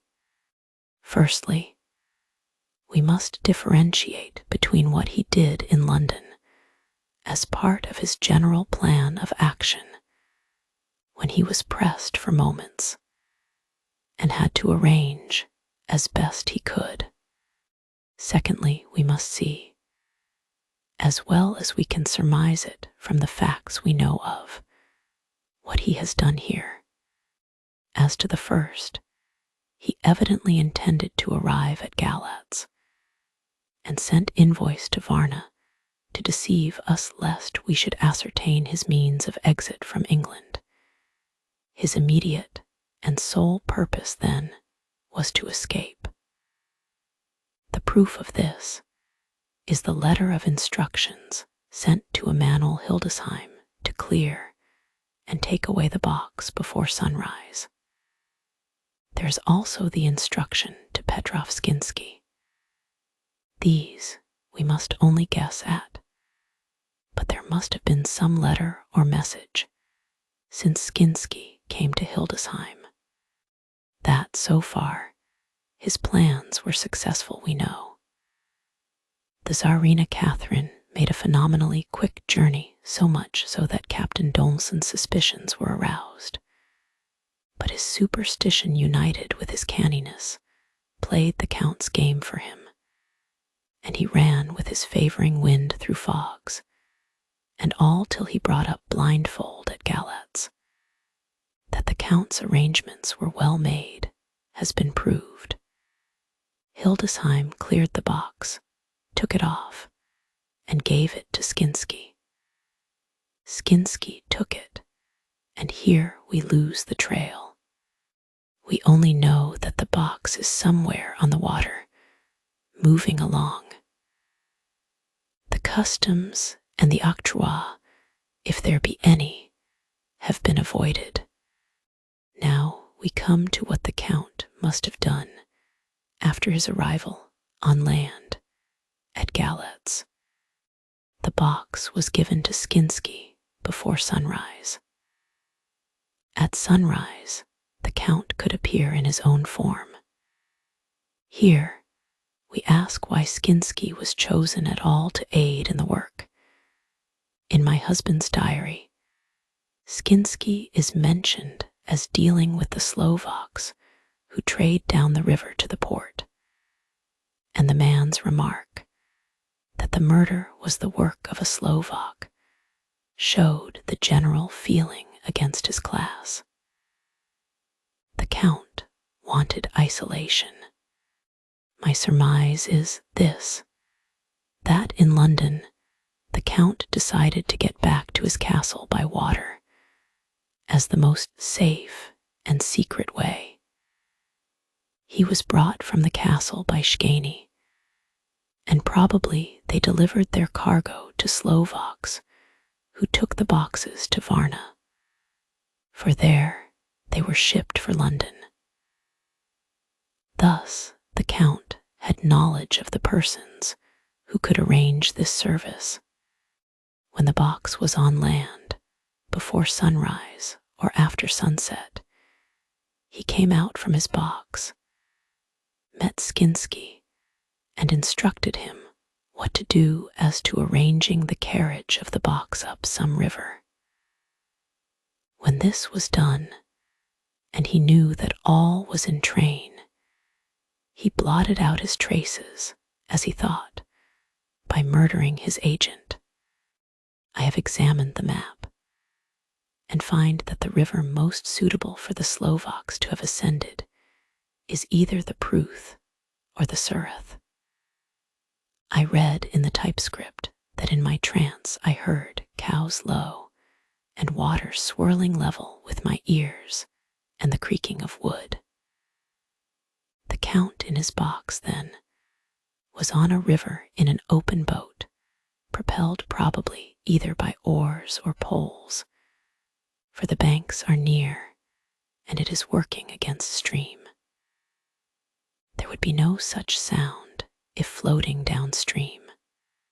Of course, it may not be either the Sureth or the Pruth, but we may possibly investigate further. Now of these two, the Pruth is the more easily navigated, but the Sureth is, at Fundu, joined by the Bistritza, which runs up round the Borgo Pass. The loop it makes is manifestly as close to Dracula's castle as can be got by water. Mina Harker's journal continued. When I had done reading, Jonathan took me in his arms and kissed me. The others kept shaking me by both hands, and Dr. Van Helsing said, "Our dear Madam Mina is once more our teacher. Her eyes have been where we were blinded. Now we are on the track once again, and this time we may succeed. Our enemy is at his most helpless, and if we can come on him by day, on the water, our task will be over. He has a start, but he is powerless to hasten, as he may not leave his box lest those who carry him may suspect. For them to suspect would be to prompt them to throw him in the stream where he perish. This he knows, and will not. Now, men, to our council of war, for here and now we must plan what each and all shall do. I shall get a steam launch and follow him," said Lord Godalming, "and I, horses to follow on the bank, lest by chance he land," said Mr. Morris. "Good," said the professor, "both good. But neither must go alone. There must be force to overcome force if need be. The Slovak is strong and rough, and he carries rude arms." All the men smiled, for amongst them they carried a small arsenal. Said Mr. Morris, "I have brought some Winchesters. They are pretty handy in a crowd, and there may be wolves." The Count, if you remember, took some other precautions. He made some requisitions on others that Mrs. Harker could not quite hear or understand. We must be ready at all points. Dr. Seward said, "I think I had better go with Quincy. We have been accustomed to hunt together, and we two, well armed, will be a match for whatever may come along. You must not be alone, Art. It may be necessary to fight the Slovaks, and a chance thrust, for I don't suppose these fellows carry guns, would undo all our plans. There must be no chances. This time we shall not rest until the Count's head and body have been separated, and we are sure that he cannot reincarnate." He looked at Jonathan as he spoke, and Jonathan looked at me. I could see that the poor dear was torn about in his mind. Of course he wanted to be with me, but then the boat service would, most likely, be the one which would destroy the vampire. Why did I hesitate to write the word? He was silent a while, and during his silence Dr. Van Helsing spoke. "And Jonathan, this is to you for twice reasons. First, because you are young and brave and can fight, and all energies may be needed at the last. And again, that it is your right to destroy him, that which has wrought such woe to you and yours. Be not afraid for Madam Mina, she will be my care, if I may. I am old. My legs are not so quick to run as once, and I am not used to ride so long or to pursue as need be, or to fight with lethal weapons. But I can be of other service. I can fight in other way, and I can die, if need be, as well as younger men. Now let me say that what I would is this. While you, my Lord Godalming and friend, Jonathan, go in your so swift little steamboat up the river, and whilst John and Quincy guard the bank, where perchance he might be landed. I will take Madam Mina right into the heart of the enemy's country, whilst the old fox is tied in his box, floating on the running stream whence he cannot escape to land, where he dares not raise the lid of his coffin box, lest his Slovak carriers should in fear leave him to perish. We shall go in the track where Jonathan went, from Bistritz over the Borgo, and find our way to the castle of Dracula. Here, Madam Mina's hypnotic power will surely help, and we shall find our way all dark and unknown otherwise, after the first sunrise, when we are near that fateful place. There is much to be done, and other places to be made sanctify, so that that nest of vipers be obliterated. Here Jonathan interrupted him hotly. Do you mean to say, Professor Van Helsing, that you would bring Mina, in her sad case, and tainted as she is with that devil's illness, right into the jaws of his death trap? Not for the world, not for heaven or hell. He became almost speechless for a minute, and then went on. Do you know what the place is?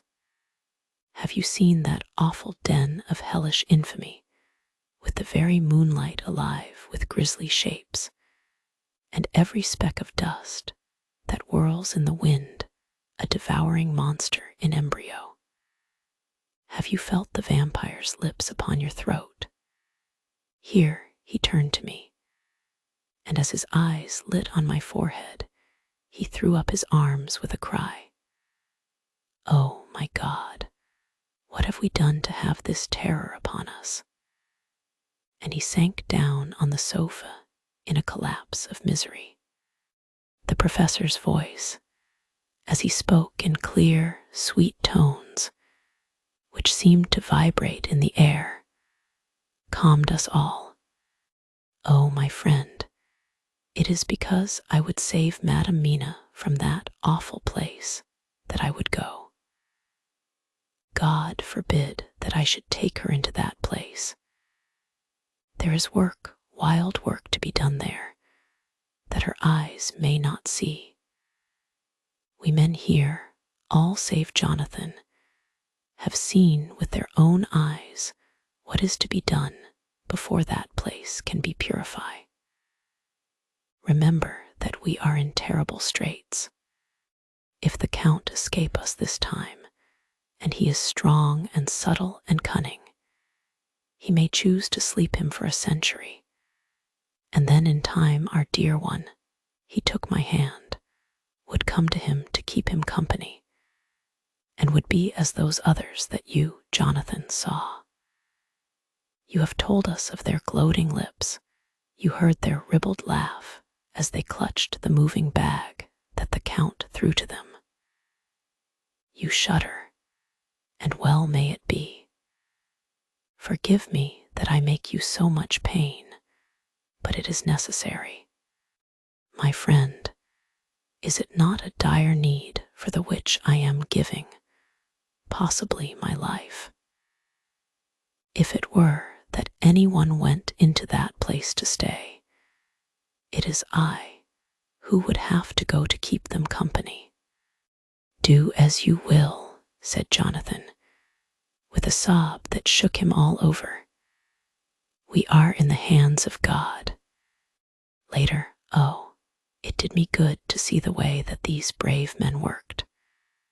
How can women help loving men when they are so earnest, and so true, and so brave?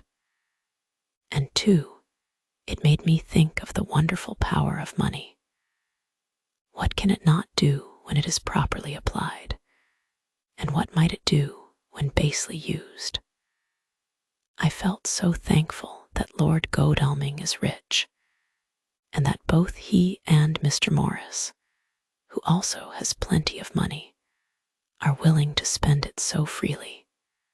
For if they did not, our little expedition could not start, either so promptly or so well equipped as it will within another hour. It is not 3 hours since it was arranged what part each of us was to do. And now Lord Godalming and Jonathan have a lovely steam launch, with steam up ready to start at a moment's notice. Dr. Seward and Mr. Morris have half a dozen good horses, well appointed. We have all the maps and appliances of various kinds that can be had. Professor Van Helsing and I are to leave by the 11:40 train tonight for Veresti, where we are to get a carriage to drive to the Borgo Pass. We are bringing a good deal of ready money, as we are to buy a carriage and horses. We shall drive ourselves, for we have no one whom we can trust in the matter. The professor knows something of a great many languages, so we shall get on all right. We have all got arms, even for me a large-bore revolver. Jonathan would not be happy unless I was armed like the rest. Alas, I cannot carry one arm that the rest do. The scar on my forehead forbids that. Dear Dr. Van Helsing comforts me by telling me that I am fully armed as there may be wolves. The weather is getting colder every hour, and there are snow flurries which come and go as warnings. Later, it took all my courage to say goodbye to my darling. We may never meet again. Courage, Mina. The professor is looking at you keenly. His look is a warning. There must be no tears now, unless it may be that God will let them fall in gladness. Jonathan Harker's Journal, October 30. Night. I am writing this in the light from the furnace door of the steam launch. Lord Godalming is firing up. He is an experienced hand at the work, as he has had for years a launch of his own on the Thames, and another on the Norfolk Broads. Regarding our plans, we finally decided that Mina's guess was correct, and that if any waterway was chosen for the Count's escape back to his castle, the Surrey, and then the Bistritza at its junction, would be the one. We took it that somewhere about the 47th degree, north latitude, would be the place chosen for the crossing the country between the river and the Carpathians. We have no fear in running at good speed up the river at night. There is plenty of water, and the banks are wide enough apart to make steaming, even in the dark, easy enough. Lord Godalming tells me to sleep for a while, as it is enough for the present for one to be on watch. But I cannot sleep. How can I, with the terrible danger hanging over my darling, and her going out into that awful place? My only comfort is that we are in the hands of God. Only for that faith, it would be easier to die than to live, and so be quit of all the trouble. Mr. Morris and Dr. Seward were off on their long ride before we started. They are to keep up the right bank, far enough off to get on higher lands where they can see a good stretch of river, and avoid the following of its curves. They have, for the first stages, 2 men to ride and lead their spare horses, 4 in all, so as not to excite curiosity. When they dismiss the men, which shall be shortly, they shall themselves look after the horses. It may be necessary for us to join forces. If so, they can mount our whole party. One of the saddles has a movable horn and can be easily adapted for Mina if required. It is a wild adventure we are on. Here, as we are rushing along through the darkness, with the cold from the river seeming to rise up and strike us, with all the mysterious voices of the night around us, it all comes home. We seem to be drifting into unknown places and unknown ways, into a whole world of dark and dreadful things. Godelming is shutting the furnace door. 31 October. Still hurrying along. The day has come, and Godelming is sleeping. I am on watch. The morning is bitterly cold, the furnace heat is grateful, though we have heavy fur coats. As yet, we have passed only a few open boats, but none of them had on board any box or package of anything like the size of the one we seek. The men were scared every time we turned our electric lamp on them and fell on their knees and prayed. 1 November evening. No news all day. We have found nothing of the kind we seek. We have now passed into the Bistritza, and if we are wrong in our surmise, our chance is gone. We have overhauled every boat, big and little. Early this morning, one crew took us for a government boat and treated us accordingly. We saw in this a way of smoothing matters, so at Fundu, where the Bistritza runs into the Sureth, we got a Romanian flag, which we now fly conspicuously. With every boat which we have overhauled since then this trick has succeeded. We have had every deference shown to us, and not once any objection to whatever we chose to ask or do. Some of the Slovaks tell us that a big boat passed them, going at more than usual speed, as she had a double crew on board. This was before they came to Fundu, so they could not tell us whether the boat turned into the Bistritza or continued on up the Sureth. At Fundu, we could not hear of any such boat, so she must have passed there in the night. I am feeling very sleepy. The cold is perhaps beginning to tell upon me, and nature must have rest some time. Godelming insists that he shall keep the first watch. God bless him for all his goodness to poor dear Mina and me. 2 November morning. It is broad daylight. That good fellow would not wake me. He says it would have been a sin too, for I slept peacefully and was forgetting my trouble. It seems brutally selfish to me to have slept so long and let him watch all night, but he was quite right. I am a new man this morning, and as I sit here and watch him sleeping, I can do all that is necessary both as to minding the engine, steering, and keeping watch. I can feel that my strength and energy are coming back to me. I wonder where Mina is now, and Van Helsing. They should have got to Veresti about noon on Wednesday. It would take them some time to get the carriage and horses, so if they had started and traveled hard, they would be about now at the Borgo Pass. God guide and help them. I am afraid to think what may happen if we could only go faster. But we cannot. The engines are throbbing and doing their utmost.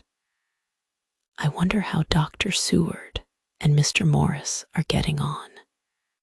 There seem to be endless streams running down the mountains into this river, but as none of them are very large at present, at all events, though they are terrible doubtless in winter, and when the snow melts, the horsemen may not have met much obstruction.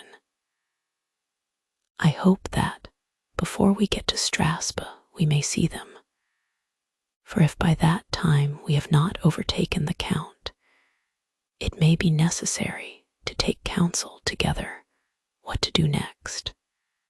Dr. Seward's Diary, 2 November, 3 days on the road. No news, and no time to write it if there had been, for every moment is precious.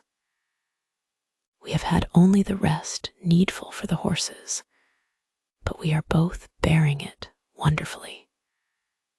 Those adventurous days of ours are turning up useful.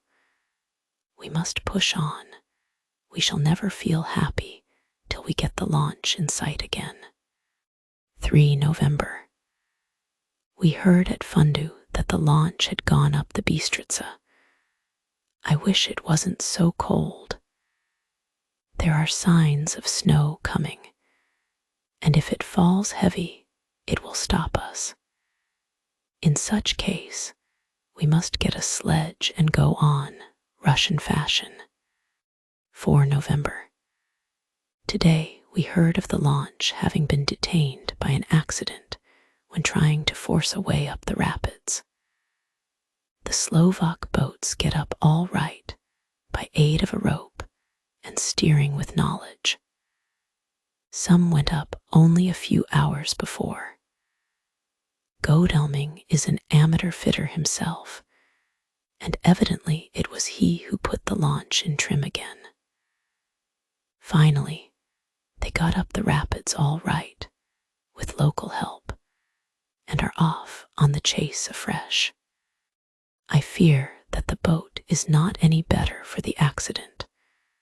The peasantry tell us that after she got upon smooth water again, she kept stopping every now and again so long as she was in sight. We must push on harder than ever. Our help may be wanted soon. Mina Harker's Journal, 31 October. Arrived at Veresti at noon. The professor tells me that this morning at dawn he could hardly hypnotize me at all, and that all I could say was, dark and quiet. He is off now buying a carriage and horses. He says that he will later on try to buy additional horses, so that we may be able to change them on the way. We have something more than 70 miles before us. The country is lovely and most interesting. If only we were under different conditions, how delightful it would be to see it all. If Jonathan and I were driving through it alone, what a pleasure it would be. To stop and see people and learn something of their life, and to fill our minds and memories with all the color and picturesqueness of the whole wild, beautiful country and the quaint people. But alas, later Dr. Van Helsing has returned. He has got the carriage and horses. We are to have some dinner, and to start in an hour. The landlady is putting us up a huge basket of provisions. It seems enough for a company of soldiers.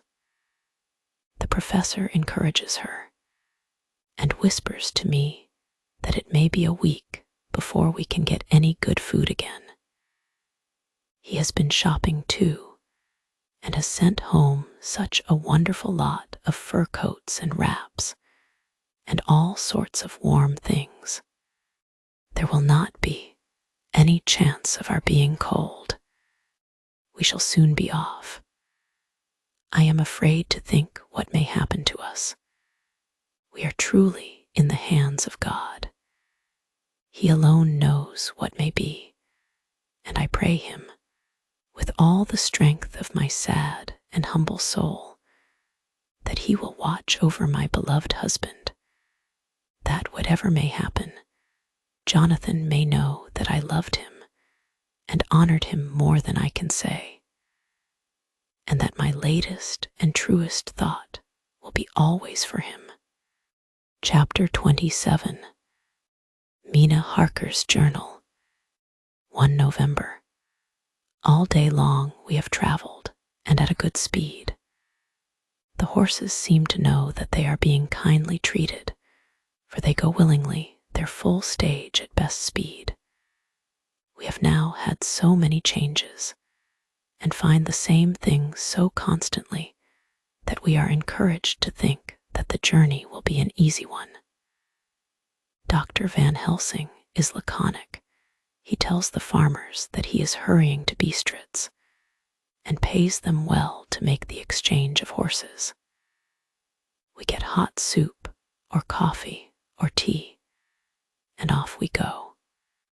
It is a lovely country, full of beauties of all imaginable kinds, and the people are brave, and strong, and simple, and seem full of nice qualities. They are very, very superstitious. In the first house where we stopped, when the woman who served us saw the scar on my forehead, she crossed herself and put out 2 fingers towards me to keep off the evil eye. I believe they went to the trouble of putting an extra amount of garlic into our food, and I can't abide garlic. Ever since then, I have taken care not to take off my hat or veil, and so have escaped their suspicions. We are traveling fast, and as we have no driver with us to carry tales, we go ahead of scandal.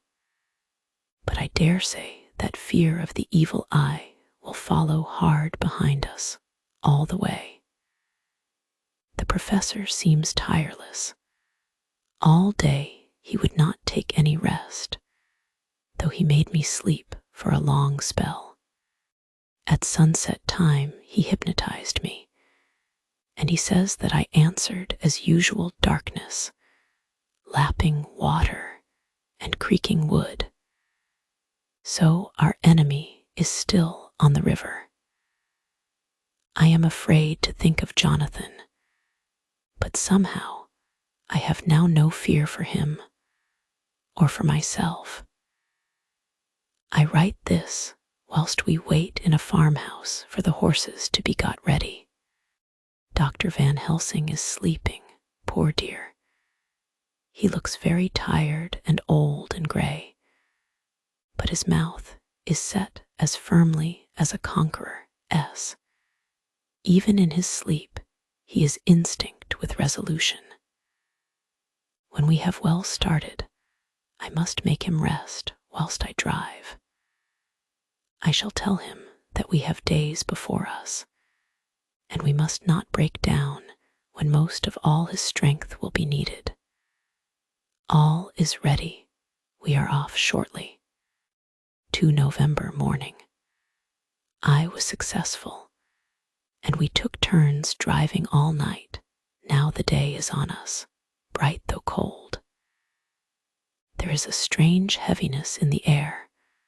I say heaviness for want of a better word.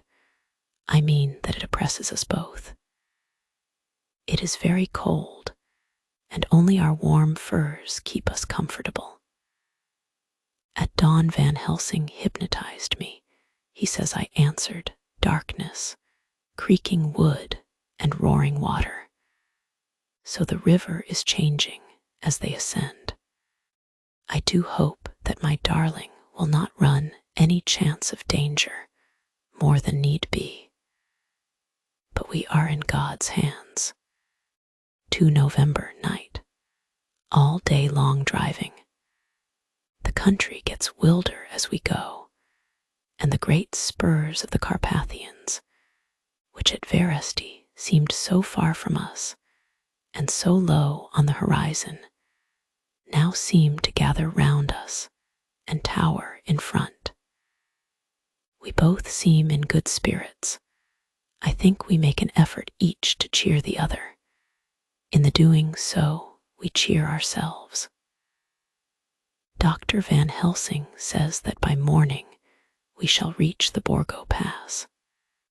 The houses are very few here now, and the professor says that the last horse we got will have to go on with us, as we may not be able to change. He got 2 in addition to the 2 we changed, so that now we have a rude 4 in hand. The dear horses are patient and good, and they give us no trouble. We are not worried with other travelers, and so even I can drive. We shall get to the pass in daylight.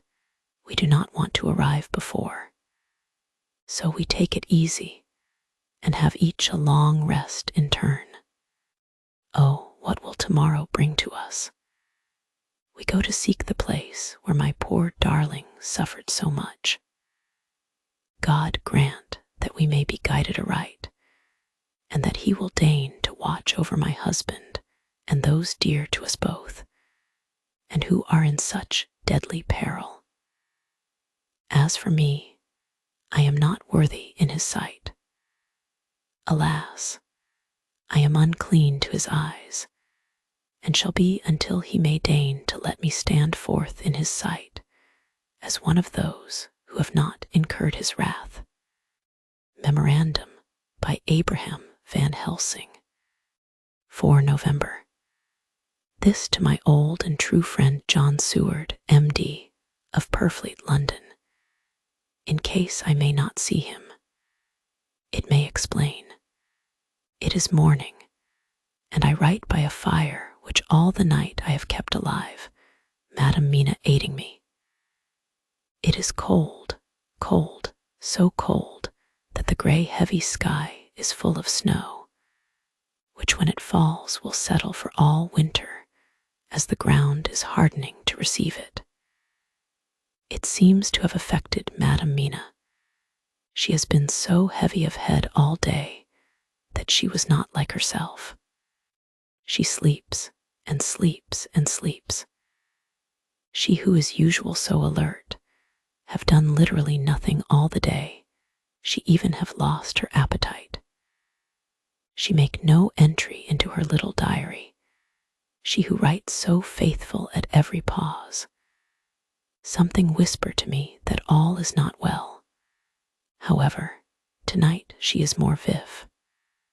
Her long sleep all day have refresh and restore her, for now she is all sweet and bright as ever.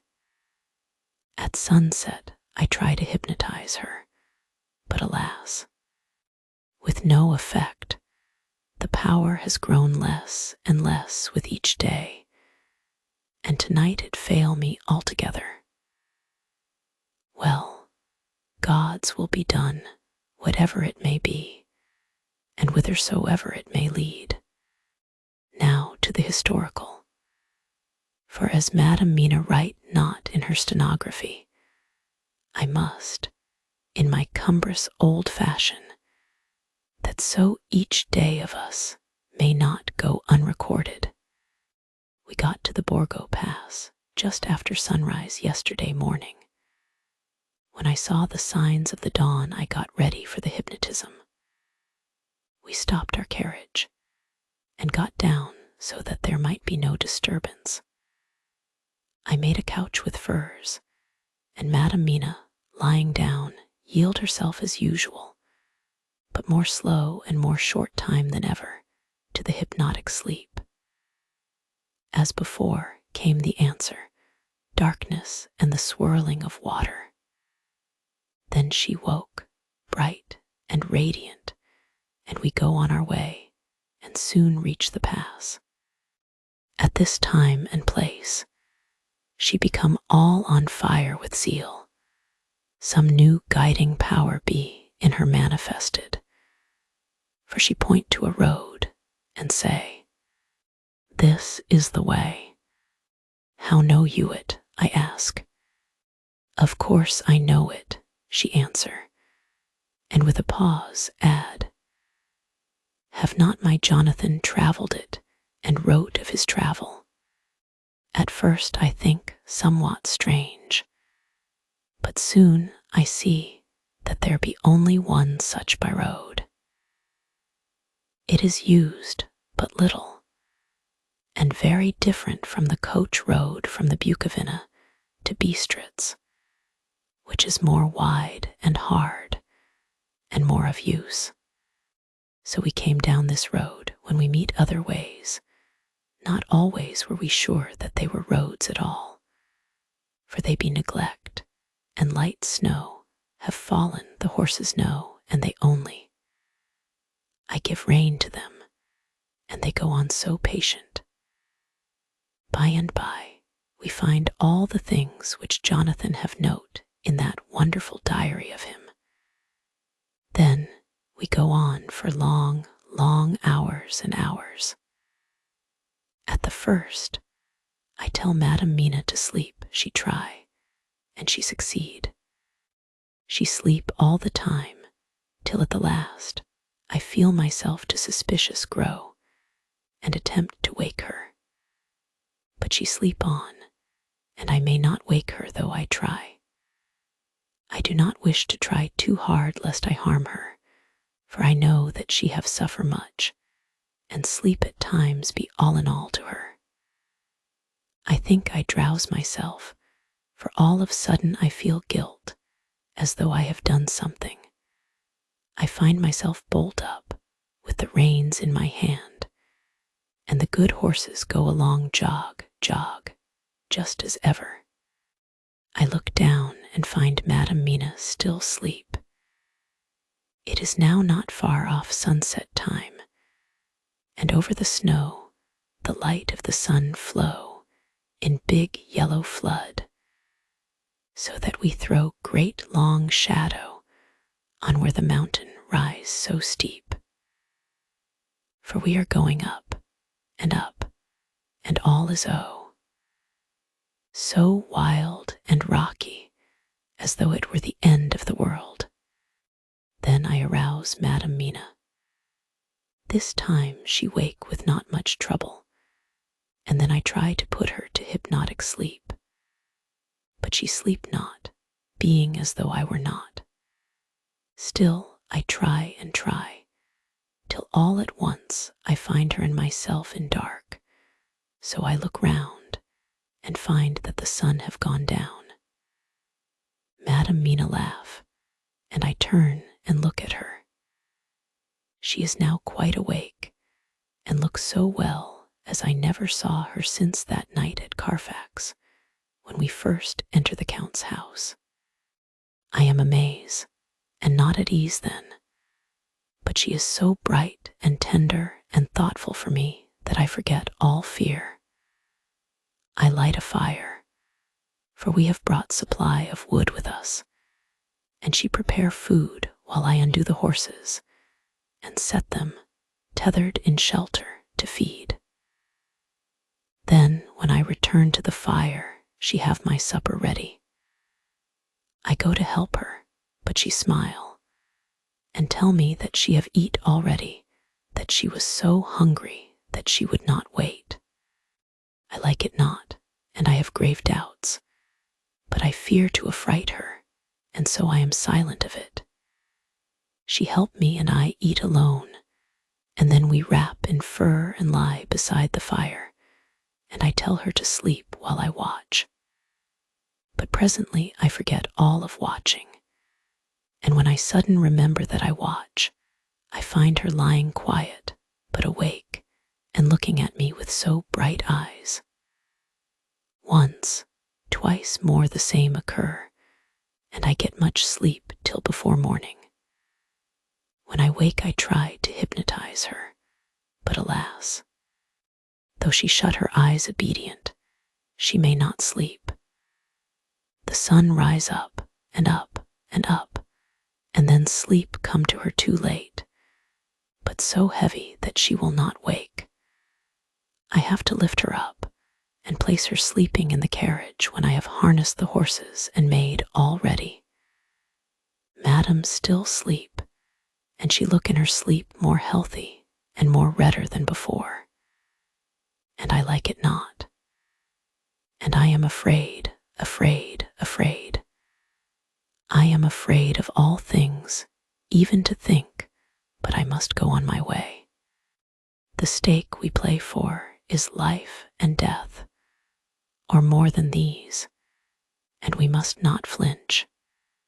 5 November morning. Let me be accurate in everything, for though you and I have seen some strange things together, you may at the first think that I, Van Helsing, am mad, that the many horrors and the so long strain on nerves has at the last turned my brain.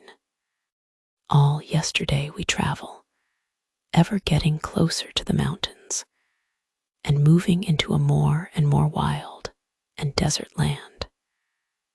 There are great, frowning precipices and much falling water, and nature seemed to have held sometime her carnival. Madam Mina still sleep and sleep, and though I did have hunger and appeased it, I could not waken her even for food.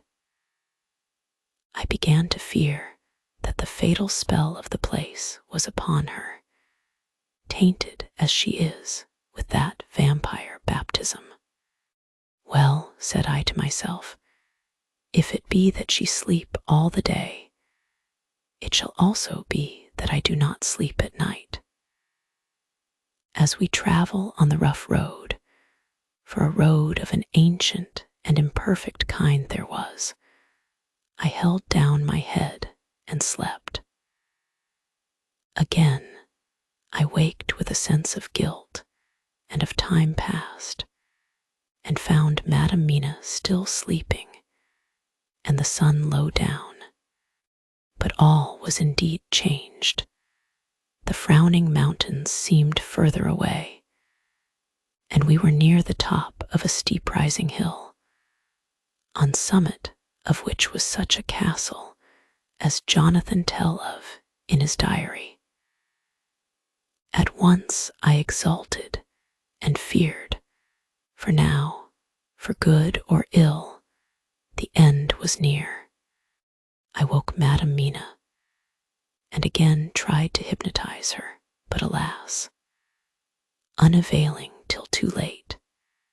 Then, ere the great dark came upon us, for even after down sun, the heavens reflected the gone sun on the snow, and all was for a time in a great twilight, I took out the horses and fed them in what shelter I could. Then I make a fire, and near it I make Madam Mina, now awake and more charming than ever, sit comfortable amid her rugs. I got ready food, but she would not eat, simply saying that she had not hunger. I did not press her, knowing her unavailingness, but I myself eat, for I must needs now be strong for all. Then, with the fear on me of what might be, I drew a ring so big for her comfort, round where Madam Mina sat, and over the ring I passed some of the wafer, and I broke it fine so that all was well guarded. She sat still all the time, so still as one dead, and she grew whiter and ever whiter till the snow was not more pale, and no word she said. But when I drew near, she clung to me, and I could know that the poor soul shook her from head to feet with a tremor that was pain to feel. I said to her presently, when she had grown more quiet, "Will you not come over to the fire?" For I wished to make a test of what she could. She rose obedient, but when she had made a step she stopped, and stood as one stricken. "Why not go on?" I asked. She shook her head and, coming back, sat down in her place.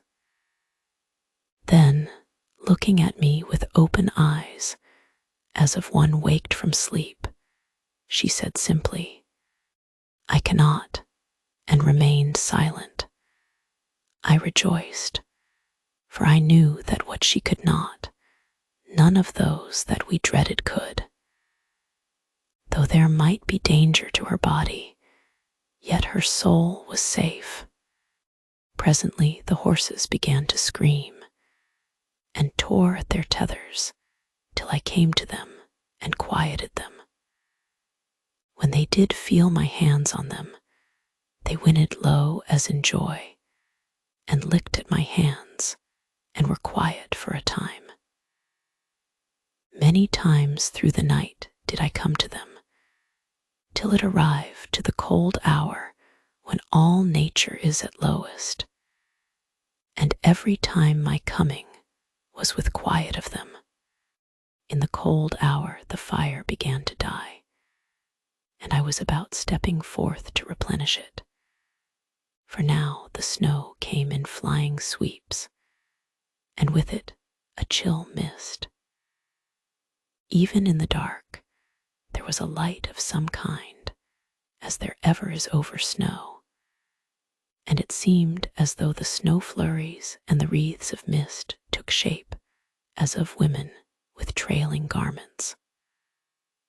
All was in dead, grim silence, only that the horses whinnied and cowered, as if in terror of the worst. I began to fear horrible fears. But then came to me the sense of safety in that ring wherein I stood. I began, too, to think that my imaginings were of the night, and the gloom, and the unrest that I have gone through, and all the terrible anxiety.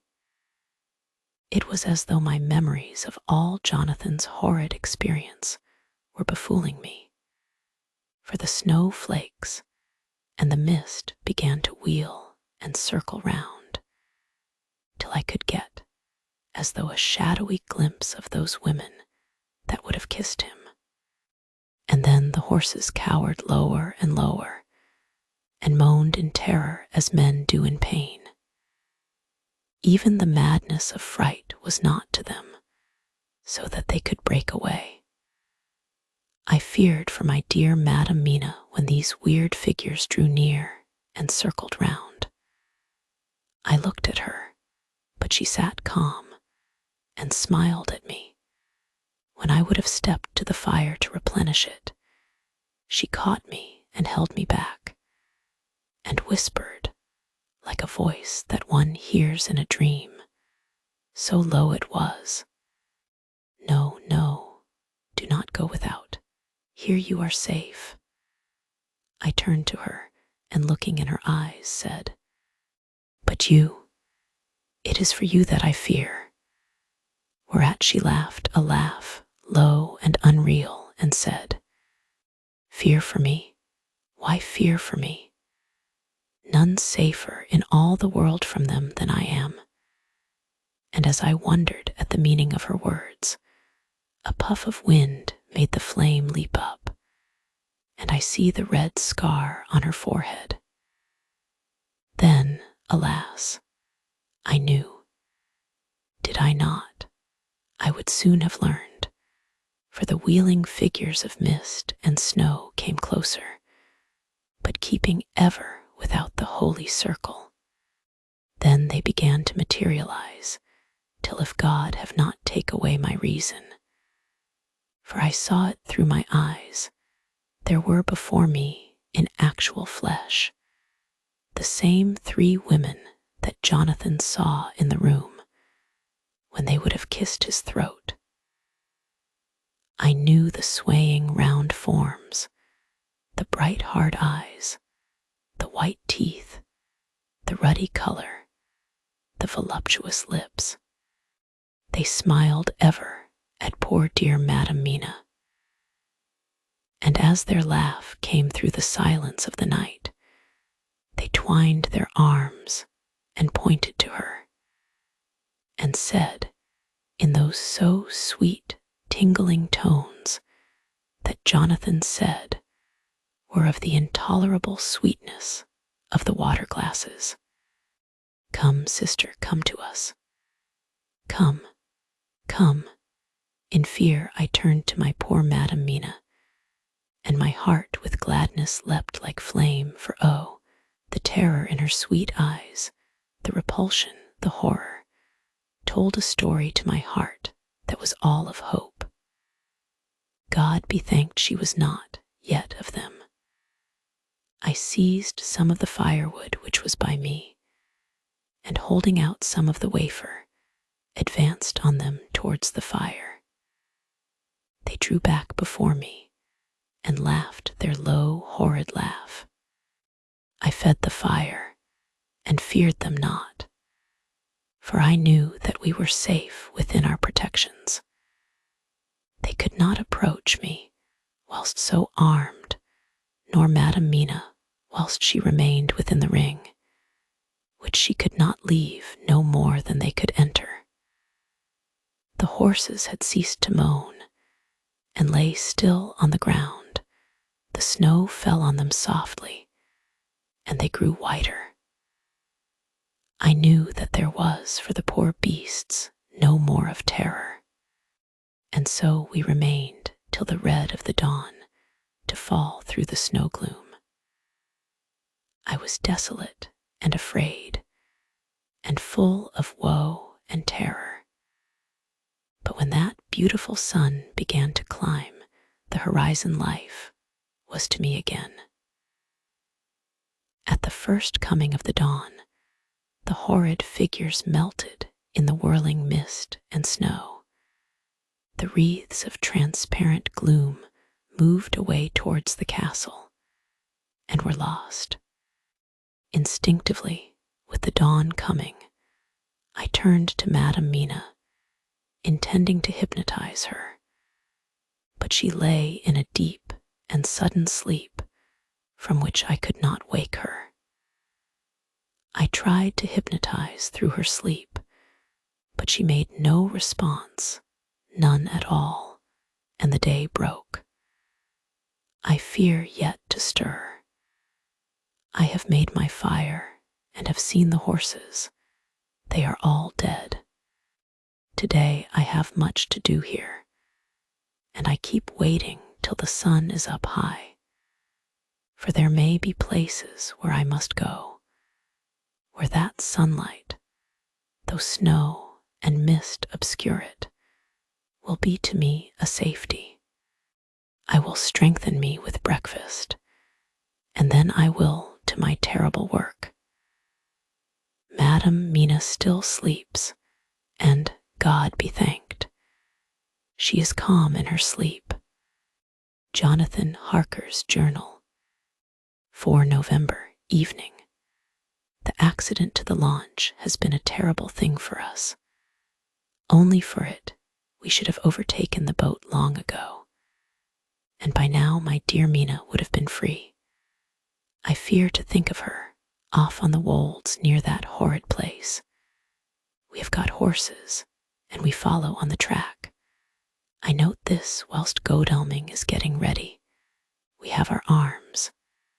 The Shkeni must look out if they mean fight. Oh, if only Morris and Seward were with us. We must only hope, if I write no more goodbye, Mina.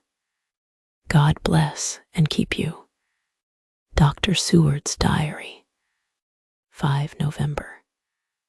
With the dawn, we saw the body of Shkeni before us dashing away from the river with their lader wagon. They surrounded it in a cluster and hurried along as though beset. The snow is falling lightly, and there is a strange excitement in the air.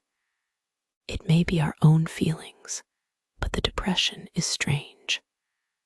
Far off I hear the howling of wolves.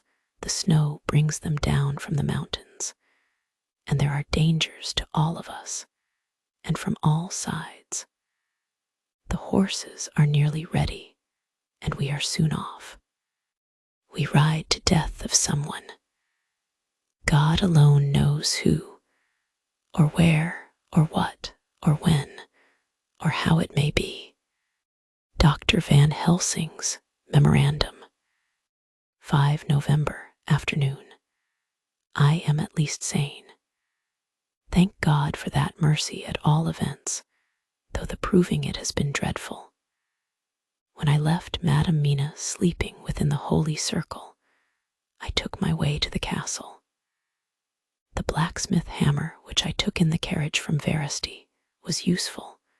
Though the doors were all open, I broke them off the rusty hinges, lest some ill intent or ill chance should close them, so that being entered, I might not get out. Jonathan's bitter experience served me here. By memory of his diary, I found my way to the old chapel, for I knew that here my work lay. The air was oppressive.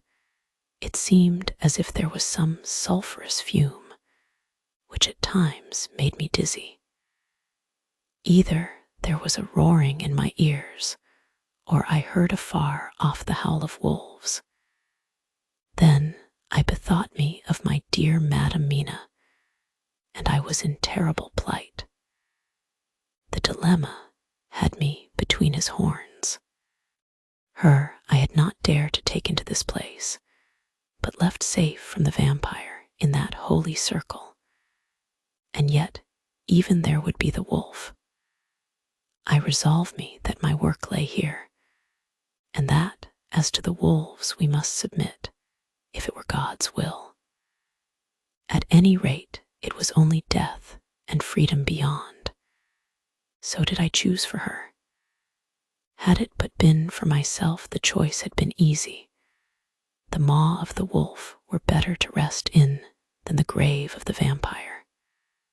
So I make my choice to go on with my work. I knew that there were at least 3 graves to find graves that are in habit, so I search, and I find one of them. She lay in her vampire sleep, so full of life and voluptuous beauty that I shudder as though I have come to do murder. Ah, I doubt not that in old time, when such things were, many a man who set forth to do such a task as mine found at the last his heart fail him, and then his nerve. So he delay, and delay, and delay, till the mere beauty and the fascination of the wanton undead have hypnotized him, and he remain on and on till sunset come, and the vampire sleep be over. Then the beautiful eyes of the fair woman open and look love, and the voluptuous mouth present to a kiss, and man is weak. And there remain one more victim in the vampire fold, one more to swell the grim and grisly ranks of the undead. There is some fascination, surely, when I am moved by the mere presence of such an one. Even lying as she lay in a tomb, fretted with age and heavy with the dust of centuries, though there be that horrid odor such as the lairs of the Count have had. Yes, I was moved, I, Van Helsing, with all my purpose, and with my motive for hate.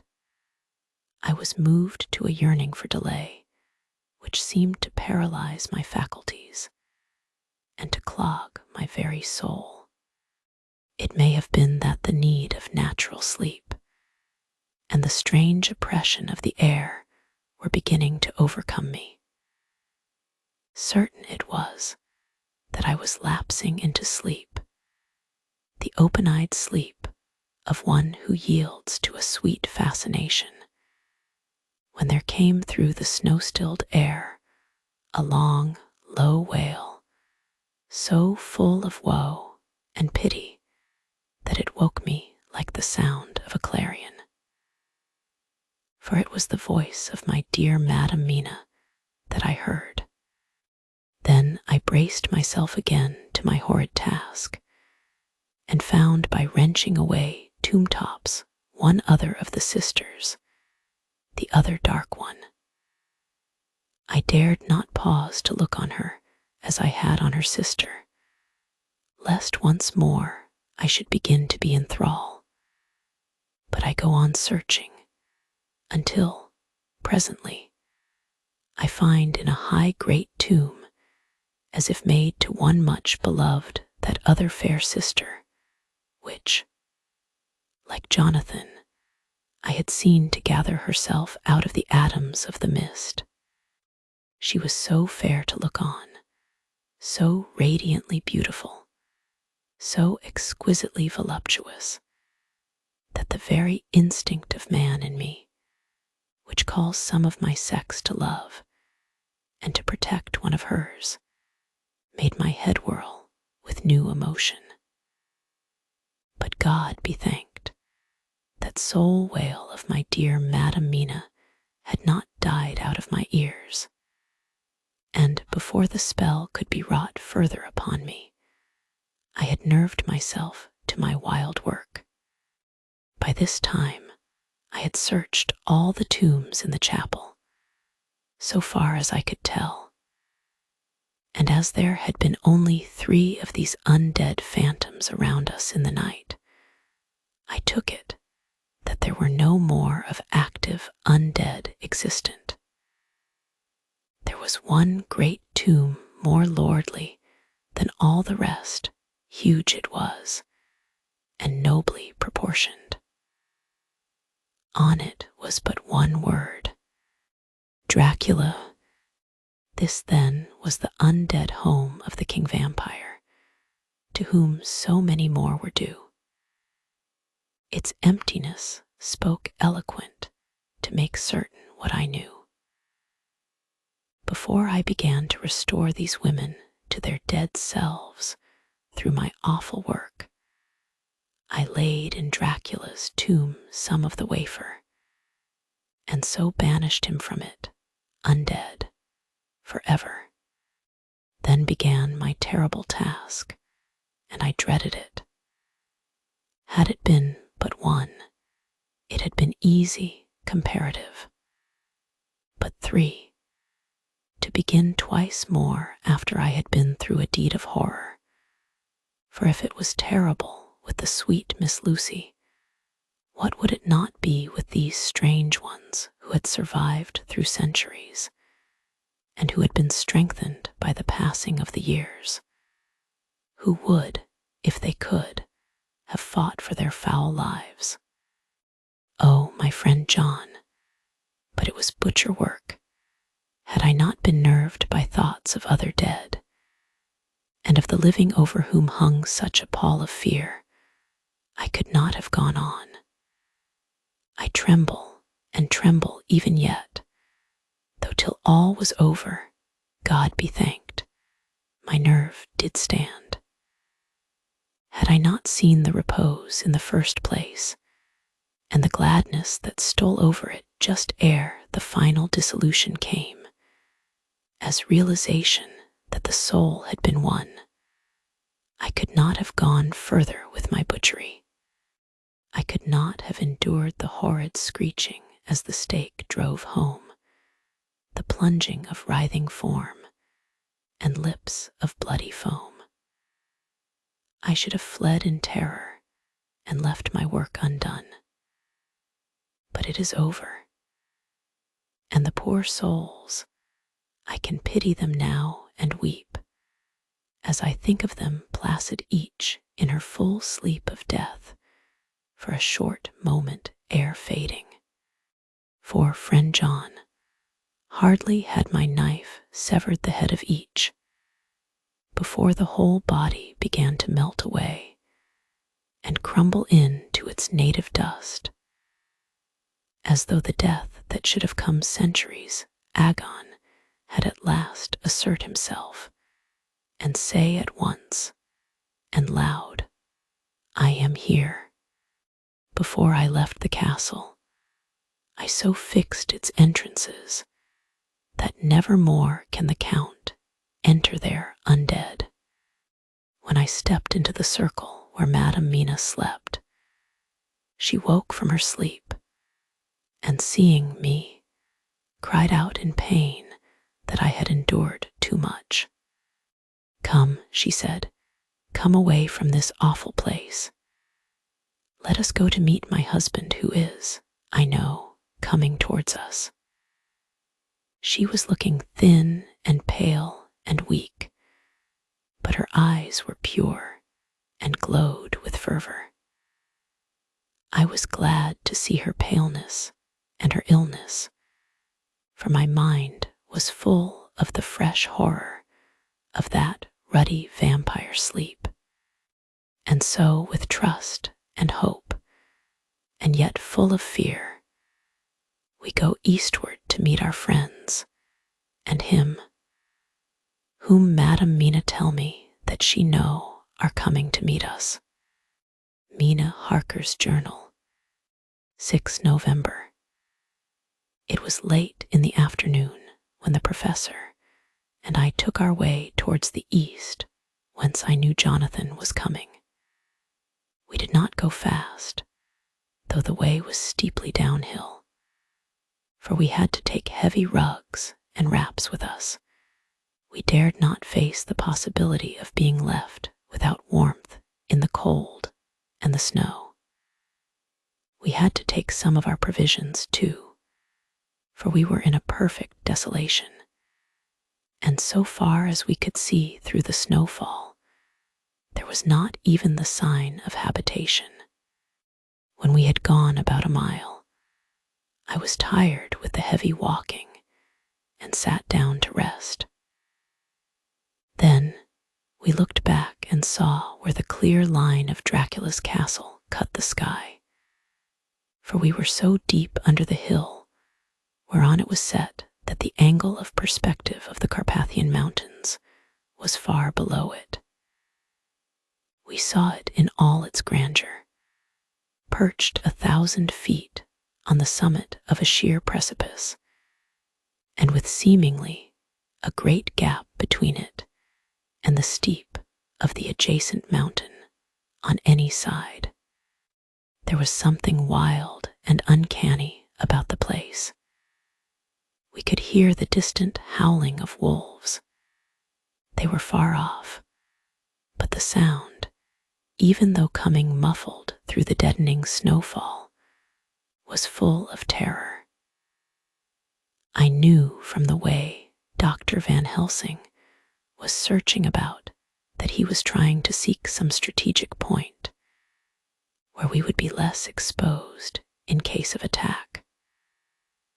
The rough roadway still led downwards. We could trace it through the drifted snow. In a little while the professor signaled to me, so I got up and joined him. He had found a wonderful spot, a sort of natural hollow in a rock, with an entrance like a doorway between two boulders. He took me by the hand and drew me in.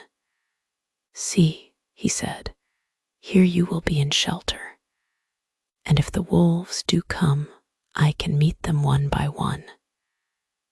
He brought in our furs and made a snug nest for me, and got out some provisions and forced them upon me. But I could not eat. To even try to do so was repulsive to me, and much as I would have liked to please him, I could not bring myself to the attempt. He looked very sad, but did not reproach me. Taking his field glasses from the case, he stood on the top of the rock and began to search the horizon. Suddenly he called out, "Look, Madame Mina, look, look."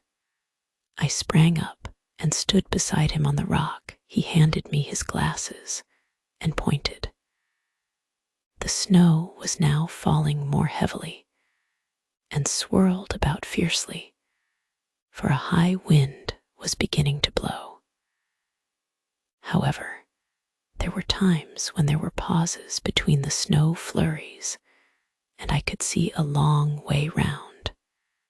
From the height where we were, it was possible to see a great distance, and far off, beyond the white waste of snow, I could see the river lying like a black ribbon in kinks and curls as it wound its way. Straight in front of us, and not far off, in fact, so near that I wondered we had not noticed before, came a group of mounted men hurrying along. In the midst of them was a cart, a long lader wagon which swept from side to side, like a dog's tail wagging, with each stern inequality of the road. Outlined against the snow as they were, I could see from the men's clothes that they were peasants or gypsies of some kind. On the cart was a great square chest. My heart leaped as I saw it, for I felt that the end was coming. The evening was now drawing close, and well I knew that at sunset the thing, which was till then imprisoned there, would take new freedom, and could in any of many forms elude all pursuit. In fear, I turned to the professor. To my consternation, however, he was not there. An instant later, I saw him below me. Round the rock he had drawn a circle, such as we had found shelter in last night. When he had completed it, he stood beside me again, saying, "At least you shall be safe here from him." He took the glasses from me, and at the next lull of the snow swept the whole space below us. "See," he said, "they come quickly, they are flogging the horses, and galloping as hard as they can." He paused and went on in a hollow voice, "They are racing for the sunset. We may be too late. God's will be done." Down came another blinding rush of driving snow, and the whole landscape was blotted out. It soon passed, however, and once more his glasses were fixed on the plain. Then came a sudden cry, "Look, look, look, see, 2 horsemen follow fast, coming up from the south. It must be Quincy and John. Take the glass. Look before the snow blots it all out." I took it and looked. The 2 men might be Dr. Seward and Mr. Morris. I knew at all events that neither of them was Jonathan. At the same time, I knew that Jonathan was not far off. Looking around, I saw on the north side of the coming party 2 other men, riding at breakneck speed. One of them I knew was Jonathan, and the other I took, of course, to be Lord Godalming. They, too, were pursuing the party with the cart. When I told the professor, he shouted in glee like a schoolboy, and after looking intently till a snow fall made sight impossible, he laid his Winchester rifle ready for use against the boulder at the opening of our shelter. "They are all converging," he said. "When the time comes, we shall have gypsies on all sides." I got out my revolver ready to hand, for whilst we were speaking, the howling of wolves came louder and closer.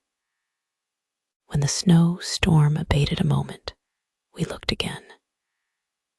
It was strange to see the snow falling in such heavy flakes close to us, and beyond, the sun shining more and more brightly as it sank down towards the far mountain tops.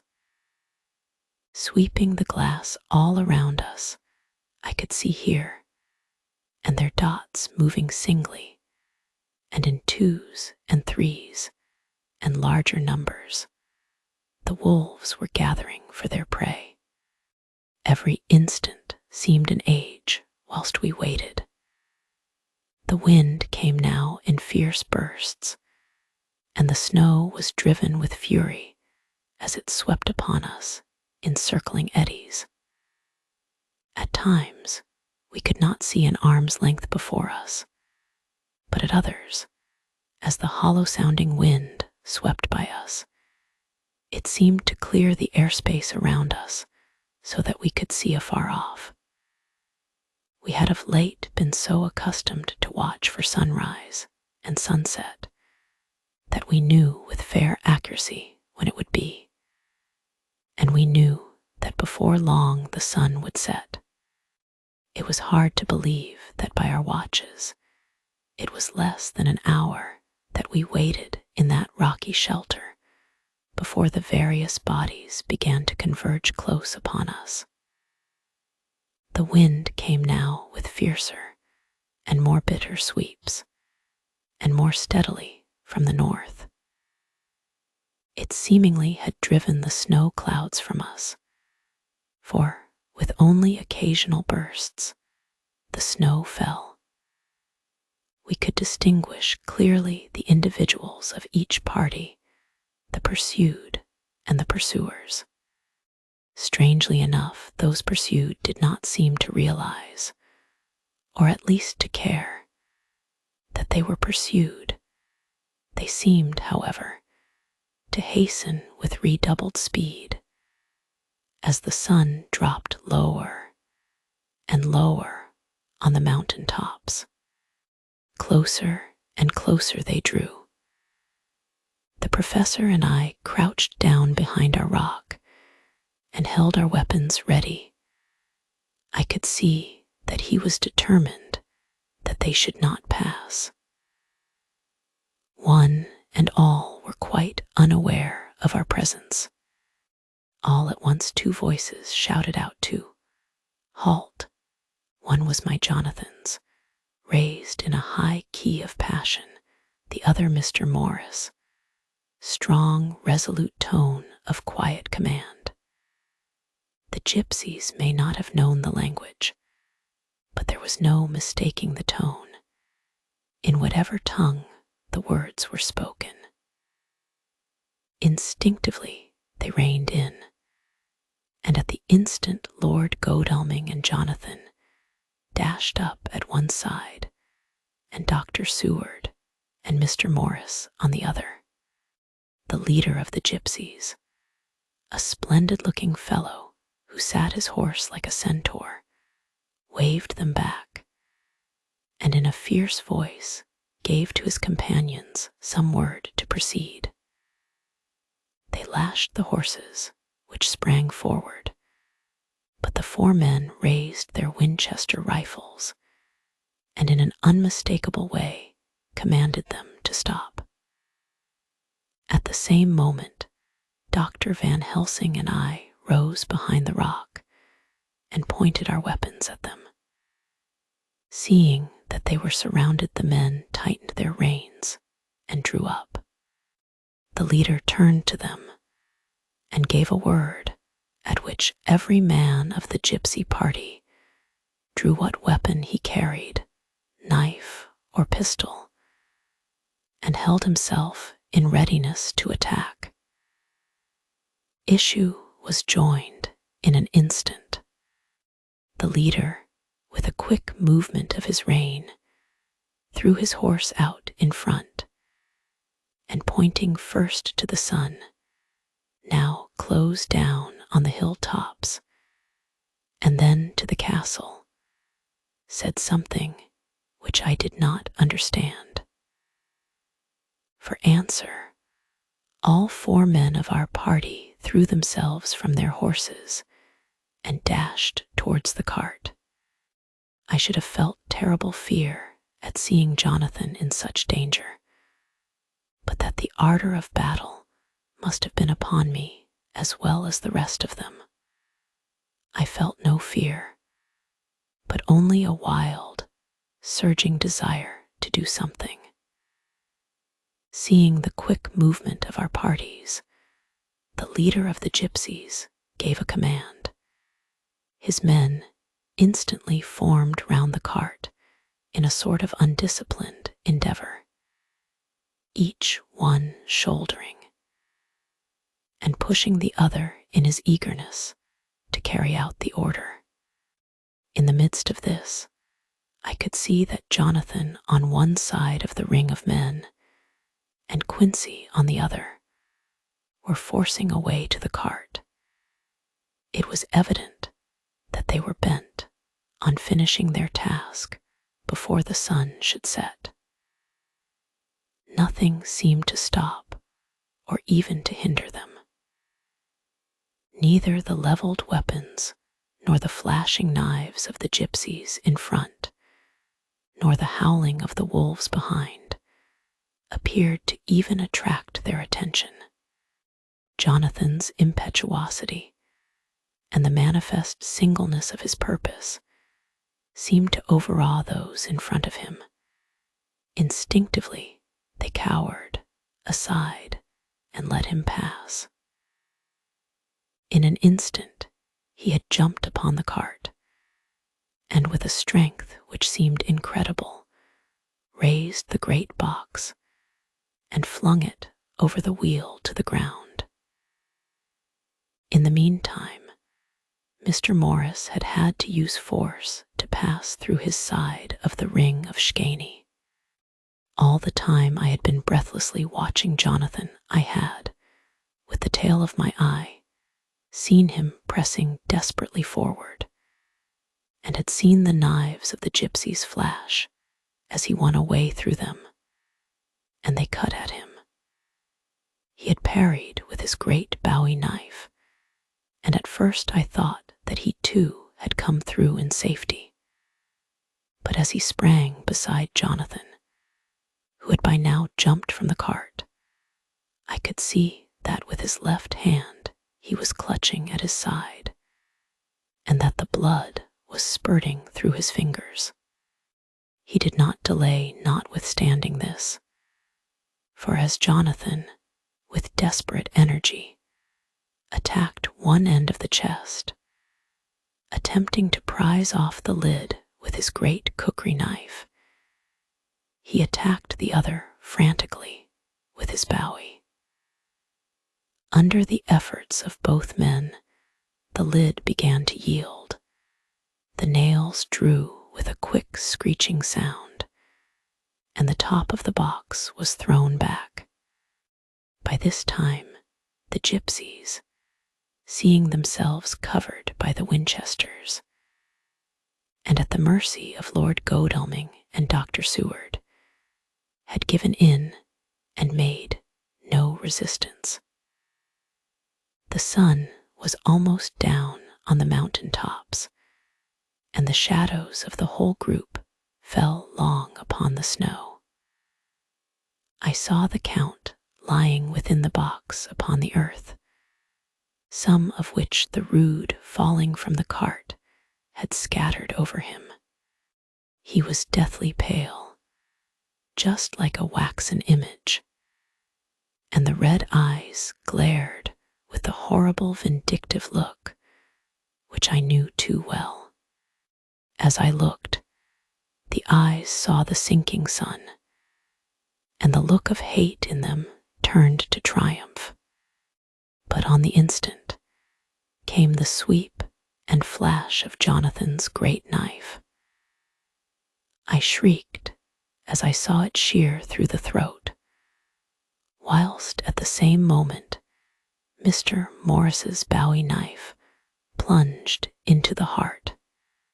It was like a miracle, but before our very eyes, and almost in the drawing of a breath, the whole body crumbled into dust and passed from our sight.